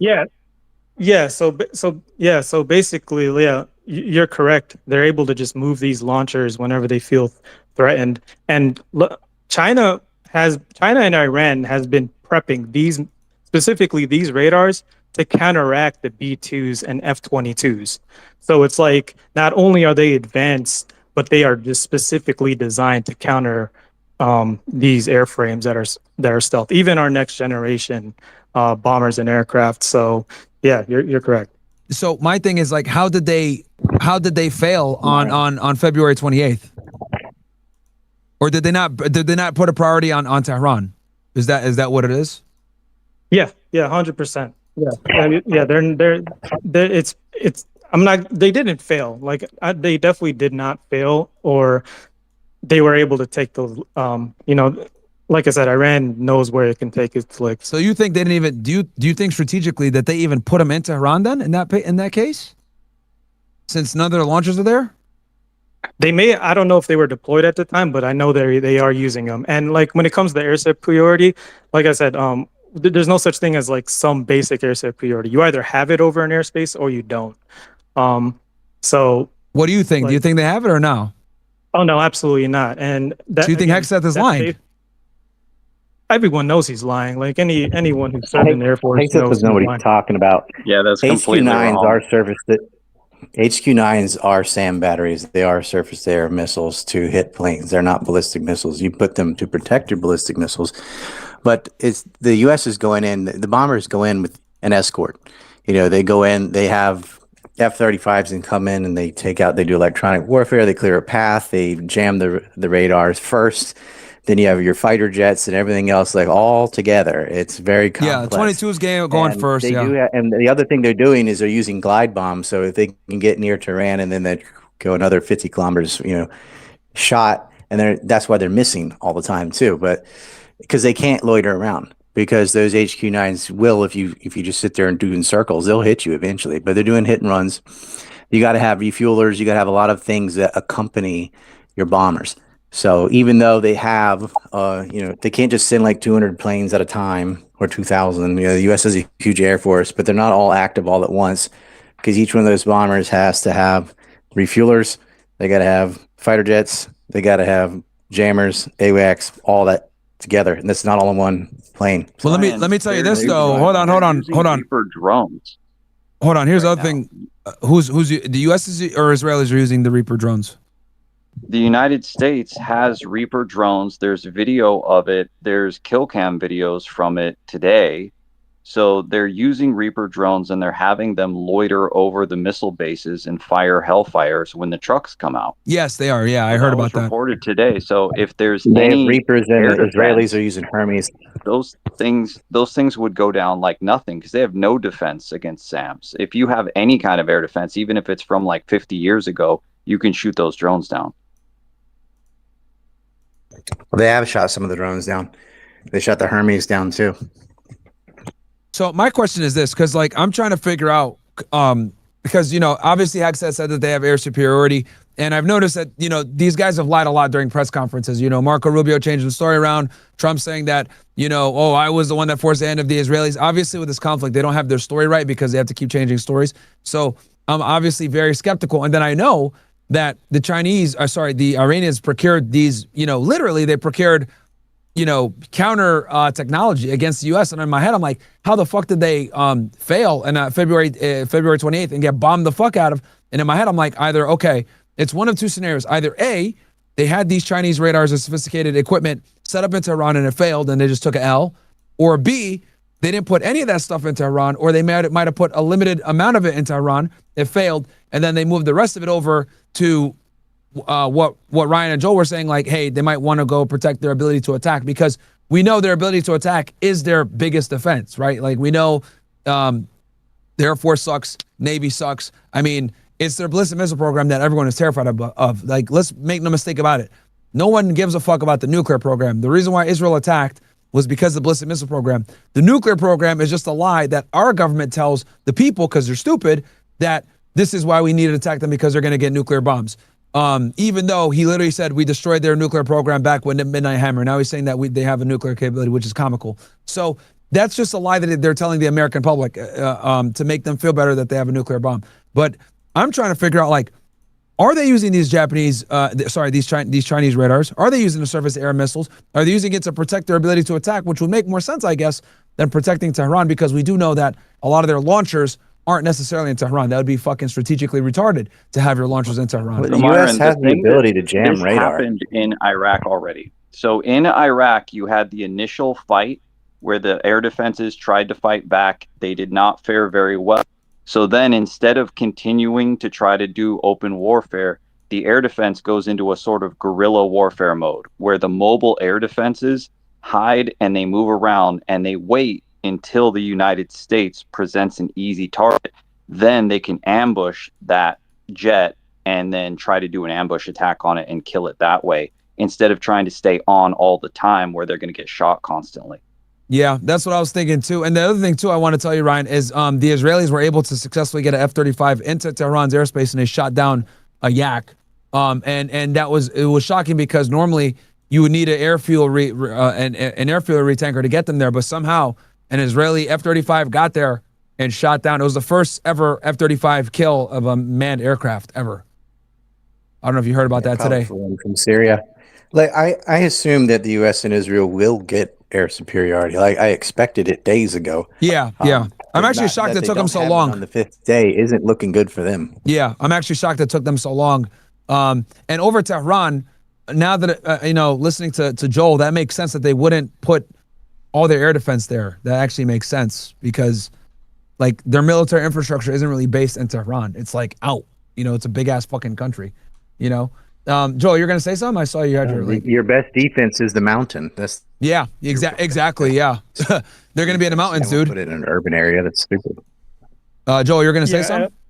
Yeah, the Yak 130 honestly is not an impressive kill. It's a training jet. Like, I don't care. Like, just from there, like, it's a training jet. It sucks. You might as well have took down a regular plane. Like, yeah, I think it's a big deal because sophisticated than their real jets, though. Their real jets are super old. The reason why it's a big deal is because it was the first F-35 kill of a manned jet ever. So that's why. And then also the other thing that like made it crazy is like they did not, because it was an Israeli jet, and they were like, how the fuck did he get there without an air fuel retanker? That's what everyone was like, what the fuck? That's why people were shocked. Sorry. Yeah, speaking of Iran's ability to keep up their ability to strike, I just posted down in the Jumbotron. There are reports that they're actually placing decoys on the ground over there. I just looked it up. Apparently, it's verified, but they're essentially like painting launchers onto pieces of wood. Yeah, they're doing that. I don't know if you've seen that. So you got to give the Iranians credit. They're smart as hell, and they're tricking us, and they're making us waste our bombs and our money striking plywood. Yeah, no, they definitely are, and it's kind of funny because they've actually tricked the IDF and us both with thinking that they're blowing up helicopters and everything. But yeah, that was the thing, dude, that I was like losing my mind over, because when I was doing my analysis before the war, I was like, okay, this is retarded for us to like, because obviously the United States relies, especially in the Middle East, we rely heavily upon air power. So I was like, okay, well, these Iranians got these Chinese radars and the surface air missile, like, and it combats F-22. And the an F-35, like the Iranians should be able to at least stave them off for a bit, but they just went in overwhelmingly and just destroyed their shit. And I don't know if Tehran, if they even had radars there in Tehran. I would assume they had to have at least had a few of them there, but the U.S. was able to combat it, man, and destroy it. So I can see what Mankos is saying, where it's like, okay, now that they realize that they got destroyed, they're gonna have to like turn them on at certain times to combat in the mountains, obviously, to protect. Chat, my bad. I know I haven't been talking. I'm doing the thumbnail right now. My bad. I'm about to join the space. So they obviously have to protect that. But yeah, like, are they going to be able to destroy all the different factories where they make them, where they launch them from? Now, I also saw reports that they're actually shooting these rockets from underground. Is that true? Like, I've seen multiple videos of it. I don't know if it's AI or some shit, but I've seen them like shooting from underground. No launcher. Do that for 10 years. Oh, wow. Yeah, and they've got some of those videos are 10 years old. Okay, so they actually can do it. They've been doing that for, they've got like 150 different locations to do that from as well. Okay, all right. As long as you make a hole in the ground that's big enough to fit the missile through, you can fire it through the hole. Yeah, then that's not good for that. Then yeah, dude, like this is gonna be a nightmare for the U.S., dude. And I heard that they're trying to mobilize some Kurds to get to go over the mountains. Those guys are gonna get fucking smoked, dude. Like the IRGC's already mobilized 100,000 guys, I think, into the mountains to defend the West. Those Kurds are gonna get fucking spanked. Kurds to get to go over the mountains. Those guys are gonna get fucking smoked, dude. Like the IRGC's already mobilized 100,000 guys, I think, into the mountains to defend the West. Those Kurds are gonna get fucking spanked. Yeah, Sully verified that it was 100,000. Right, we posted that a couple days ago. Yep, you're right. So Ryan, have you seen the latest report that an American F-15 Strike Eagle was taken down in a mission over southern western Iran? A fourth one? Because the first three they said was friendly fire. Yeah, this wasn't it's a different one. The two crew that actually had bailed out of the aircraft. So this was likely by Iran, Ryan. All right, could be female pilot though. Oh, they have a video. That's always a possibility. One of them was a female pilot, actually. If you're talking about the F-15s from the other day that got shot down, one of them was. No, not the other day. We're talking about recent, like today. This is today over Iran. Oh, you know what, dude? I heard about that. So the U.S. claims that it wasn't true. They're saying it's propaganda, but who knows? No, this is brand new, Myron. Like they haven't responded to this yet. This just got leaked out like within the last couple hours. Oh, okay. Because earlier today, I saw that that they talked about an F-15 getting shot. And I was like, oh shit, over Tehran, over the same airspace. They said it got shot, and then they said the Iranians shot down an F-15. And then they try to say, oh, it's propaganda or whatever. But yeah, the U.S. Air Force is going to lie about everything when it comes to any type of stealth fighter craft getting shot down. Because, dude, I realize, like, the U.S. wants to maintain a monopoly on, like, air superiority and selling fighter jets. So it's like any fighter jet getting shot down is like a big fucking L. Like, Lockheed Martin, like, takes a, we're talking about them losing contracts, stock goes down. Like, Russians are watching it with rubbing their hands, Chinese, same thing. So they're gonna, they're obviously not gonna leak or let anything like that get out if a jet gets fucking shot down. And then if it gets reverse engineered, that's a nightmare. Yeah, this is the whole reason that they need to do the ambush strategy is because you have something like an F-15 Strike Eagle and it's loaded with bombs. It's not stealthy. It's kind of an easy target. And we're not using just like the F-35s and such, which are harder to detect and shoot down. If we're sending in things like F-15s, B-52s, A-10s, then they're going to be vulnerable to air defense if the air defense can ambush them. Joel, you were saying that the B-52, because I was watching some stupid ass YouTuber today talking about the B-52s were bombing and all this other shit, which, like I said before, this isn't a matter of bragging that the U.S. can destroy Iran. I think we all know that. I think the problem here is that, this is asymmetric warfare, and the United States has a huge fucking burden here. They're going to have to effectuate a regime change, which is going to be extremely difficult to do in a country of 90 million people that is significantly more powerful than Iraq, and we barely did anything there. Versus for the Iranians, all they really have to do is hold on and create an enormous amount of economic turmoil, which they've already done in a couple of days. So, like, I hate watching these MAGA retards talking about, oh yeah, we got air superiority, we're winning the war, blah, blah, blah. It's like, are you really though? It's like, dude, you guys got to get boots on the ground. More American soldiers are going to die. That's a fucking L. And at the end of the day, this serves no strategic benefit. So like, I get really annoyed when I see these retards on YouTube talking about, oh, we're blowing the Iranians out of the water. Like, and there's a couple of these channels that are just like moronic MAGA-tards that like, you can tell like just Trump dick suckers. So Joel, for you said something earlier about the B-52s, that they don't have strike packages. Can you elaborate a little bit more on that? That they're just like bombing randomly, or like go into that more depth, please. Yeah, so I've mentioned before that even Pete Hegseth and the media, they need to coordinate more, because the media actually calls out his lies. Because if you notice in these reports, they're saying JASMs.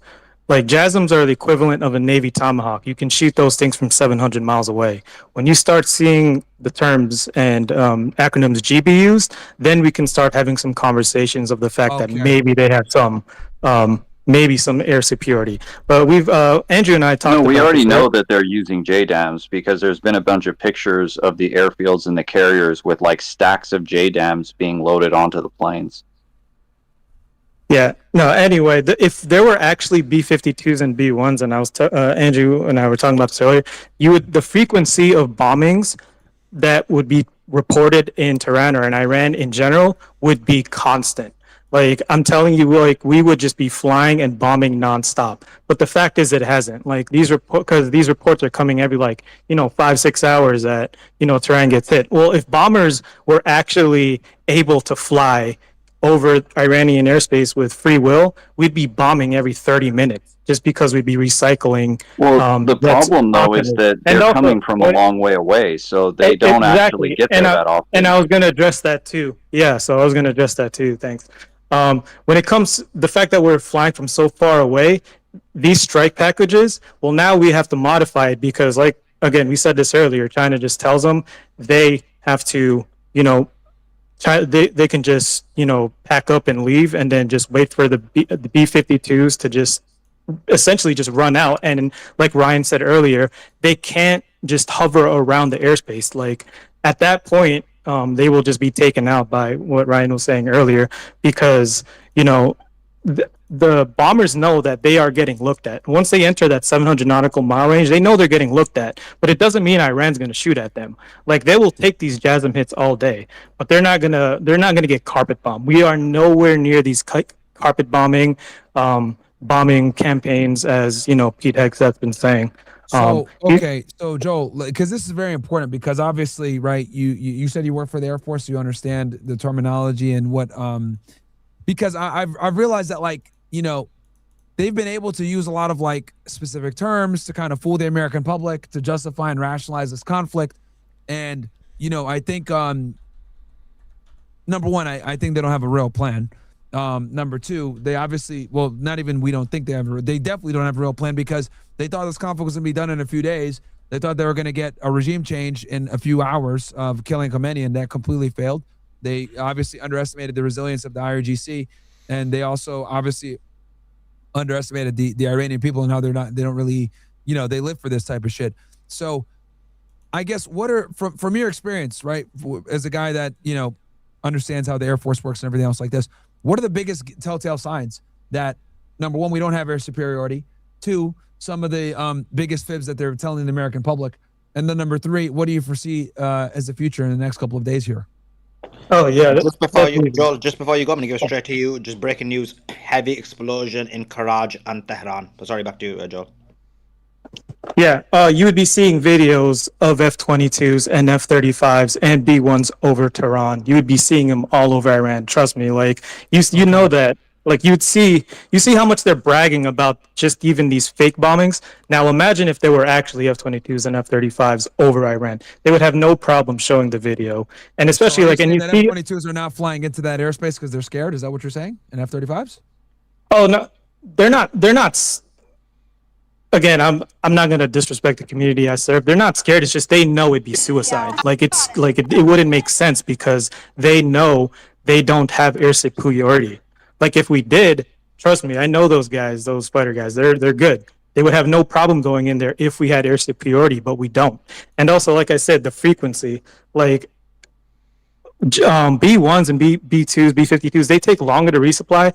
But the fact is, if the F-35s, if they can just they're able to just take off and re-kit all they want. They can just hot pit, as in they don't even have to turn off their engines. They can just re-pit, rearm, and go back out there. They would just do bombing runs nonstop. But the fact is, they're not.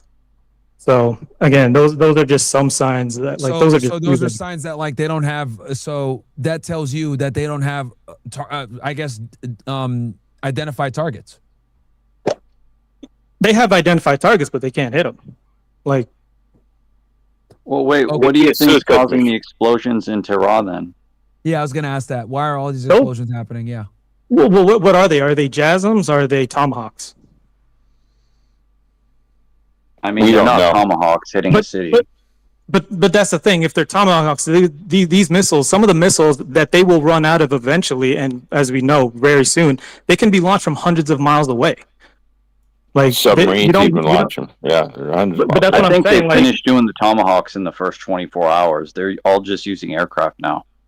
Okay, well then they have JASMs, and even some of these JDAMs can be fired from a pretty far away. Like if they have GPS and JDAM is a smart bomb, GBUs are not smart bombs. When you saw Pete Hegseth saying, "Oh, we can drop these 2,000 pound bombs, 500-pound bombs. We have a lot of them." He's not wrong, but the fact is we can't use them because those are dumb bombs. I mentioned earlier we have smart bombs. No, we don't use dumb bombs anymore. We have enough JDAM kits. We have like 400,000 JDAM kits. They're just going to use nothing but JDAMs. We don't have enough of those JDAMs because they actually require these chips in them. These are GPS guided chips. We have them. Trust me. You can look it up. There's hundreds and hundreds of thousands of JDAMs that we have stockpiled. Hundreds and hundreds of thousands? What? No, we absolutely do not. Nicholas. That doesn't make you're not making sense. You sound like one of these YouTubers that Myron's talking about. We do not. I mean, you can very easily Google it. This is not classified information. I was in that Syria campaign. Like I know our inventory. Like inventory is even. Bro, you were in cybersecurity. You don't know the bombs inventory from personal knowledge. Cybersecurity and mission planning systems for the B1. Oh shit! Military fight. Have you been in the B1? Do you know them? I know those pilots. I know those Wizzos. You were the IT guy inside the B1. Is that what you're trying to say? Oh my god. He did the same thing to me right time I know I was talking about. Okay, guys, let Joel finish his point. Go ahead, Joel, finish your point. Oh, no, that's all. Chad, I'll be so real. These guys are getting way too intricate with this, so that's why I haven't interjected. Because I was going to bring up the fact that Tehran is getting hit really hard. And so that introduces the idea that Trump has contradicted himself in saying that he's going to free the Iranian people. It seems like the civilian death count is going to be really high. That's kind of why I wanted to point this conversation, but it seems like these guys are arguing about precise equipment structure and stuff like that, so I just let them hash it out before I ask my question. The air of Iran, and they're not able to do so. So you're quite accurate in that statement. Yeah. What about the Israeli F-35 that shot down the Yak today? Like, did that guy just get lucky? He went into their space, shot somebody, and got the hell out of there? Like, I'm trying to still figure it, because they're saying, hey, they don't have air superiority, but we have evidence of like F-35s in their airspace over the city of Tehran. Unless like they got lucky and they ran out of there after there. Like, I'm just a little confused here. Yeah, F-30. Well, it was an F-35, not F-35s. And again, it was one. One F-35. Yeah, it was one. Yeah, and again, they're strategic. An Israeli one. Exactly, and again, they're strategic. Like Iran's not going to show all of its cards because there are telltale signs of where and when. Like if let's just say if they did shoot it down, well then now Americans would know, hey, they shot it. That missile that shot you down came from this direction. Now they're going to do more intel in that direction. Like I said, Iran's strategic. They're not. If they see one jet, they're not going to worry about one jet because they know the capabilities of that one jet. Now, if they see 5 jets, if they see 6 jets and 2 bombers, then they're going to probably take some action. Okay, so did F-22s? I mean, I'm sure F-22s were involved in the February 28th. Attack. Now, I just so I make sure I understand this.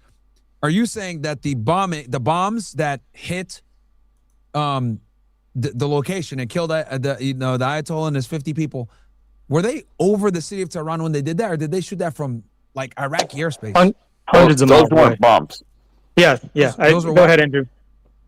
Yeah, those weren't bombs, Myron. The first wave, and that's the standard procedures using Tomahawk cruise missiles, did the first strike. Then the bombers come in. Okay, so take me through that, like for because I'm on stream right now, and we want to get the detail. Like, how the hell does that work? Like, Myron, the Israelis said that they have a specialized weapon when they did all the stuff that killed the Ayatollah and all that, they use a air-launched ballistic missile where the aircraft flies at a high altitude and it pitches up and then it fires the missile so that it gives it a lot more range. So it actually arcs ballistically and then comes down like a guided bomb. What aircraft shot that? All of their aircraft, they don't need stealth aircraft for that because they fire it from far away. I'll get you the name of the actual missile, but that's what they use. From? Like over Iraq. So they shot it from Iraq. Like, it was a ballistic missile that destroyed. Yeah, they're air-launched ballistic missiles, like what Russia uses in Ukraine, where they fire. I think it's called Kinzhal or something. Okay, so it literally went into it went into parabola shape and landed down on it. So how did they have all that footage, or am I thinking of something else where like everything just like fucking collapsed? Like you could see two big buildings that looks like a compound completely collapsed and got blown up. Well, when they did the attack on the Ayatollah and his compound and all those leadership people, they said that they used 30 of them. 30 of those ballistic missiles you mentioned from Iraq. Yeah, the air-launched ones, yeah. So question, if they so they started off with these ballistic missiles that, you know, went into Tehran, and they shot them from Iraq. So what was the purpose of the jets of the stealth aircraft coming in? In the early waves, they were in the early waves, they see where like air defense and other high priority targets are, and they shoot the standoff weapons that are meant to operate over long range at them. But the standoff weapons are expensive and they don't have that many of them. So that's just to try to break the defense so that later on they can come in with bombs. Okay, so it was to fucking disorient them. So shoot the I don't want to say hypersonic, but they shoot the ballistic missiles into Tehran, blow that place up simultaneously. I think it was like 200 fighter jets, if I'm not mistaken, from both the United States and from the Israelis came in. I'm assuming F-22s leading the way, F-35s after them, maybe a B-1, maybe a bomber, I don't know, came in, and their job was to just get rid of the air defense. Yeah, the first day they said the U.S. and Israel said that Israel flew about 500 sorties and the United States flew about 900. And late in that, the U.S. used the stealth bombers. And that first day, it would have been mostly stealth aircraft and the standoff munitions. And then over time, that's transitioned more to using conventional aircraft with bombs, like you see with the F-15 Strike Eagle. Yeah, which has no stealth, but obviously can pack a punch. Okay. Yeah, so the problem with the F-35 is its actual bomb payload is not very good because it only has the compartment in the middle that opens up, so it only has space for 2 bombs. But with the F-15 Strike Eagle, it's got big engines, it has a lot of thrust, so it can pick up and haul a lot of bombs. Yeah. Shit. Okay. No, well, I mean, that definitely put some more things into perspective. But yeah, I mean, the reality is the Israelis had really good intelligence. And I think the news came out earlier today. Someone said that they had an informant on the inside. I mean, who knows if they're saying that just to scare them away or to scare the Iranians or whatever, but they're claiming that they had an informant that got them the information of where he was and everything. But it wasn't like I mean, they killed him at his house, bro. So it's like, I don't even think like that's some crazy intelligence like that. But Myron, was it confirmed? So there was a guy who was in the senior leadership who actually survived like 2 or 3 attacks that killed a lot of other people who were in the same area with him. And then I read that he was arrested by the Iranians because they suspected he was a spy because he survived. But I don't know if that's been confirmed. I did read that too. He was like a former president, right? If I'm not mistaken. No, I think it's one of the IRGC guys. I don't think he was a president. Okay. Myron, just to answer your earlier question, what I do anticipate if Donald Trump wants to continue with, he says he's going to do crazy bombing campaigns and actually trying to penetrate airspace. If he does that, I predict that an F-22 is going to get into a dogfight with a J-20. That's all I'm going to say. A J-20, like a Chinese J-20? Yep. Do the Iranians have that? I thought they bought the SUs. I bought the from Russia. I mean, there was rumors they were gonna buy J-20s, but I don't know. Like, because again, China. The Chinese will sell that. China's using Iran as a proxy, just the same way the U.S. is using Ukraine. So trust me, China wants to test out their weapons. They do, and they're going to give them all these new weapons, and they're gonna say, "Hey, test it." So that again, that's why you haven't seen Iranians' capability yet, especially their air force, because you're again, that confident that they have a J-20.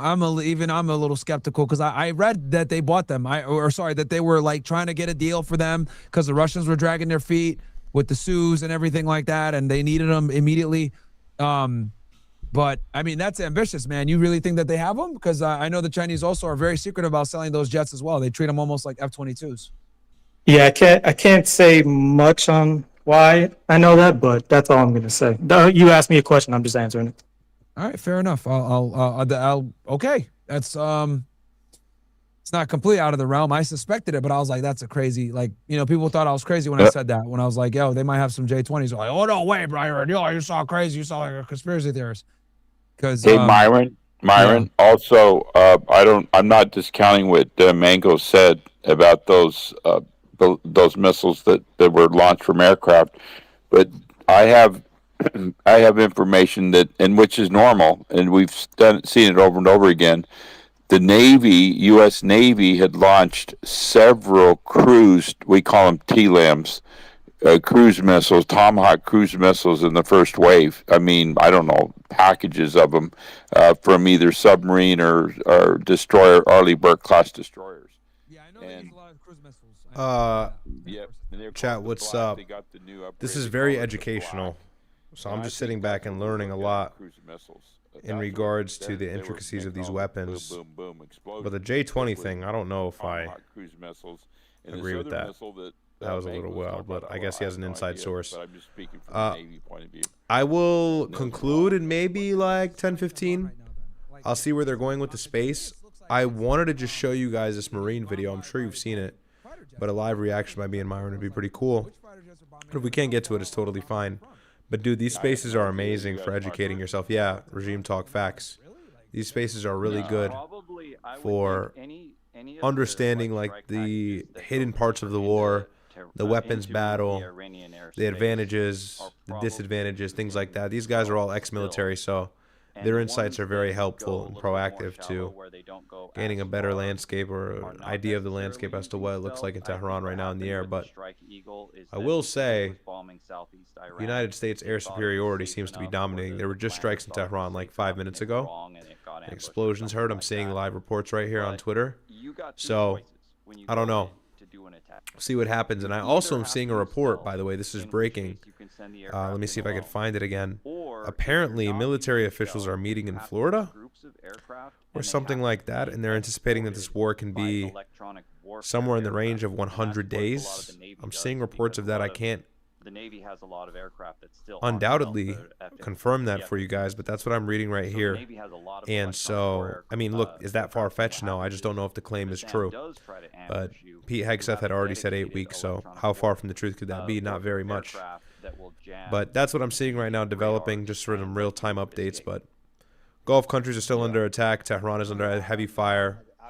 Iran has been trading with missiles, of course, but it doesn't seem like there's any ongoing at the moment as we speak. But 2 a.m. is typically the sweet mark, or that sweet zone where Iran lets out an onslaught of missiles. So we'll see what happens.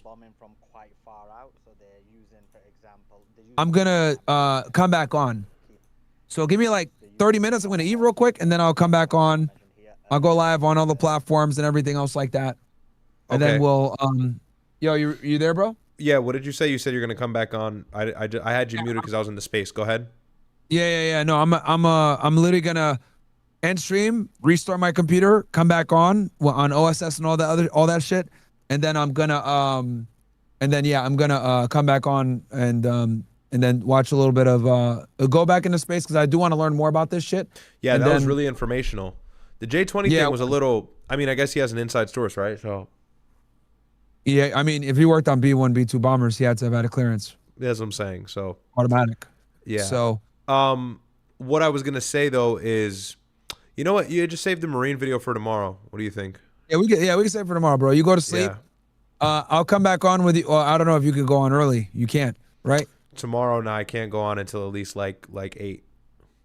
Yeah, I'll be gone. Today was delayed because I had to get a fan for the camera and all that. But like, I'm all set up now. Like the rig is all complete. Everything is good, so I can stream for hours and hours. I don't have to like, bro. Today, I'll say this on stream really quick. It was funny, bro. Today, I left the gym, ran to Target, had to find like a very specific fan. I clipped it to like the tripod, like it was this whole thing. But TPC to tell you, I sent him a photo. But I'm all set up. So like the moment you're ready to go tomorrow, I could just launch the stream. Yeah, but the only problem is that I gotta fly out with Florida. these. Yeah, so maybe you should hop off around the evening. Yeah, because I got to get off at like, my flight's like 10 something, so I got to get off like 8. I got to get off when you can get on. That's fine though. I'll be back Saturday, bro. We'll stream Saturday. Yeah. Yeah, All stream right. Saturday. And then Thursday, by the way, there's nothing will be happening Thursday, guys. I know I announced something, but Thursday I probably won't be live, but we'll see. If there's something breaking, we'll see what happens. We'll play it by ear. But yeah, no. Anybody who's on Myron's stream, I'm sure you still got good viewership. So just come over, subscribe, show some love. We're at 11K subs already, I believe. Let me confirm. All right. That. So here, it's already. Yeah, it's been on my kick. Yeah, OSS guys, go over there real quick, show some love. Rumble guys, if you guys want, go check my brother's channel out. I'll be back on. He's probably. When are you gonna get off? Of stream? Yeah. I'm gonna hop off right now. I want to react to the Marine video with you, so we can. Because I was gonna go over that, but one more thing. I'm gonna get off. Let them do one thing with them, and then I'll come back on when you get off. All right, bet. I'll go through this video. All right, bet. Guys, go check out my brother. I put his channel in the thing. Go check it out real quick. Go watch him. I'm gonna end this stream and I'll be back on in a little bit. I'm gonna eat real quick and then I'll come on and hang out with you guys for a little bit longer. Probably go back in the Twitter space, pick these guys' minds. We got some guys, somebody that came from the Air Force, which is very rare, and worked on B1, B2, so that's good. Anyway, guys, gonna end it right now. Love you, ninjas. Peace. Peace, bro. All right, chat, what's up? All right, so I want to show you guys this video of this Marine Corps veteran. I mean, if you're under a rock, then I suppose you haven't seen it, but this video is crazy. And I'll just show it to you before I spoil everything. So there was a hearing today. I believe this was today. This was all over my timeline today. Go ahead and take a look at my screen.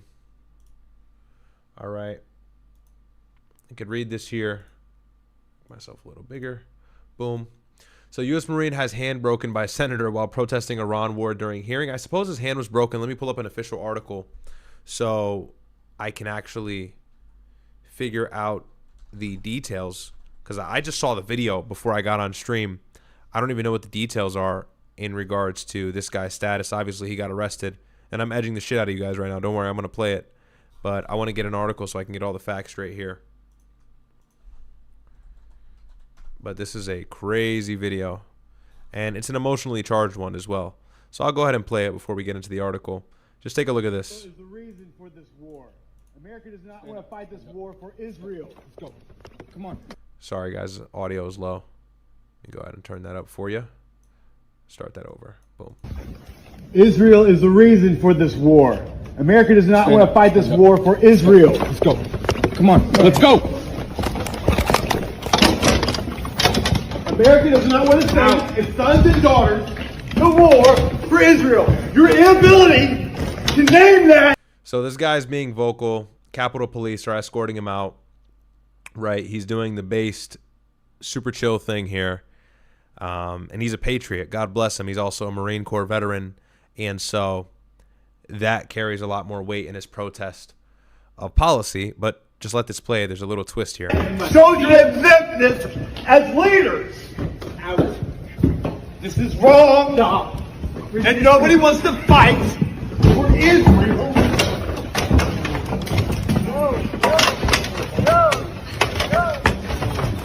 What the fuck, bro? This fucking Marine strong as shit. This Marine strong as shit. Dude, he's easily like 60. easily. Look at him. He's fucking old as hell. And these two, presumably younger and in decent shape Capitol Police guards, cannot subdue him whatsoever. So, You're inability. look at this, bro.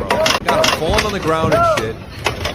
Cannot get a hold of this guy. This is true fucking American patriotism at its finest. The resistance is alive, bro.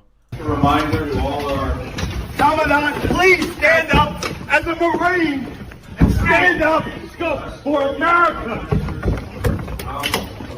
So this is GOP Senator Sheehy. He joins in trying to subdue this guy, and he kind of causes him to break his hand. Now look, the guy kind of picked his own battle here. He stood up. He wanted to cause this little scene. God bless him. That's the right scene to cause. But the senator kind of steps in, and things get a little chippy. His hand gets caught in the door right here. Look at this. For America. They still cannot fucking get a hold of him, by the way. They still can't get this guy under control. No one wants to fight for Israel.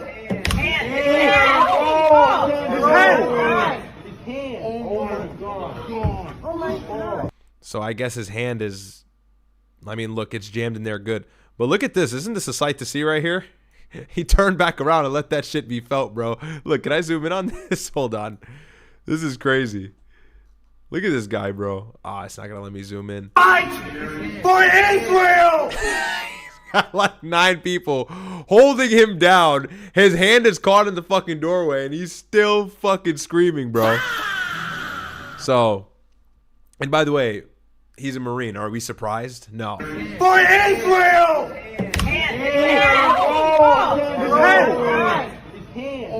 And so I'm assuming his hand is broken, which if it is, man, that's horrible. Sir, thank you for your service. And it seems like the senator caused this because, look, the senator interjects. Let me take the volume off and scrub it back for you guys. Senator gets involved, tries to grab a hold of this guy, and he ends up yanking him around the corner. But, I mean, there's another guy who's got control of him. It's not that the senator necessarily broke his hand on purpose, but he tried to be Mr. Hero and ended up being dumb. And everybody in the back here is with this guy.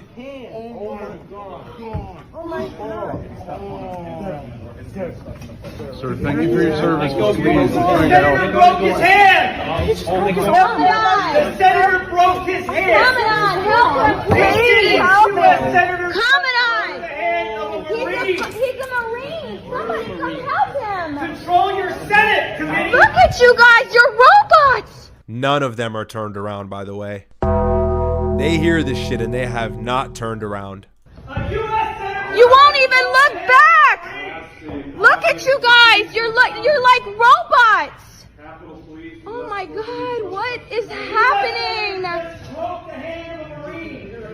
And you're not even looking back! Any of you 4-star generals! Oh my god, what is happening right now? Eyes front, robots! Shame! Shame! Oh my god, you... Alright, bitch. Shut the fuck up. She's getting annoying. We fucking get it. guys! I get it. She's being bait. She's being a patriot. But, like, alright. Shut up. What did I just see? I'm getting out of here. That's fine. Everybody sit down, please. Just like a girl wailing and screaming makes me want to throw the fuck up, bro. That shit's really annoying. God, what is happening? Okay, good. No, it's not. Oh my god. Ugh, alright. Like, relax. No one died. So, anyways, here's a news article. So, yeah, that shit was annoying. GOP senator joins police in ejecting anti-war protester from Capitol Hill hearing. This reads here, and this is by CBS. Republican Senator Tim Sheehy, he's of Montana, by the way, assisted several police officers in physically ejecting a man who interrupted a Capitol Hill hearing on Wednesday to object to the U.S. and Israel's war with Iran. The protester was Brian McGinnis, that's the Marine's name, a veteran running as a Green Party candidate in North Carolina's Senate race, according to his website. He said shortly afterward that his arm was broken during the clash with police and the senator. The U.S. Capitol Police accused him of violently assaulting officers. The incident took place at a Senate Armed Service Subcommittee hearing that featured testimony from senior military officials on military readiness. Just under 30 minutes after the hearing began, McGinnis began exclaiming at one point, quote, "America does not want to send its own son and daughters to war for Israel," end quote. Members of the Capitol Police attempted to remove McGinnis, who was wearing a military uniform, from the hearing room. McGinnis appeared to struggle with the officers, according to a video provided by CBS News. I just played that video for you guys, by an anti-war activist, probably the dumb bitch who was screaming. At one point, when McGinnis and police officers in lifting him up and ejecting him from the room. While authorities attempted to pull McGinnis out of the room, his left hand appeared to get stuck between the door and the frame. Sheehy then appears to try to dislodge it, at which point someone accuses him of breaking McGinnis's hand.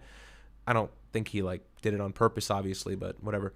Somebody later asked McGinnis if his hand was okay, and he responded, no, it's not. McGinnis was later escorted. This is the Marine, by the way. McGinnis was later escorted out of the room by police officers while Sheehy sat back down. While outside the room, McGinnis is heard on the video saying his left arm was broken. All right, so that was the video, and that was really fucking crazy. I mean, I don't even have much to say on that. I just wanted you guys to see that if you had missed out. But that goes to make a greater point in that there's a public discontent with the war that's currently ongoing. And what's more stronger of a statement than a military official or a former veteran, especially that of the Marine Corps, opposing the war? So, look, this is going to continue to manifest and materialize over the country in the next few weeks or next few months. God knows however long this war is going to last. And we'll probably see more of this. I don't know about a situation as specific as this where a senator breaks a Marine Corps veteran's arm in a doorway if his arm is broken. I don't know how it broke, because it seemed like it was lodged in there, but it was just lodged. I don't know if his body contorted in a way to where it pulled his arm out of socket or whatever, but it's broken, you know. And so prayers for that Marine. He's a patriot. He's a veteran. We commend him. And a lot of us wouldn't have the same balls to do what he did that day. And, you know, that's somebody who truly cares about American interests. That is America first. That's pro-American. That's patriotism at its finest. And all of the members of Congress or the Senate in that room are traitors. And so Sheehy and the rest of them are doing the bidding of Israel. So the shout out to that Marine Corps veteran. Shout out to his motives and his entourage. You got to commend that. I mean, the guy broke his hand, for God crying out loud, for sakes. But, I mean, you know, I didn't expect that. I don't think he expected that to happen and no one else. But interesting story. I saw that earlier today while I was at the gym, and I said, God damn, we got to react to this on stream. But this is the fruits of this war. The United States is dissatisfied. I think a lot of people across the nation are dissatisfied. And there's going to be an echoing effect. There's going to be some sort of ripple effect, especially on the left. And we're going to come to see it and feel it. Like I said, Gavin Newsom has already made some statements. I'll show you what he said, actually. I showed this on stream the other day, but I know we got a couple of new people in here. As the channel is growing, a lot of new people are tuning in. So I want to show you this. This is Newsom's statement the other day. I believe this was the other day, unless this is an old clip. Regardless, it doesn't really change the context of everything. Take a listen to this, and it's a very quick clip. All right, where's our sound? We have to reconcile why our bombs were used, or Israeli bombs were used, to kill children, young girls at a school, and what the imminent threat was. It hasn't been described. We have to reconcile why our... That's a ballsy thing to say as a governor. Okay, I'm seeing you guys say his arm did break. You can hear it in the video. Let's listen. Can you? Like I said, I watched it once. That was my second time watching it on stream with all of you. Let's see. Oh, that's shit makes Israel is the reason for this war. America does not want to fight. You won't even. Where does it break? Right here. The senator comes around. He's grabbing his leg, trying to be a tough guy. Like, sit the fuck back down.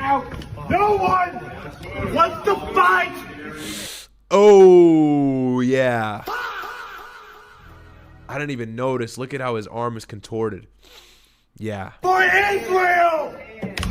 Oh! I did not hear that the first time. God damn. Oh, I did not hear that. Fight for Israel!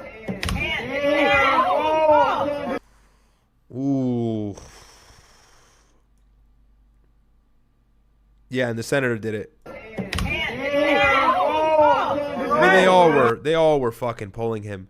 Dude, that's some serious old man Marine Corps veteran strength. What the hell? That nigga's definitely on testosterone. He's got to be on test. That is remarkable. Yeah, so I guess that's the break. Yeah, I don't think a lot of you guys heard that. I did not hear that crunch, bro. Oh, one more time. Sorry if you're squeamish. Go ahead and turn the stream off. For Israel! Ah. And it's like as he's saying for Israel, and then his arm breaks in return for that. It's kind of symbolic, right? You fight for your country. You're calling out the foreign interests that have subverted our politicians, that have funded them millions of dollars to do the bidding in the Middle East. And what do you get? A broken arm. By a senator, by the way. That's crazy. That's some shit.